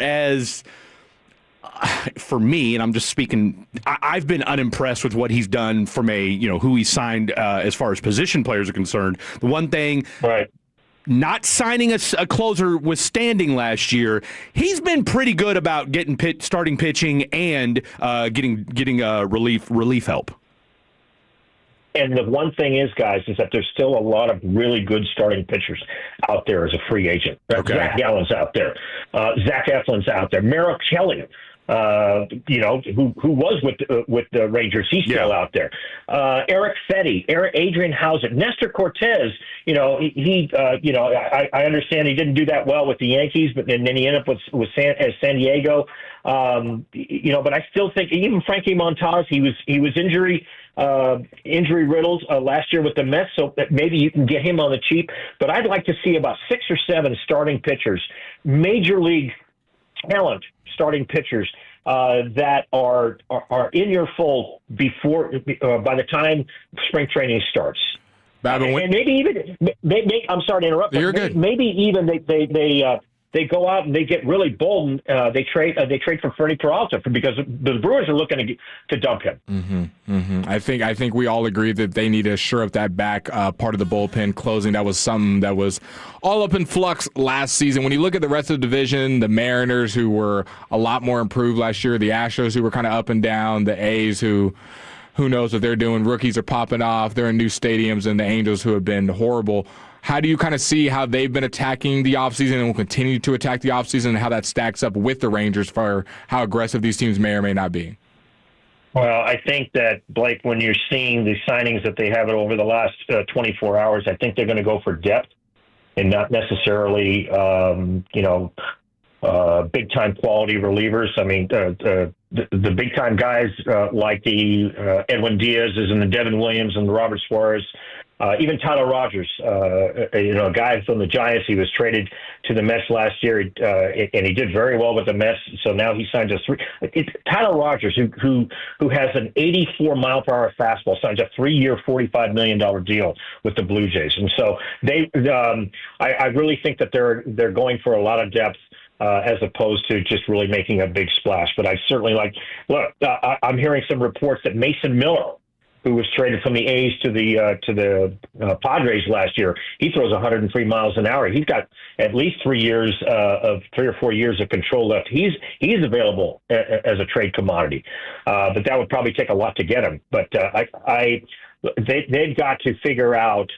They got to settle on a closer. They got to settle on a setup man, and then roll with it.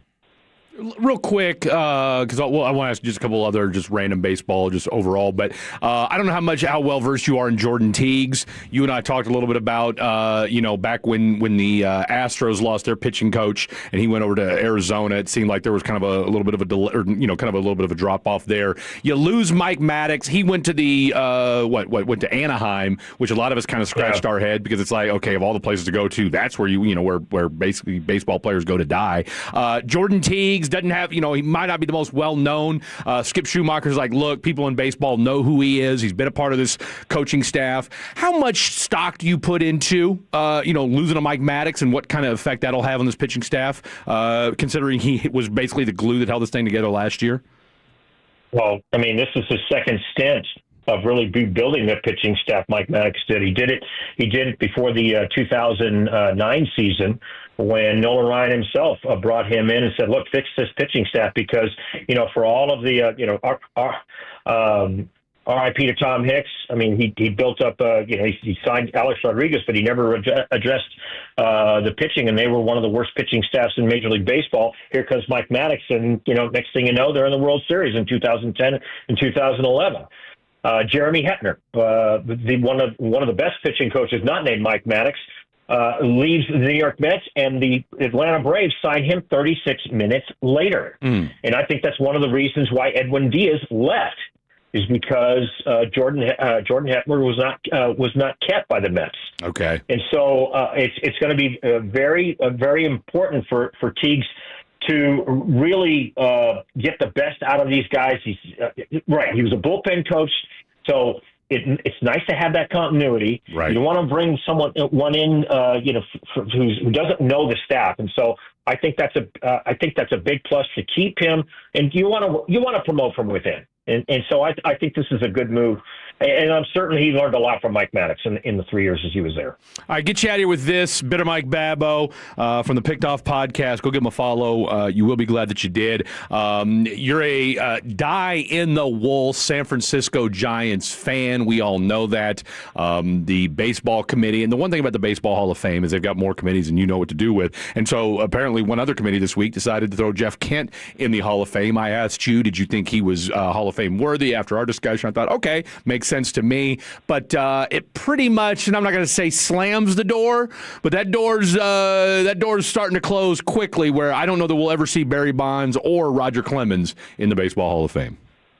The only way you would, Freddie D, is if they change the rules. Because right now, Bonds, Clemens, Sheffield, and even Brendan Valenzuela, who was never associated with steroids, but because they got less than 5 votes, their names are kicked to the curb until 2031. And if they get less than 5 votes in 2031, then they are off the ballot permanently. And I think that the committee said loud and clear that if your name is under any cloud of steroid use, you are not getting in. And it's always been the case that the Veterans Committee or the Contemporary Committee or whatever, which is made up half of the 16 committee members are made up of old players like Tony Perez, and Robin Yount and Alan Trammell. They are harder on their players than the writers were. At the same time, if you play the game clean, if you play the game the right way, like Jeff Kent did, they'll give you a shake. Mm-hmm. And so they're basically setting – look, it tells me that Alex Rodriguez is not getting in. There's no way. And I really don't think that any of the others who are implicated with steroids are going to get in. Bitter Mike Babbo, everybody. One last thing, because this is what I do. What did we say that spread was for the Eagles and Raiders tomorrow? No idea. I think it said 9.5. It's set. Oh, is it 9.5? I thought it was 7 last time I looked, which I would hammer that. Okay, so real quick, as our Raiders insider, Kenny Pickett, because look, you're talking to a bunch of DFW Dallas Cowboy fans here. It's at 12.5. It's at 12.5 is the spread right now. You should probably go hammer that Philadelphia Eagles. As bad as the Philadelphia Eagles are right now, how much worse are the Las Vegas Raiders? If it wasn't for the Jets and the Giants being so bad, the Raiders would be the laughingstock of the NFL. Yeah. So even with Kenny, they're that bad. So even with Kenny Two Gloves, you don't feel they do nothing. They do nothing well, Fred. Their offensive line is Swiss cheese. They're finally getting Colton Miller back after 8 weeks of a high ankle sprain, but they're still playing with 2 backup offensive linemen. Yes, I love Brock Bowers. I love Ashton Genty, but Ashton Genty leads the league in getting hit first contact behind the line of scrimmage, and it's not even close. And their defense, it has no talent whatsoever, aside from Max Crosby. Yeah, I feel bad for him. He should have been traded before last year, and so they're absolutely horrible. And I'm sorry, Tom Brady, either be in the booth or be an owner. Pick a lane. Pick a lane. You can't do both. So what you're telling us then, Bitter Mike, from that rousing breakdown, is that we should take Philly in the points tomorrow? Yeah, absolutely. Okay, enough said. Bitter Mike, tell the folks at home where they can find you at on the Twitters. You can find me at the Bitter Mike on Twitter. You can find me at Bitter Mike 1963 on Instagram. You can also find our podcast on Apple, Spotify, or wherever you get your podcasts. Bitter Mike 1963. God, this guy's old. Bitter Mike, we love you. We love you. Enjoy your Raiders tomorrow, and we'll do this again real soon, my friend. Thanks, Freddie D. Thanks, Blake. God bless, fellas. Yes, sir. There you have it, the one, the only, Bitter Mike Babbo. All right, we've got some high school football to get into. We'll recap the games that went down last night, what championship game and championship tickets have already been punched, and what's going on in 6A high school football today, right here in the DFW and the rest of the state of Texas. Tolo means turn it on and leave it on. Thank you for making 105.3 The Fan and the Odyssey app part of your day every day. There are only...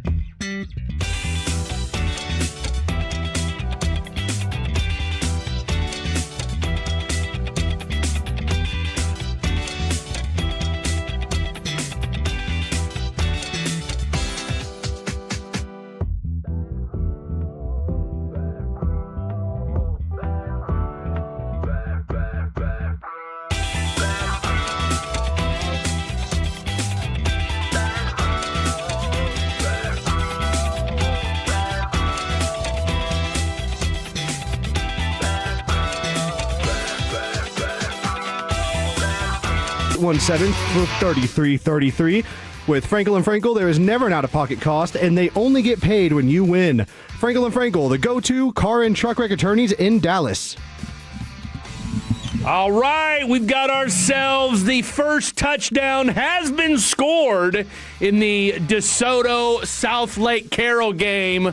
Raise your hand if you picked the DeSoto Eagles to win this football game. Yeah, boy did. Now, look, there's still plenty of football left, but pending the extra point, which we're waiting on right here, and like I said, we just got this game up on the TV here in the studio, but right now it is DeSoto 6, South Lake Carroll 0. Where are they playing at? I want to say Mesquite, but I could be wrong. I think they're playing in Mesquite. They couldn't get a nicer venue, no? I'm not even trying to poo-poo on Mesquite. I'm just saying it's a big, big game. We couldn't get them in, like, I'm seeing some real regular schools. I mean, the Louisiana one, they're playing in the New Orleans Saints freaking stadium at the Superdome. Yeah, but that was probably a state championship. It was a state championship. But, I mean, we've seen games. I mean, our state championship's going to be at AT&T. I know, but we've seen games these weeks that have been at nicer stadiums than Mesquite's. Those are nice. I mean, that's not a bad-looking stadium. I mean, what are you talking about? It's cool. It's a nice stadium. Yeah. It's not Mesquite. Oh, it's not Mesquite. Are you sure? What is it? Well, I'm from Mesquite. I do a lot of games there. It might be Mesquite. Mansfield, possibly. Oh, okay. I think it is. I think you're right. I think it is Man. I knew. I think you know what? I think the Allen Duncanville game is in Mesquite. Is what I might be thinking of. I knew one of these games was in Mesquite, so maybe it's Midlothian or it's in Newsom Stadium, Mansfield. Mansfield. There you go. Boom. Thank you, texters. So not terrible, but not great.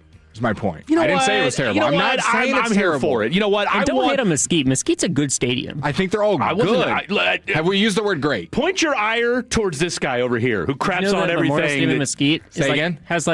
Can fit the most amount of people out of all the high school stadiums in the state of Texas. Okay. Look at that. I didn't know that. Learned something new today. Learned something new. But they're not at Mesquite. I was just going off what was in front of me. I don't think it's that bad. I really don't. I don't think it is either. I don't think it's bad at all. You literally crapped all over No, it. We couldn't get a better place. We couldn't get a better place. See, you're so one way or the other. I did not say I crapped on it or said it was bad. 877-881-1053. Maybe I heard it wrong, but it sure sounded like Blake was crapping on it to me. We couldn't find a better place to put this at? I said we couldn't find a nicer place. As in, What's wrong? What's not nice about that? It's What's a not B. nice about that? What's not nice about that? Look at that. Look at the turf. Look at the stadium. Sun beaming down. I really can't see the stadium. There's our boy Brock Boyd. Boyd. Baller. Tell you what, his brother Brady. I tell you what, boy, their numbers are. Oof. Both will also play defense today. I want to say I think Booby Feaster's the one who scored that touchdown. A little crossing route, took it 50 yards to the house. It is at the bottom ticker. You will both see them on Saturdays in the future. Next weekend, you'll see them. So, all right, so 7-0 DeSoto with the lead over South Lake Carroll. This is early in the first quarter, though. 4:50 left to go. I was not pooing on Mesquite Stadium. I didn't know what it looked like. Bell ring. I was just going off what was. Look, this stadium looks very nice. Oh, but do you think it's A+? No. Were you a cornerback? Because I'll tell you what, your backpedaling ability is uncanny. Uncanny right here. Why has it got to be one way or the other? If I don't say I like it, it means I hate it. That's right. That's right. If there's something better, Blake hates it. Blake says it's the worst stadium ever. The way Blake said it felt more anti-Mesquite. There you go. There we go. Well, that's true. Yeah. But their stadium itself, we can't even see. Why are we hating on Mesquite? Well, why? Okay, first of all, what stadium do you need to see? It's the field. When have you ever said to yourself, "Oh, wide open"? Look at that, Brock. Wide open already. Oh, we about to have some points today. Touchdown, South Lake Carroll, and just like that, this game is about to be tied, pending an extra point. Just like that. Woo! One play. My goodness. I'm sorry. I'll tell you what. Shout out to Lil Duval from the comedian who's got quite the following on social media. But and I get Look it. at number 6. Look at the effort. Yeah, not just jogging. And I'll tell you what, my boy Five's pulling away too. I mean, that was the crazy part about it. That's your boy Boyd right there. That's Brock. Okay. I'll tell you what. What's he about? 6'3", 6'4"? Yeah. He's a big kid. But he plays. So Lil Duval shows this clip of a Florida high school game last night, and it was crunk. They were loud, and people were getting after it. He said Texas high school football can't compare because it's too organized and corporate. And I get what he's trying to do. He's trying to have fun because looked like it might have been a little ghetto fabulous going on there at the game that he was at yesterday. I'm sorry, no high school state. It's not very corporate. These kids be going after it. You see plenty of fights. Exactly. It's like these kids are just, hey, doesn't nice matter to play you. Look now. Someone said they should use the Cotton Bowl and Fair Park. Well, they did use the Cotton Bowl last night. What team? Melissa and South Oak Cliff. Okay, fair. Played at Cotton Bowl. That's my point. Like, I'm not saying that this stadium isn't phenomenal. So you're I'm just saying you want bigger name venues, which I get. DeSoto, South Lake Carroll. I mean, this is a national game that you're watching outside of Texas. No, it absolutely is. I think part of the problem is, too, though, is that you just got to find, you're looking at venues, getting everything. I'm sure there's logistics behind it. Absolutely. So that's all I was saying for everyone on the text line that thinks I hate Mesquite Stadium. You did crap all over it. I just want to make sure we understood. You did crap all over it. I did. I said, can we not get a nicer venue? And then you just agreed with my point that there's bigger name venues. Not saying this one's bad. Okay, there's a difference between being a bigger name and nicer. I should use a better word. A bigger name venue. Thank you. There you go. Because that's a nice venue. It is. But you crapped over it. You crapped on it. I did not. You crapped on it. Did not. You crapped on it. I want everybody to know that the views, everyone thoughts already and views of Blake Elliott and how he's pretty much crapped all over Mansfield do not reflect those of the Fan After Dark. I love Mansfield. Okay, I want to make that clear. Mansfield's cool. Okay, I understand that maybe Blake is not welcome there right now. I don't want to be because he crapped all over your venue and your facilities. Basically said you guys are a bunch of second-class citizens. Blake the stadium snob. Blake the Snadium, Snadium, Stadium, you name it, whatever. This is what goes down. All right. So anyway, 7-7. Did Homeboy kick the extra point? I don't know. I was too busy arguing with you. Too busy crapping on the stadium that these people work so hard for. Okay, 7-7. The extra point was good. In typical fashion, our TV's not working. Thank you. Bailey the Bird is the only sane one in here that doesn't have Fred down their throat right now. Whoa, SMU Stadium. Why don't you go ahead and pause and walk that back? Fred's not down anybody's throat. No, they're down yours. Clear. They're down yours. No one's down my throat, okay? Hey, look at all the text. They need to be down your throat is what they need to be down. Okay? Mr. Stadium Snob. Oh, they are. Can't we get a better venue? What's he saying? No, Bailey the Bird is right. They said, okay, what's he say? SMU Stadium, Datku Stadium could have hosted. Blake is right. He's still just anti-Mesquite. Well, yeah, I mean, after you crapped over everybody and then had to, finish your point. When did I crap over them? I said, can we get a nicer, and I agreed. I used the wrong word, a bigger name venue. That's all I said. You did. What's wrong with this venue? Nothing's wrong with it, Fred. I think it's a B. I think it's gorgeous. Of course. I think it's gorgeous. You know what? Just be Mr. Text Line today. I think it's gorgeous. I agree with you guys. I love it. I'm here for the smoke. Big 3rd and 6 here for the DeSoto Eagles. Blake, wait till I tell Alec how you feel about the pride of Mansfield. Alec and all 5 foot of him, you can tell him. Nobody is scared of that Blake's little cookie monster. Blake will text him right now and tell him that he's not. I don't care about Mansfield and Alec Medford. He's not impressed with the stadium there. So, all right, so we've got this game. We bench Alec Medford. Come on. At the very least. All right, so, and don't sleep on his bench, though. Now, that boy don't sleep on bench. Now, that boy Alec Medford don't be putting their work in the gym. We are fans of the Pride of Mansfield here on 105 The Van. So you keep saying we. Oh, you're not. I just said I wasn't 2 seconds ago. I said we're fans of the Pride of Mansfield, who is Alec Medford. Now, okay. You're not a fan of Alec Medford? I am, but I don't like the middle part. He calls himself the Pride of Mansfield. That's fine. I don't. No, he does. It's literally part of his shtick every time he does his AM on the FM. Oh, I'm not part of that. I'm a fan of Alec Medford. Wow. But he calls himself the Pride of Mansfield. That's on him and you. Wow. You're not going to throw me in there. There will be no OU love. There will be no Mansfield love. Wow. There will be no Kansas love from Blake on the show. So there is no we, Fred. Oof. Speak for you. Speak for Dylan. The text line. I stand my ground. Yeah, you stand on something, all right. You stand on something. What are we supposed to be talking about? Right. High school football. High school football. Okay, so the winner of this game. And now I hate Mansfield even more because of what someone just texted in. Thank you, 817. What'd they say? I don't want to read it on the air. Oh, is it bad? It gets a little gets into some. Is there some racial racial I'm with you. I'm with you, 817. Some racial undertones? Is that what's being said here? That's a tough throw right there. I'm not sure if I'm throwing that pass. Fred can't help himself do play-by-play. I can't. I really can't. All right, so DeSoto, South Lake Carroll, they will play the winners of the C.E. King and Austin Vandegrift game. And then, of course, Duncanville Allen, which that's the game that's at Mesquite. Let me make sure I get that clear before. I'll be there. Yeah, before Blake craps all over Mesquite and the entire. I mean, Blake, I'll tell you what, for somebody that's from DFW, nobody craps on the surrounding communities more. Do you than love Blake Elliott. everywhere in Kansas? Do you love them all? Do you love everywhere in Houston? Every single city around Houston. I don't crap on them the way you do. Answer the question. Do you love every city in Houston? I don't love every city. But I'm also not. I don't disparage them either. I didn't bring them up out of nowhere. You brought them up. You brought them up, and I gave my thought. You disparage more than you like. The only town I've ever heard you give any credence to is Arlington and Colleyville. Okay. You crap on Garland, you crap on Mesquite, you crap on Mansfield, you crap on Louisville, okay? Shame on you. Shame on you. The 2 schools I went to, I rep, all the rest are crap. And, bro, why are we like everyone on the text line doesn't do that the same, too? I'm sure if you go to DeSoto, you hate Duncanville and vice versa. They're not, I love Duncanville, but just because I'm from the DFW, I hope they win state every year. You can have a competitive balance. I hope they all lose every game every season. To just outright disparage the way you do. I'm a disparaging person. I don't care if everyone on the text line disagrees with me. Shame on you. Duncanville Allen, that game's at 3 o'clock at Mesquite, and they will play the winner of Lake Travis and North Shore over in Houston. All right, coming up next, more from the DeSoto South Lake Carroll game. It looks like DeSoto's about to punt, so we'll keep you posted on that. Blake's reading text messages and a little fair foul. What's a yuppie? Somebody said I'm a yuppie. What's that? That's funny. That is funny. Is that an old person thing? That's definitely an old people thing. I would not qualify you as a yuppie, though. Okay. You're a lot of things. A yuppie's not one of them. When we come back, fair foul and all of Mansfield hating on Blake Elliott. Don't go anywhere.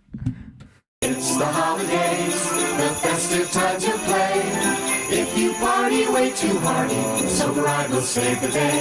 If your holly is too jolly, don't try to drive your sleigh. Drive sober, nope.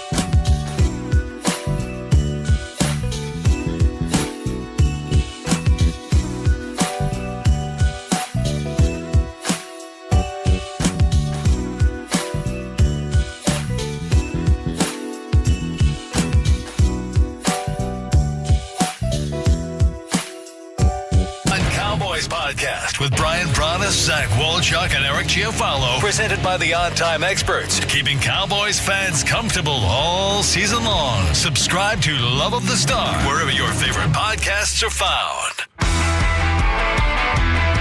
Welcome back to the Fan After Dark. This segment is brought to you by Classic Chevrolet. If you're in the market to upgrade your vehicle, get to Classic Chevrolet in Grapevine. Back-to-back #1 Chevy dealership in the world. They've got more new Chevys than anyone, all priced to sell. Visit ClassicChevrolet.com. This is Texas. This is Classic Chevrolet. Together, let's drive. Based on the new Chevrolet registrations, 2023 and 2024. Great read by you, and we've got plenty of stuff to react to. We've got South Lake Carroll and our boy, Brock Boyd.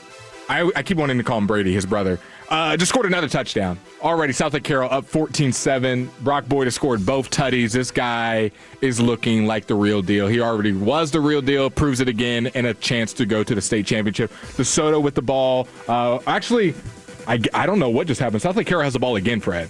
We just saw them score. I just looked up. South Lake Carroll has the ball again. I don't know if they did an onside kick. I don't know if DeSoto turned the ball over, but they genuinely just scored in the last 5 seconds, and then they got the ball back. So maybe a turnover. I'll have to wait and see. The first quarter is ended. South Lake Carroll up 14-7. We got Alec Medford texting into the program. What did the Pride of Mansfield have to say? He said verbatim, I hear everything. Let it be known, Alec Medford, I was loving up the Pride of Mansfield. I said, I make that clear. I said, I love you. That's all you can say. He said, no, you don't, fraud. Oh. I said, I do. He loves me about as much as that guy from the 817. My God, I'll tell you what. And then we learned what a yuppie is. We did. I don't think Blake is that. We did. Fred said I'm not. We did. No, you're not a yuppie. And then absolutely not 903, this is at Black Adam and Dylan. Answer the phone, Kevin. That's Tim Tolo Tim in Carthage. Well, Tolo Tim, we typically don't answer the phones unless we have somebody calling into the show, which we'll have Brian Broaddus at 3 o'clock after we're done with this segment, and then of course we will do Fatties on the phone at 3:20. And I love how he calls him Kevin. Yeah, Khaki Kev left at noon. He did the Fan University. Shout out to the Fan University, by the way. Mm-hmm. We were not big timing them. Okay, fair or foul. Fred and Blake not showing up for crosstalk, not because we were trying to big time them by any means. I had to use the restroom. All right, and I was running late. That's on me and you. Okay, the most unlikable person on radio, according to one texter in particular. So that's me, apparently. So, but still listens to the show nonetheless. Okay, here we go. A lot going on with our boy Sharon Moore. Yeah, there is. Okay. I threw out the suggestion yesterday, and we talked about this with Lucius as well, because he always hangs around and does all the stuff for G-Bag, putting it on the website. And tell Fred I love him back from Alec. Damn right, dude. I'm telling you right now. I got nothing but love for the redheaded baddie, the Pride of Mansfield. I think it's a great name, by the way. I love that. Who's winning in a benching competition between y'all two? Who, me and I'll still beat him in a bench competition. Absolutely. What if we give him plus 50 pounds to whatever he lifts? Oh, he gets a free 50 on his total weight. Then he probably would, because I would venture to say DeSoto fumbled. People said, okay, is that what it was? I wondered about that. No, look. I guarantee you, the redheaded baddie's putting up 225. Yeah. Okay. I put up 275 the other day. Give me another couple weeks. I can get back up to 315. But my wrist is a little bit sore right now. Pause. The left one, by the way, for this. I'm a righty, so just putting that out there. But. Okay, fair foul. Sharon Moore. Well, working with you long enough, I feel like I have to clarify everything and throw it out there before you start. Oh, it's your wrist, huh? Isn't that interesting? You're not Abdul Carter. You're okay. What's Fred doing during the break? Okay, here we go. Fan camp's still on, by the way, guys. Turn away, there's kids watching. My God. Okay, here we go. So apparently, and there's been a lot of scuttlebutt. So the young lady who was, what's our girl's name? Paige Shiver or something like that. Whatever her name is. Shivers. Shiver. Yeah, I'll tell you what, she's giving Sharon Moore the shivers. For real. Still employed at the University of Michigan. Now, I will ask any of our legal friends out there, and I know we've got a lot of legal fatties and tolos that listen to the program. My guess is that they can't fire her yet. Okay? I'm sure that there's some sort of fraternization, zero tolerance policy when it comes to, sleeping with your boss. I'm guessing that's frowned upon. But I'm guessing because she brought it to Michigan's attention, and then old boy wild out the way he did, the last thing Michigan wants to do right now is fire this woman. Because if you fire her in the aftermath of everything that's gone on, now she's going to come back with a lawsuit. So, that's my guess as to why she has not been let go yet. By the way, South Lake Carroll moved the ball down the field, looking like they're going to kick a probably 30, 40, and it's wide left. Wide left. Okay, Almost hit somebody in the stands. Despite DeSoto fumbling the football, they force a field goal. South Lake Carroll misses the field goal, wide left. So no harm, no foul. DeSoto's still down a touchdown, 14-7. We are now in the second quarter of the ball game. So we'll keep you posted on that. All right. So apparently, our boy Short. Oh, okay. Kevin just texted us. He said the Shivers chick, her dad is a scout for the Bears, Jeff Shiver. Yeah, I saw that. That's fact? Yeah, I've seen like 2 or 3 people text that, or I saw that on Twitter last night too. Okay. Is that complicated at all, or is that just whatever? The fact that she has some NFL ties, and maybe that she knows what she's looking at. Yeah, she knows how to scout. I'll tell you what, maybe we should have called her before the Cowboys drafted Mozzie Smith. Yeah. Okay, what are we getting Runs here? out of breath quick. Yeah. Slow first step. He's not great at penetrating the gap, if you know what I mean. Okay? If you know what I mean. Doesn't read the hole well. Yeah. Goes through the back door a lot, or at least he tries to. Okay, University of Michigan officials. Is that your Paige Shivers voice, by the way? Maybe it was. That was an interesting voice. Goes to the back door. You're from what's yours? Orange County Valley? What's yours? What's your Paige Shiver voice? Goes to the back door. So she's part Cockney is what she is. What are we talking about here? What? University of Michigan officials probed ousted football coach Sharon Moore 3 times over his alleged conduct with women before the axe finally dropped on Wednesday, according to a report. The married dad of 3 was sent packing from his highly coveted job leading the storied program over an inappropriate relationship with his executive assistant. The sudden dismissal comes as questions swirl over what athletic department leaders knew about his alleged actions, but a source told CBS Detroit that the most recent probe was the 3rd one connected to Moore and other women. Now, the details on those investigations aren't immediately known. However, the Wall Street Journal reported yesterday that a tipster reached out to the university in mid-October claiming Moore had an inappropriate relationship with a staffer who was not identified, according to a person familiar with the situation. The school then launched a probe, but Moore, 39, and the staffer denied the allegations, leaving school officials to not take further action besides hiring an outside law firm to keep looking into it. The woman later reached out to the firm on Wednesday to tell them that she and Moore were together for 2 years until 2024 and had emails, texts, and phone call logs to prove it. Moore's mistress was not identified by prosecutors Friday, but the disgraced coach allegedly broke into a home belonging to Paige Shiver, according to public records. He was terminated on Wednesday, and then, of course, he was charged with home invasion, stalking, and breaking and entering. Friday, he was granted a $25,000 fine. And, of course, he's got allegations now. That was his bond? Yeah, 25 G's. Kind of low, no? He doesn't have any. Here, look, he's not going to go to jail. Let's be real, all right? I get it's salacious and it sounds terrible, all right? Unless he's got a criminal record, which I don't think he does, because I think we would have found out by now that he does, considering we've got all these internet sleuths. He's going to get probation, all right? The felony's going to get knocked down to a misdemeanor, and that's going to be the end of it, all right? And then, then the question's going to be, all right, how long is he going to be out of football for? Who's the running back for DeSoto? Because number 5 is a beast. Sarad Baker. Oh, my God. Sarad Baker. He's the one that went for 384 and 7 touchdowns last week. I see why. Yeah, Sarad's a different dude. He just threw about 3 guys off and juked about the whole team on a basic inside run. Look at that. Look at that. Get off me. Losing his helmet, puts his helmet back on while he's running and shaking off defenders. All right. So here we go. Finally, last but certainly not least, Moore also faced other allegations about his behavior when at least 2 other women told school officials that he made unwanted advances toward them online.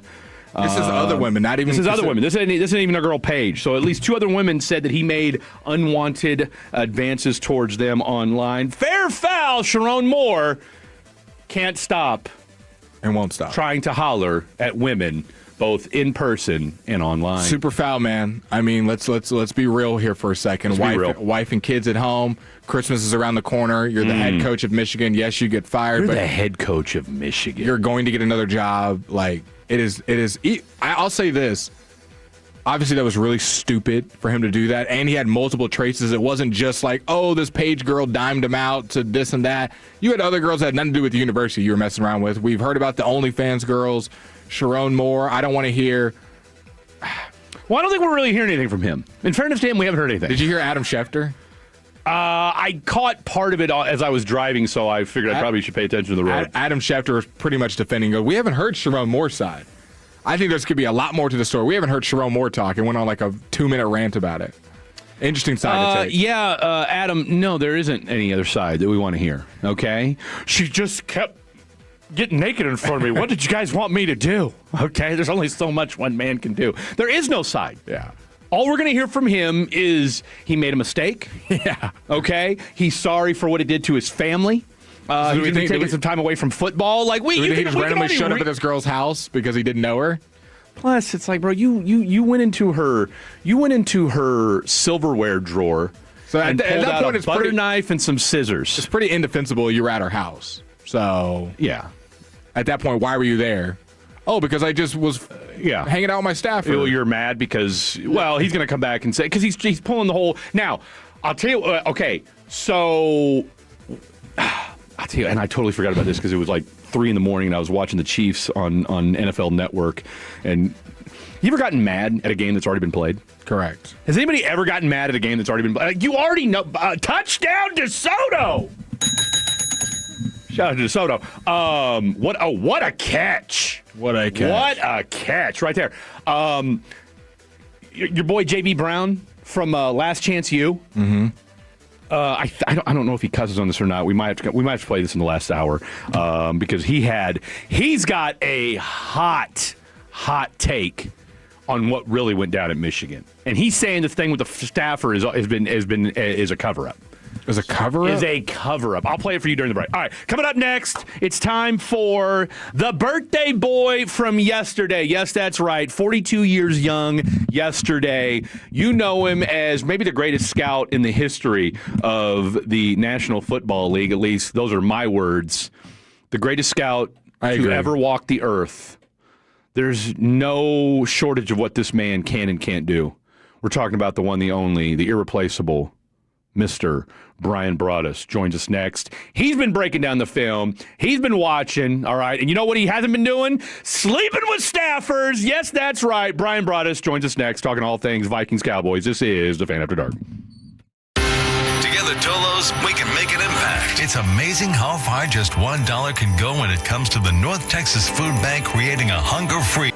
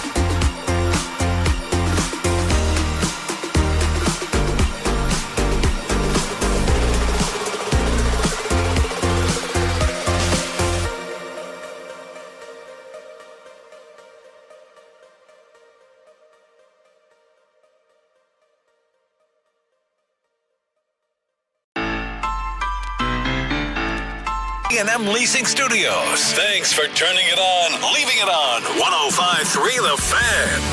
Final hour of the program. Is there a voice crack? How do you have a voice crack at 40? I'll tell you what, I just hit puberty the other day. It's been quite a ride. It really has been. Let's try this one more time. Final hour of the program happening right now. It is the Fan After Dark. Fred Davis alongside Blake Elliott, and we got our boy Dylan, and Black Adam back there in the glass, keeping us warm and crispy, as my guy Blake Elliott would say. All right, let's jump out to the D&M Leasing Hotline. By the way, 1414 South Lake Carroll and DeSoto. We've got ourselves a slobber knocker and a little pass interference penalty on DeSoto. Move the ball up 15 yards, so we'll keep that thing rocking and rolling. But let's jump out to the D&M Leasing Hotline. Welcome to the program, and I'm guessing, just a guess, he is watching film, taking a break from watching film in his palatial studio, Crown Global Media. The birthday boy himself, 42 years young, one Mr. Brian Broaddus. Am I about 3 or 4 right there, BB? Freddie, you're 100% right. I am watching. I'm watching Caleb Banks, a one-technique defensive tackle from the University of Florida right now. So yeah, I'm here. I was debating on whether to turn on the Army-Navy game. Can you give me an update on that score? We can't. Have one yet? We can't, because I'm going to tell you right now, we're watching DeSoto and South Lake Carroll on Victory Plus. I heard that. I thought maybe with the 2 TVs we have in the studio, you might have had one on Army-Navy or something. And look, you're not wrong for thinking that, but as you know, half these TVs won't work with the remotes that we have sitting there. We'll get that better. We'll get that taken care of. Plus, and Brian, you know as well as anybody, Blake and I's attention spans can be fleeting at best sometimes, so we figure let's just keep one game on. Hey, I know. No. That's hard to believe. I appreciate you guys. Yeah, I appreciate you guys coming by the studios and checking us out. So, but you're right. I'm sitting here watching tape, and but excited about being on with you and the youngster right now. All right, last thing before we get into this. How was the jerk chicken last night? I'll tell you what, man. It was incredible. Yeah, it was incredible. Did it have I'm a sucker now. Yes, this lady in my life that is Jamaican, that she comes up with more stuff with various things, whether it's the curry chicken, whether it's the chickpeas with the tikka masala, all that stuff. She is a wizard at cooking meals, and so anything she makes is excellent. So everything was very good last night. 10-7, Army's up on Navy. 3 minutes to go till halftime for you, Brian. Gotcha. Appreciate that, Blake. Thank you very much. I don't know if you saw the report today, Brian, and how much you would like to comment on this, but me and Fred made our prediction that Diggs will not play this season because it was supposed to be a game time decision. Yeah. Jordan Schultz comes out with a report today that the report is severed and soured, that he will not play even though he is healthy. Yeah, I know that Scott Agolnik put that out, and I talked to some people over there, and matter of fact, I asked somebody in particular, I said, hey, are we ever going to see Diggs again?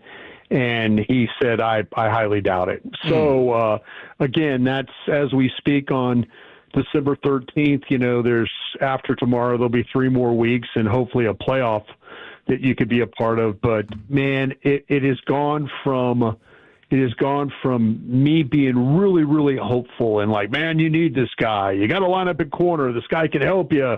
Hell, play him at safety. I was being that guy to now being a guy that really is kind of starting to see that he might not be very interested in playing, and the organization is not interested in him playing as well. So we'll see. But as right now, I've gone from being like, no, he's going to play to it's looking very, very, very, very dark and doubtful that he ever will play again. And so does this continue to speak to the culture and just kind of the message that Shoddy's trying to send by now here we have another example of a player that maybe with past regimes, maybe he would have played anyway because, hey, you need him and this is what he brings to the table when he's locked in? Yeah, there's no question. CD and George? I think this is really one of those things where, that listen, I think it's a two-way street. I don't think this is just the organization trying to say, well, we don't want the guy to play. I don't think the player wants to play. Right. And I think there's all the things that we kind of talked about, it's, several months ago when it was, he's at training camp and he's working with Britt Brown now, and Jerry and Stevens said a lot of very, pointed things, and he said a lot of pointed things about the organization. I think this is one of those things that just all year long, it has been very much a, hey, listen, I'm going to do my thing, you do your thing kind of thing. And we should have known this when he said $500,000, whatever, I'm not worried. When he said that, that's when we should have all looked at each other and said, man, there's a chance this guy might not play this year. Mm-hmm. He was going to do things his own way, and we've got several weeks left, but it looks like that neither side. I don't think this is one of those cultural things.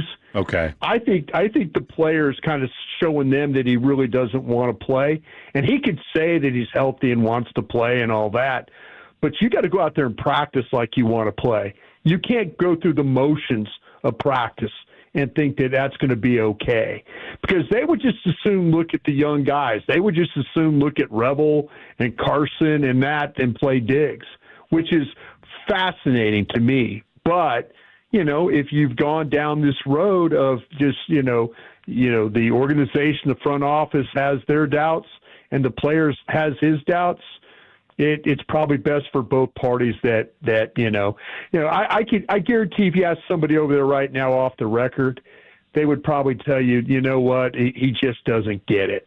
He just doesn't get it, and that might be the answer they give you, and then he would probably say, well, they don't get me either. I think this is very much a two-way street. So let's talk about the guys that will actually be on the field tomorrow: the Carsons, the Reddy Stewarts, the Chavon Rebels. Yeah. How confident are you in that group going against J.J. McCarthy, who has struggled, but going against an elite receiver like J.J. Jefferson, Justin Jefferson? Yeah. Well, all these, and listen, and I'll ask you too, because you guys watch a lot of football. Would you rather have St. Brown and Williams, or would you rather have Jefferson and Addison? If you were to have to pick, I know you guys play the fantasy games. Does it depend on who the quarterback is? Yeah, I think the quarterback's not going to help him more. But the problem is, this defense, you don't know. All of a sudden, McCarthy looked really. He pulled it together against the Commanders. He did. The Commanders gave him some free access and routes. They were able to block the front up. He looked like he got the ball out. It was good tape. It was really good tape. But if you were to have to pick between which receivers you want to have to defend, of those four that I gave you, I think that's a kind of a difficult situation. No, it absolutely is. And, we talked about this last night, Brian, is that for as much as on paper you should beat this Minnesota Viking team tomorrow night. You don't know. Because look, who had Russell Wilson going for, a gazillion yards and then being out of the league 2 weeks later. So I'm nervous because I worry that when Blake and I bid adieu to you and Zach Wolchuk tomorrow, in the Miller Lite Club, and we're sitting there talking about a 31-30 Cowboys loss, it's because J.J. McCarthy had the game of his life. Yeah, there's no question. This is one of those things. If this game was being played in Minneapolis, I would think that Dallas probably has a chance to maybe lose this game, even with the quarterback, even with them having a huge advantage at quarterback. Yeah. This with Brian Flores' defense. And people out there driving around or listening to us right now, and God bless you, and you're probably saying, you guys are overselling this. You guys are way overselling this team. Why are they 4-8? They're 4-8 because their quarterback hadn't been very good. No. It's not their defense that's a problem. It's not the wide receivers that's a problem. It's the quarterback's been a problem. But the thing about it is, you don't know when your Dallas defense how you're going to play against certain quarterbacks. It's like you're right. You should be able to roll your helmet out there tomorrow and take care of the Vikings. I do worry this is going to be a challenging game for Brian Schottenheimer and Dak Prescott.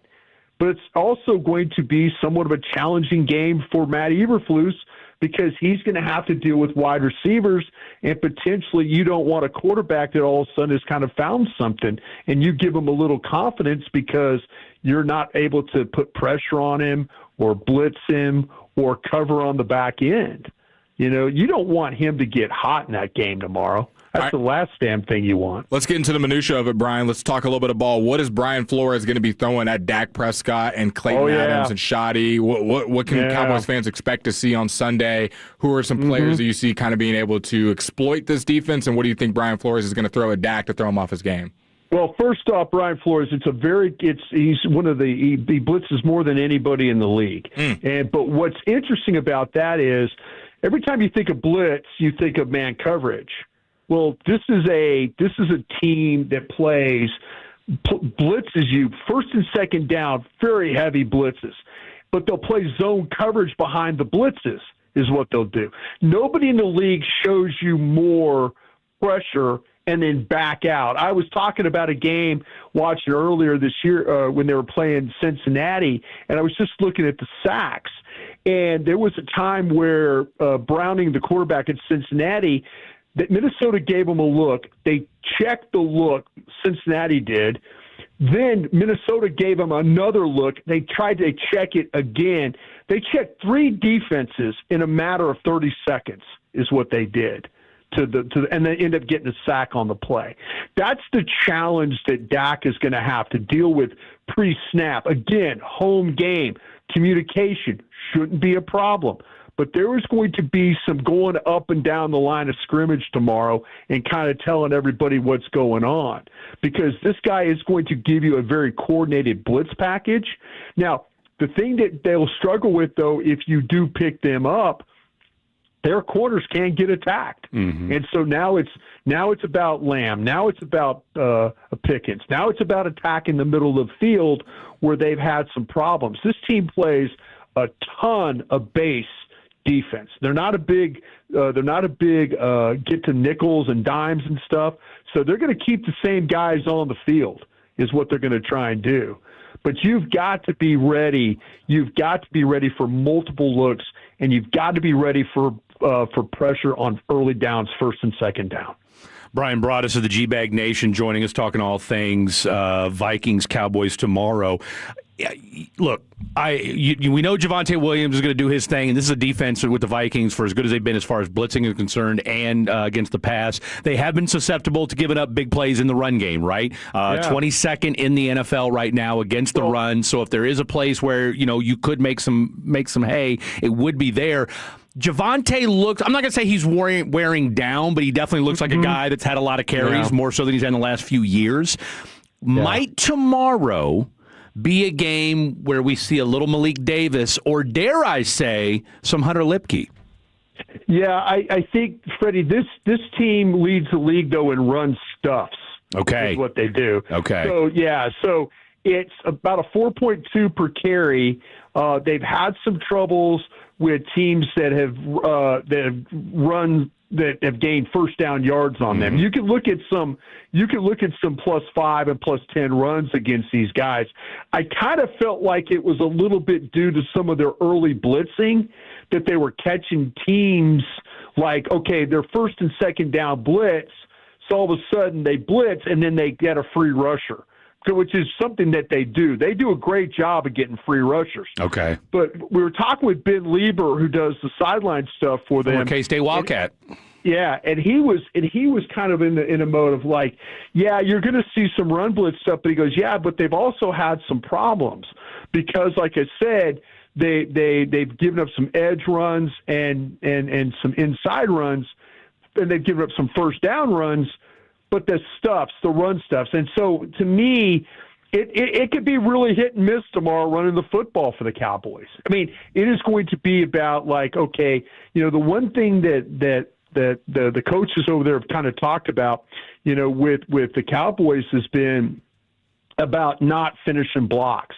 why there's why there been some issues with some of the running game is kind of stalled here. They played some better defenses, no question, but where they haven't done a good enough job has been able to finish in blocks. And so tomorrow, that's going to be one of those keys. If they are going to run the ball, but they have got to stay out of 2nd and 12 or 2nd and 11 or 2nd and 10s, because that's where Flores is going to come after you.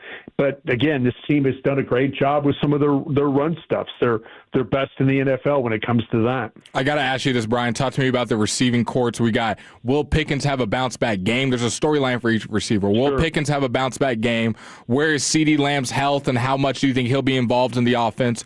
Ryan Flanoy having a big game over 100 yards. Is he still involved with having both of those guys there? And then Kevontae Turpin's talking crazy to Machota about fair catches and holding players on special teams. Where will he be involved in tomorrow's game? Yeah, I think that the wide receiver crew, like we were talking about early, if you can find a way to navigate the pressures, if you can find a way to navigate like not letting have any free rushers at Dak, these receivers that everybody you mentioned could play well in this football game. And I think that Lamb, I don't think they would put Lamb out there if he was less than than healthy, able to go. I think that's something that's a very, very positive. I think the thing with Pickens, what happened when Lamb went out of the game, they got a little bit more bracket coverage to Pickens' side. I don't think Pickens tracked the ball particularly well in that game. I don't think he extended his hands very well in that game. This is one of those things where he just went out there and it was a bad day at the office. But with the way Minnesota plays, they're going to try and get somebody home before you can get the ball out. So how the Cowboys navigate all that, if there's struggle early in the game and they're not picking up blitzes and they're not protecting Dak well enough, I don't care who you have out there at receiver, it ain't going to look pretty. So who's going to be the quick game target then if they're bringing pressures and Dak's having to get the ball out quickly? Do you see it being Javonte slipping out? Yeah, what you got to do is you got to swing this thing. You got to, this is where now all of a sudden you talk about keeping backs in and stuff like that. I think your screen packages might be pretty good. Now we'll see if Dallas can come up with some of those wide receiver screens, the tunnel screens, stuff like that to kind of maybe alleviate some of the blitz pressure that you got. Throwing the ball to the back on the swing. We saw that with what did Detroit do to you last week? And they were worried a little bit about your pressure. So they started throwing some screen package stuff. They started throwing some swing stuff. Dallas has been terrible defensively in the flat. So that makes sense. But if somebody's trying to light you up blitzing and bring in various pressures that way, show you pressure, drop out, or bring pressure, you got to be ready for those hot throws, but you also got to be, the screen game works really, really well, or you can throw the slant game, which Dallas is very good at too. All right, 21-14, South Lake Carroll driving against the DeSoto Eagles. Any input that you want to give on this game real quick, Mr. Brian Broaddus? No, I tell you what, man, those are two titans going at it. So, it's always fascinating to see how these games end up. I mean, the Texas high school football, you can watch that day at AT&T, and it always comes down to like the last play of a game. So I'm sure this one's going to be no different. I love to hear it. Brian Broaddus, enjoy the rest of your birthday weekend, and we will see you tomorrow as part of the pre, halftime, and post-game right here on 105.3 The Fan.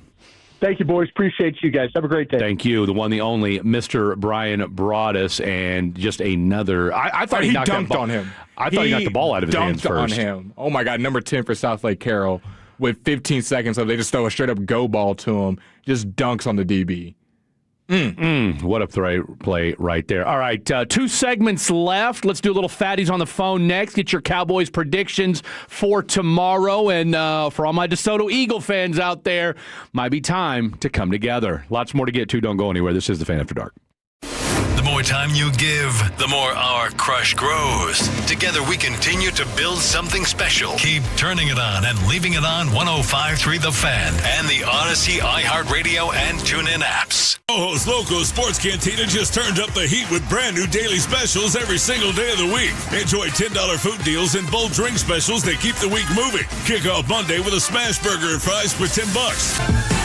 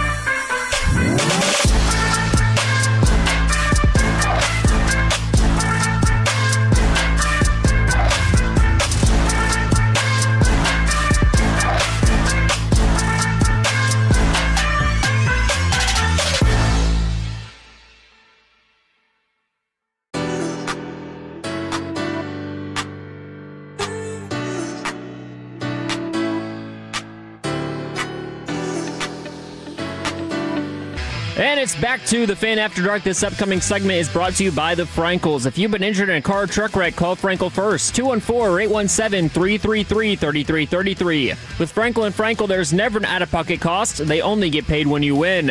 Frankel and Frankel, the go-to car and truck wreck attorneys in Dallas. All right, shout out once again to the birthday boy, Brian Broaddus, for joining us, talking all things Minnesota Vikings. Nobody better at breaking things down than our boy, Mr. Brian Broaddus. BB! Right now... Can we call him BB King? Call him BB King. B squared, whatever you want to call him. He's chilling over at the Crown Global studio. We went by there yesterday to say what up. And... all right, so we got high school football going on right now. Duncanville with a 14-0 lead over Allen. Uh-oh. Okay, wait. You're the high school football guru. This is obviously the semifinals to go to state. Both teams are very good, but is there a favorite in this game, like someone that the betting favorite that should have won, or are these teams equally matched? No one would be surprised either way. I mean, I think they're evenly matched. Okay. I mean, Allen's been undefeated all year, and you know it's one of those teams where their defense has been rock solid all year long.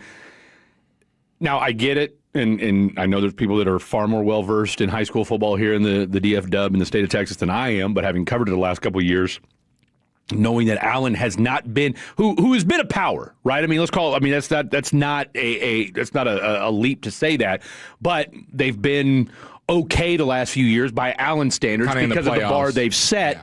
This is the first time since 2018 that they've been in a semifinal match, right? And I think that if South Lake Carroll wasn't the dominant force all year and you had Duncanville and DeSoto who were kind of all over the place this year, maybe Allen might have gotten a little bit more love as from a notoriety standpoint, but they're now down 14-0 to Duncanville. Well, Duncanville should probably take care of it. And I think part of what, and again, I honestly, I think part of it is just we've taken Duncanville for granted.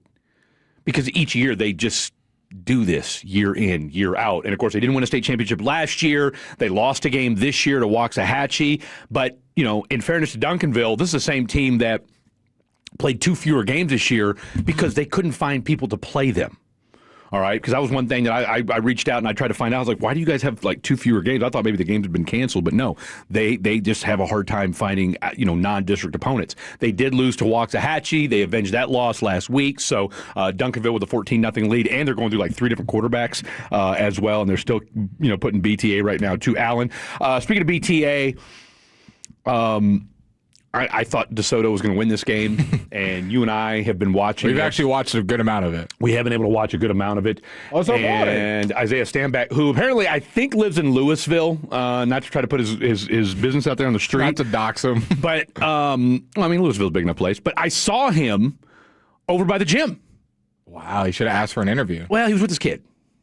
Yeah, a quick second, Isaiah. He's holding his toddler age child, and I'm not gonna walk up to him and be like, "Hey, bro, let me get let's talk to you." But I spoke incorrectly and said it was our boy Boyd. It's actually me. It's actually my boy Blake Gunter. One of your peeps. Number 5 for South Lake Carroll is the one with 3 tutties on the day.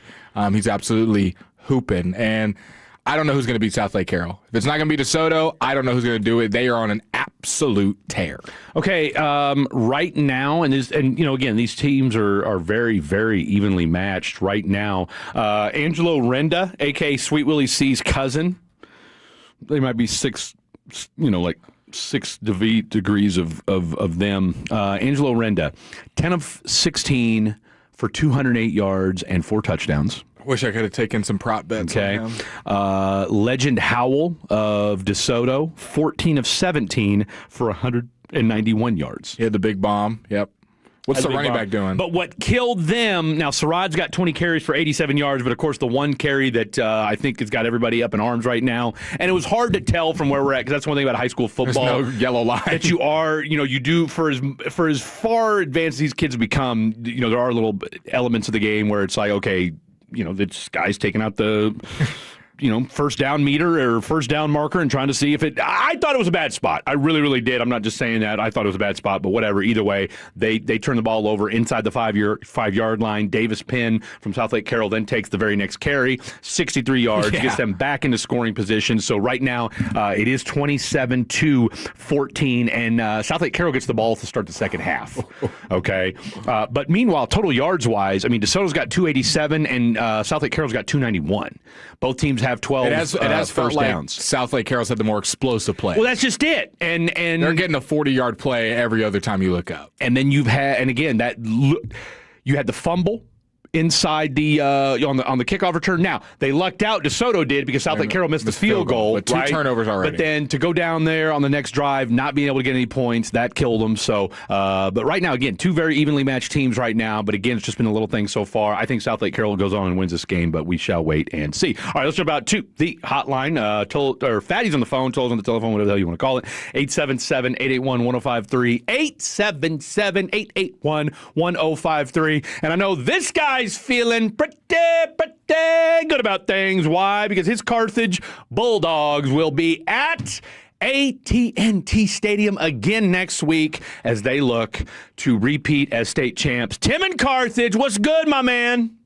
Hey, Fred, I love you guys. Real quick, I just got to say, listen to you guys on the weekend. It's like listening to a big brother and little brother argue in the living room. I appreciate it. But I was trying to say when I called earlier is let you know that game is going to be huge, absolutely huge. West Orange Stark is a legendary powerhouse. Oh, don't sleep on the Mustangs. Absolutely. Yeah. I know them all too well. Yeah, well, so do I, because I coached in Jasper for 15 years, and Gene Walkowiak and I, for Gene Walkowiak, and let me tell you, he and Dan Hooks had some huge battles between Jasper and Newton and West Orange Stark. They're all Curtis Barbay, Gene Walkowiak, Dan Hooks. They're all legends in this area. And I'm telling you, when the Mustangs go out and play next week, Dan Hooks passed away this Yeah, he past did. week. R.I.P. Yeah. Hey, real quick, Tim. Yes. Tim, when were you in Jasper? Well, I started coaching in 79, and then I went into administration and was a principal here. I even coached against Scott Surratt, and here I ended up being a principal in Carthage, and he was my head coach. Do you know? And he started off at Little Cypress, Mauriceville. Do you remember Mike Lout from KJS? Oh, do I remember? I not only remember it, but I graduated with him in the class of 74. Okay. And I can tell you, Larry, and I'm sorry, Larry Allen, I heard you talking about Larry Allen. I thought you were talking about Carthage Larry Allen. I thought you were talking about the professor out at Panola College and the broadcaster. And then I heard that it was the other Larry Allen, the cowboy. And so, I wanted to kind of clear that up, too. Absolutely. Tell you what, leave your number, and I know you've texted him plenty of times, but leave your number with, when we let you go here, with Dylon, because I got to shoot you a text, because I've got a question for you. I did a story, and I'll talk to you about it off air, but I did a story out of Jasper and Newton once upon a time that, like I said, you may know some of the characters involved, so I'd be curious to know. I most certainly did. I was born and raised in Jasper, and I spent 26 years in school business with Jasper. You know a lot of folks in Newton, too, then? Oh, yeah. Okay, say less. Say less. Because I've got, you and I could go back, because like I said, I covered that area once upon a time back in the day. It was a good cover, wasn't it? Oh, look, let me tell you something right now. I did one of the craziest stories of my life. Got a lady killed from up there. Yeah. So, needless to say. Yeah, and Memorial, hey, I want to give a shout-out to Port Arthur Memorial. Yes. They made a run last night. Boy, they sure did.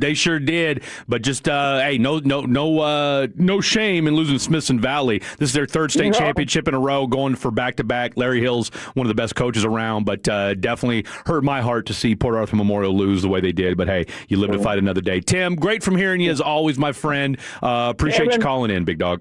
Kevin, I'll shoot you my number. There you have it, the one, the only, Mr. Tim in Carthage. So there you have it. And he's referring to Dylon. I love it. I love it. You've been called worse, I'm sure, haven't you, Dylon?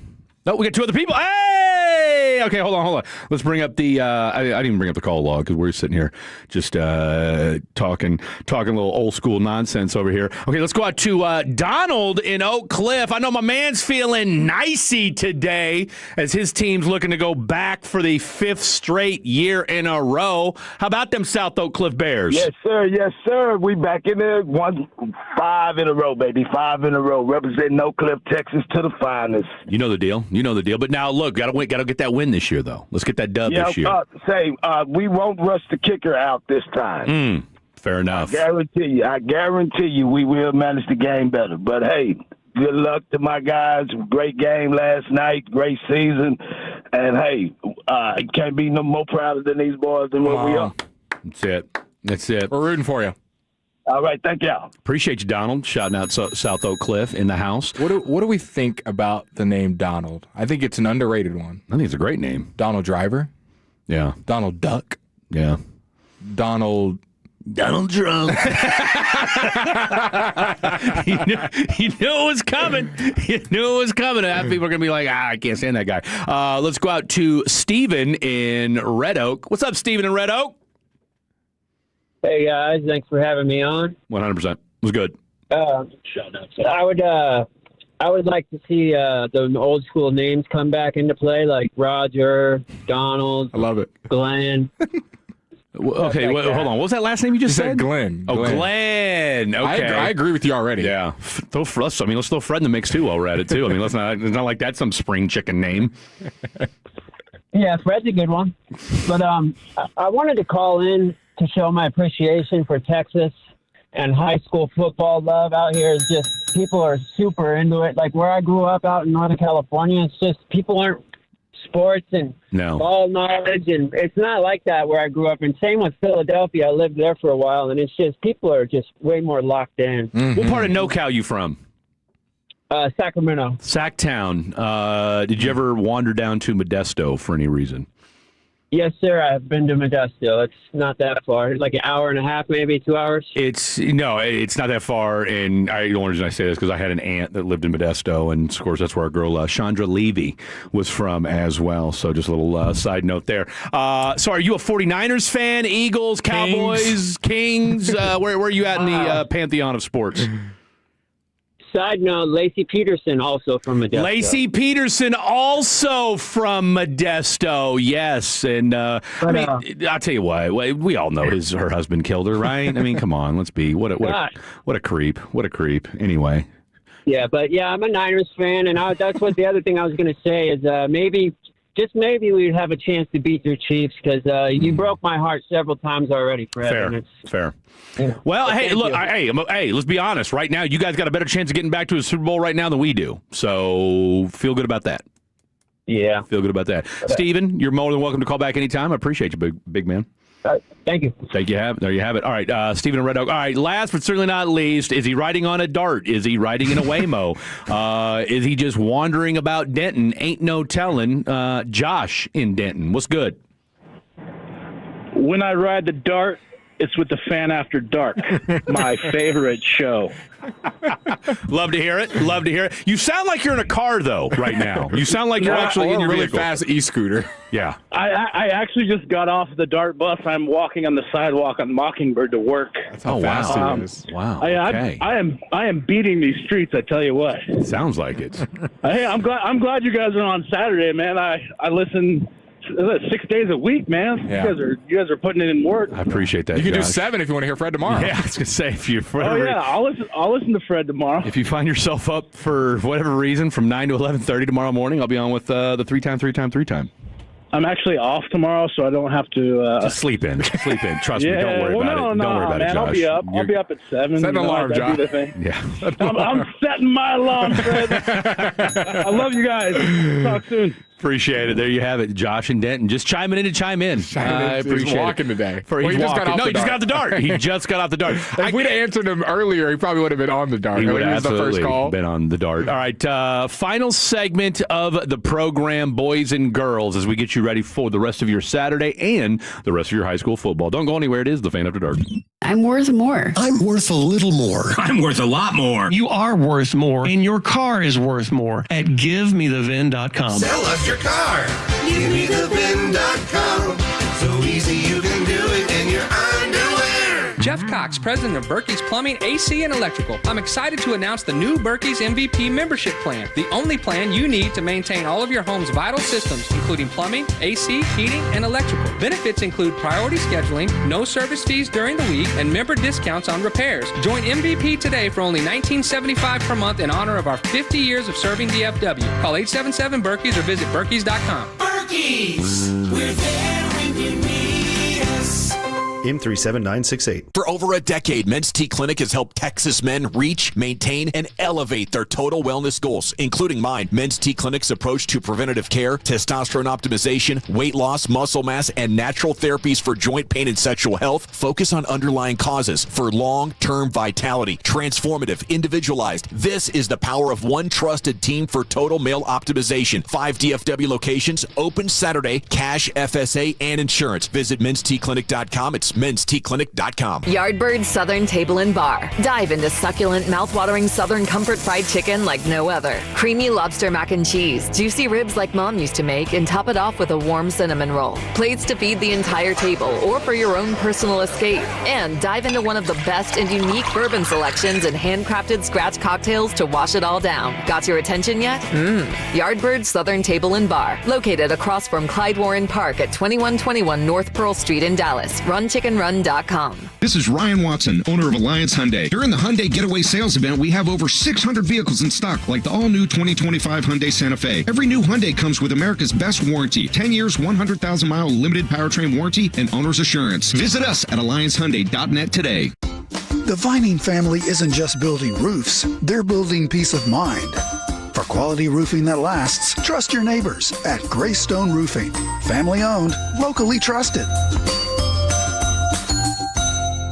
Is your financial advisor offering you up to a 30% upfront bonus? Or are they promising you up to 10% growth per year, all for your retirement income? If not, then you need to come to Trajan Wealth. I'm Jeff Jr., founder of Trajan Wealth. If you have a plan to retire within the next 10 years, don't wait only to find out it's too late. I've seen hardworking folks like you retire only to be required to go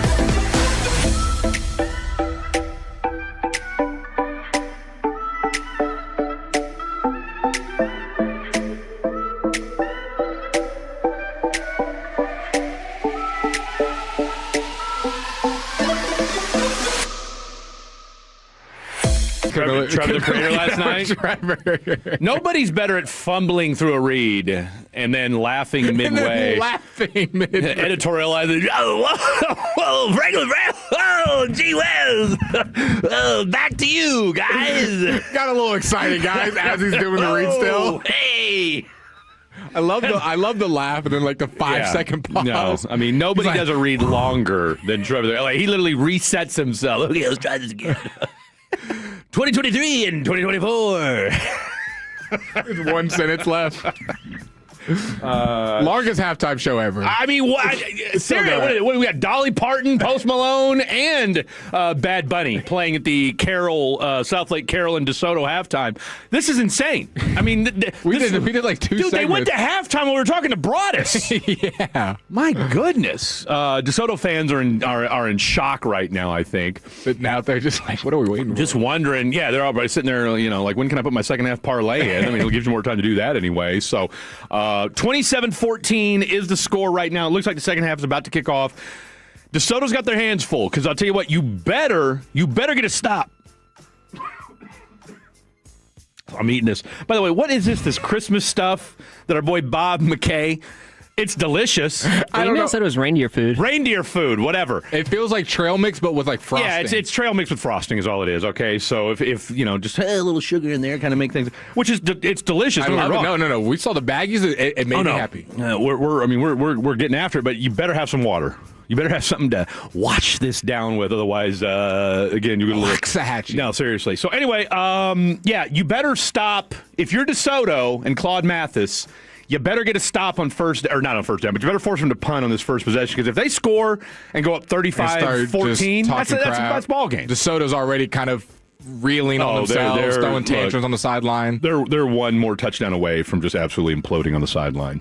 Okay, so their coach, I'm trying to find the video. Their coach was crashing out for like 2 minutes straight on that fourth down. I mean, I'm not saying you should do that when you're a head coach, but throwing the headset, cussing them out. Look, I've had a chance to talk to Claude Mathis. Couldn't be a nicer guy. Oh, I'm sure he's a great guy. Super cool dude. Talked to him last year for the Mythical High School Football Show, and I thought that was a bad spot. I really, really did. I thought the kid got the first down, but that's a huge banner, by the way. My God. Look at this. I mean, they're in South Lake. They got money. I was going to say, as we like to say, everything's bigger in Texas, including the enormous banners that the football team runs through. What's number 5's name again? Remind me. Sarad Baker. We're going to need him to go off. We're going to need Sarad to start taking over. Well, you need him to go off, but you need the defense to get some stops. They got the camera just on him. He's going to have to be the guy. Is he more of a star than the quarterback? Because they've had the camera on him the entire game. Like I say, Sarad's got 20 carries for 87 yards. Because I thought Legend was still kind of a...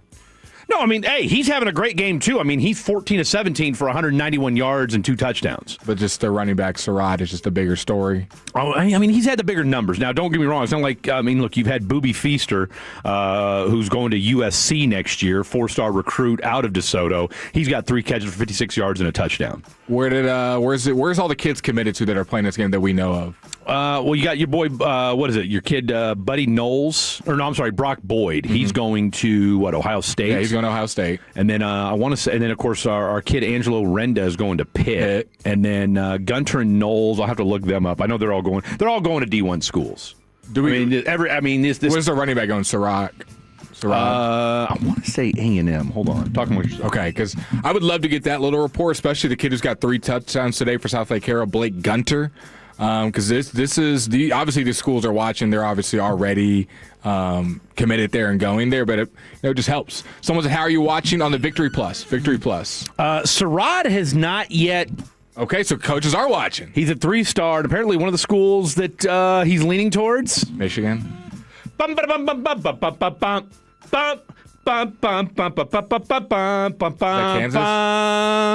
Come on, he can go somewhere better. No, I'm literally not even trying to say. Don't you think? Or has he not been good enough to go to like one of the top schools? I'm guessing he's 5'9", 185. I mean, he looks like a beast. They got him listed as a 3-star. He looks like a beast. After this season, could he be a 4-star? Okay, he's only a junior. People are saying. Is he only? So that's why he's only a junior. So that would make a whole lot more sense. I can't see.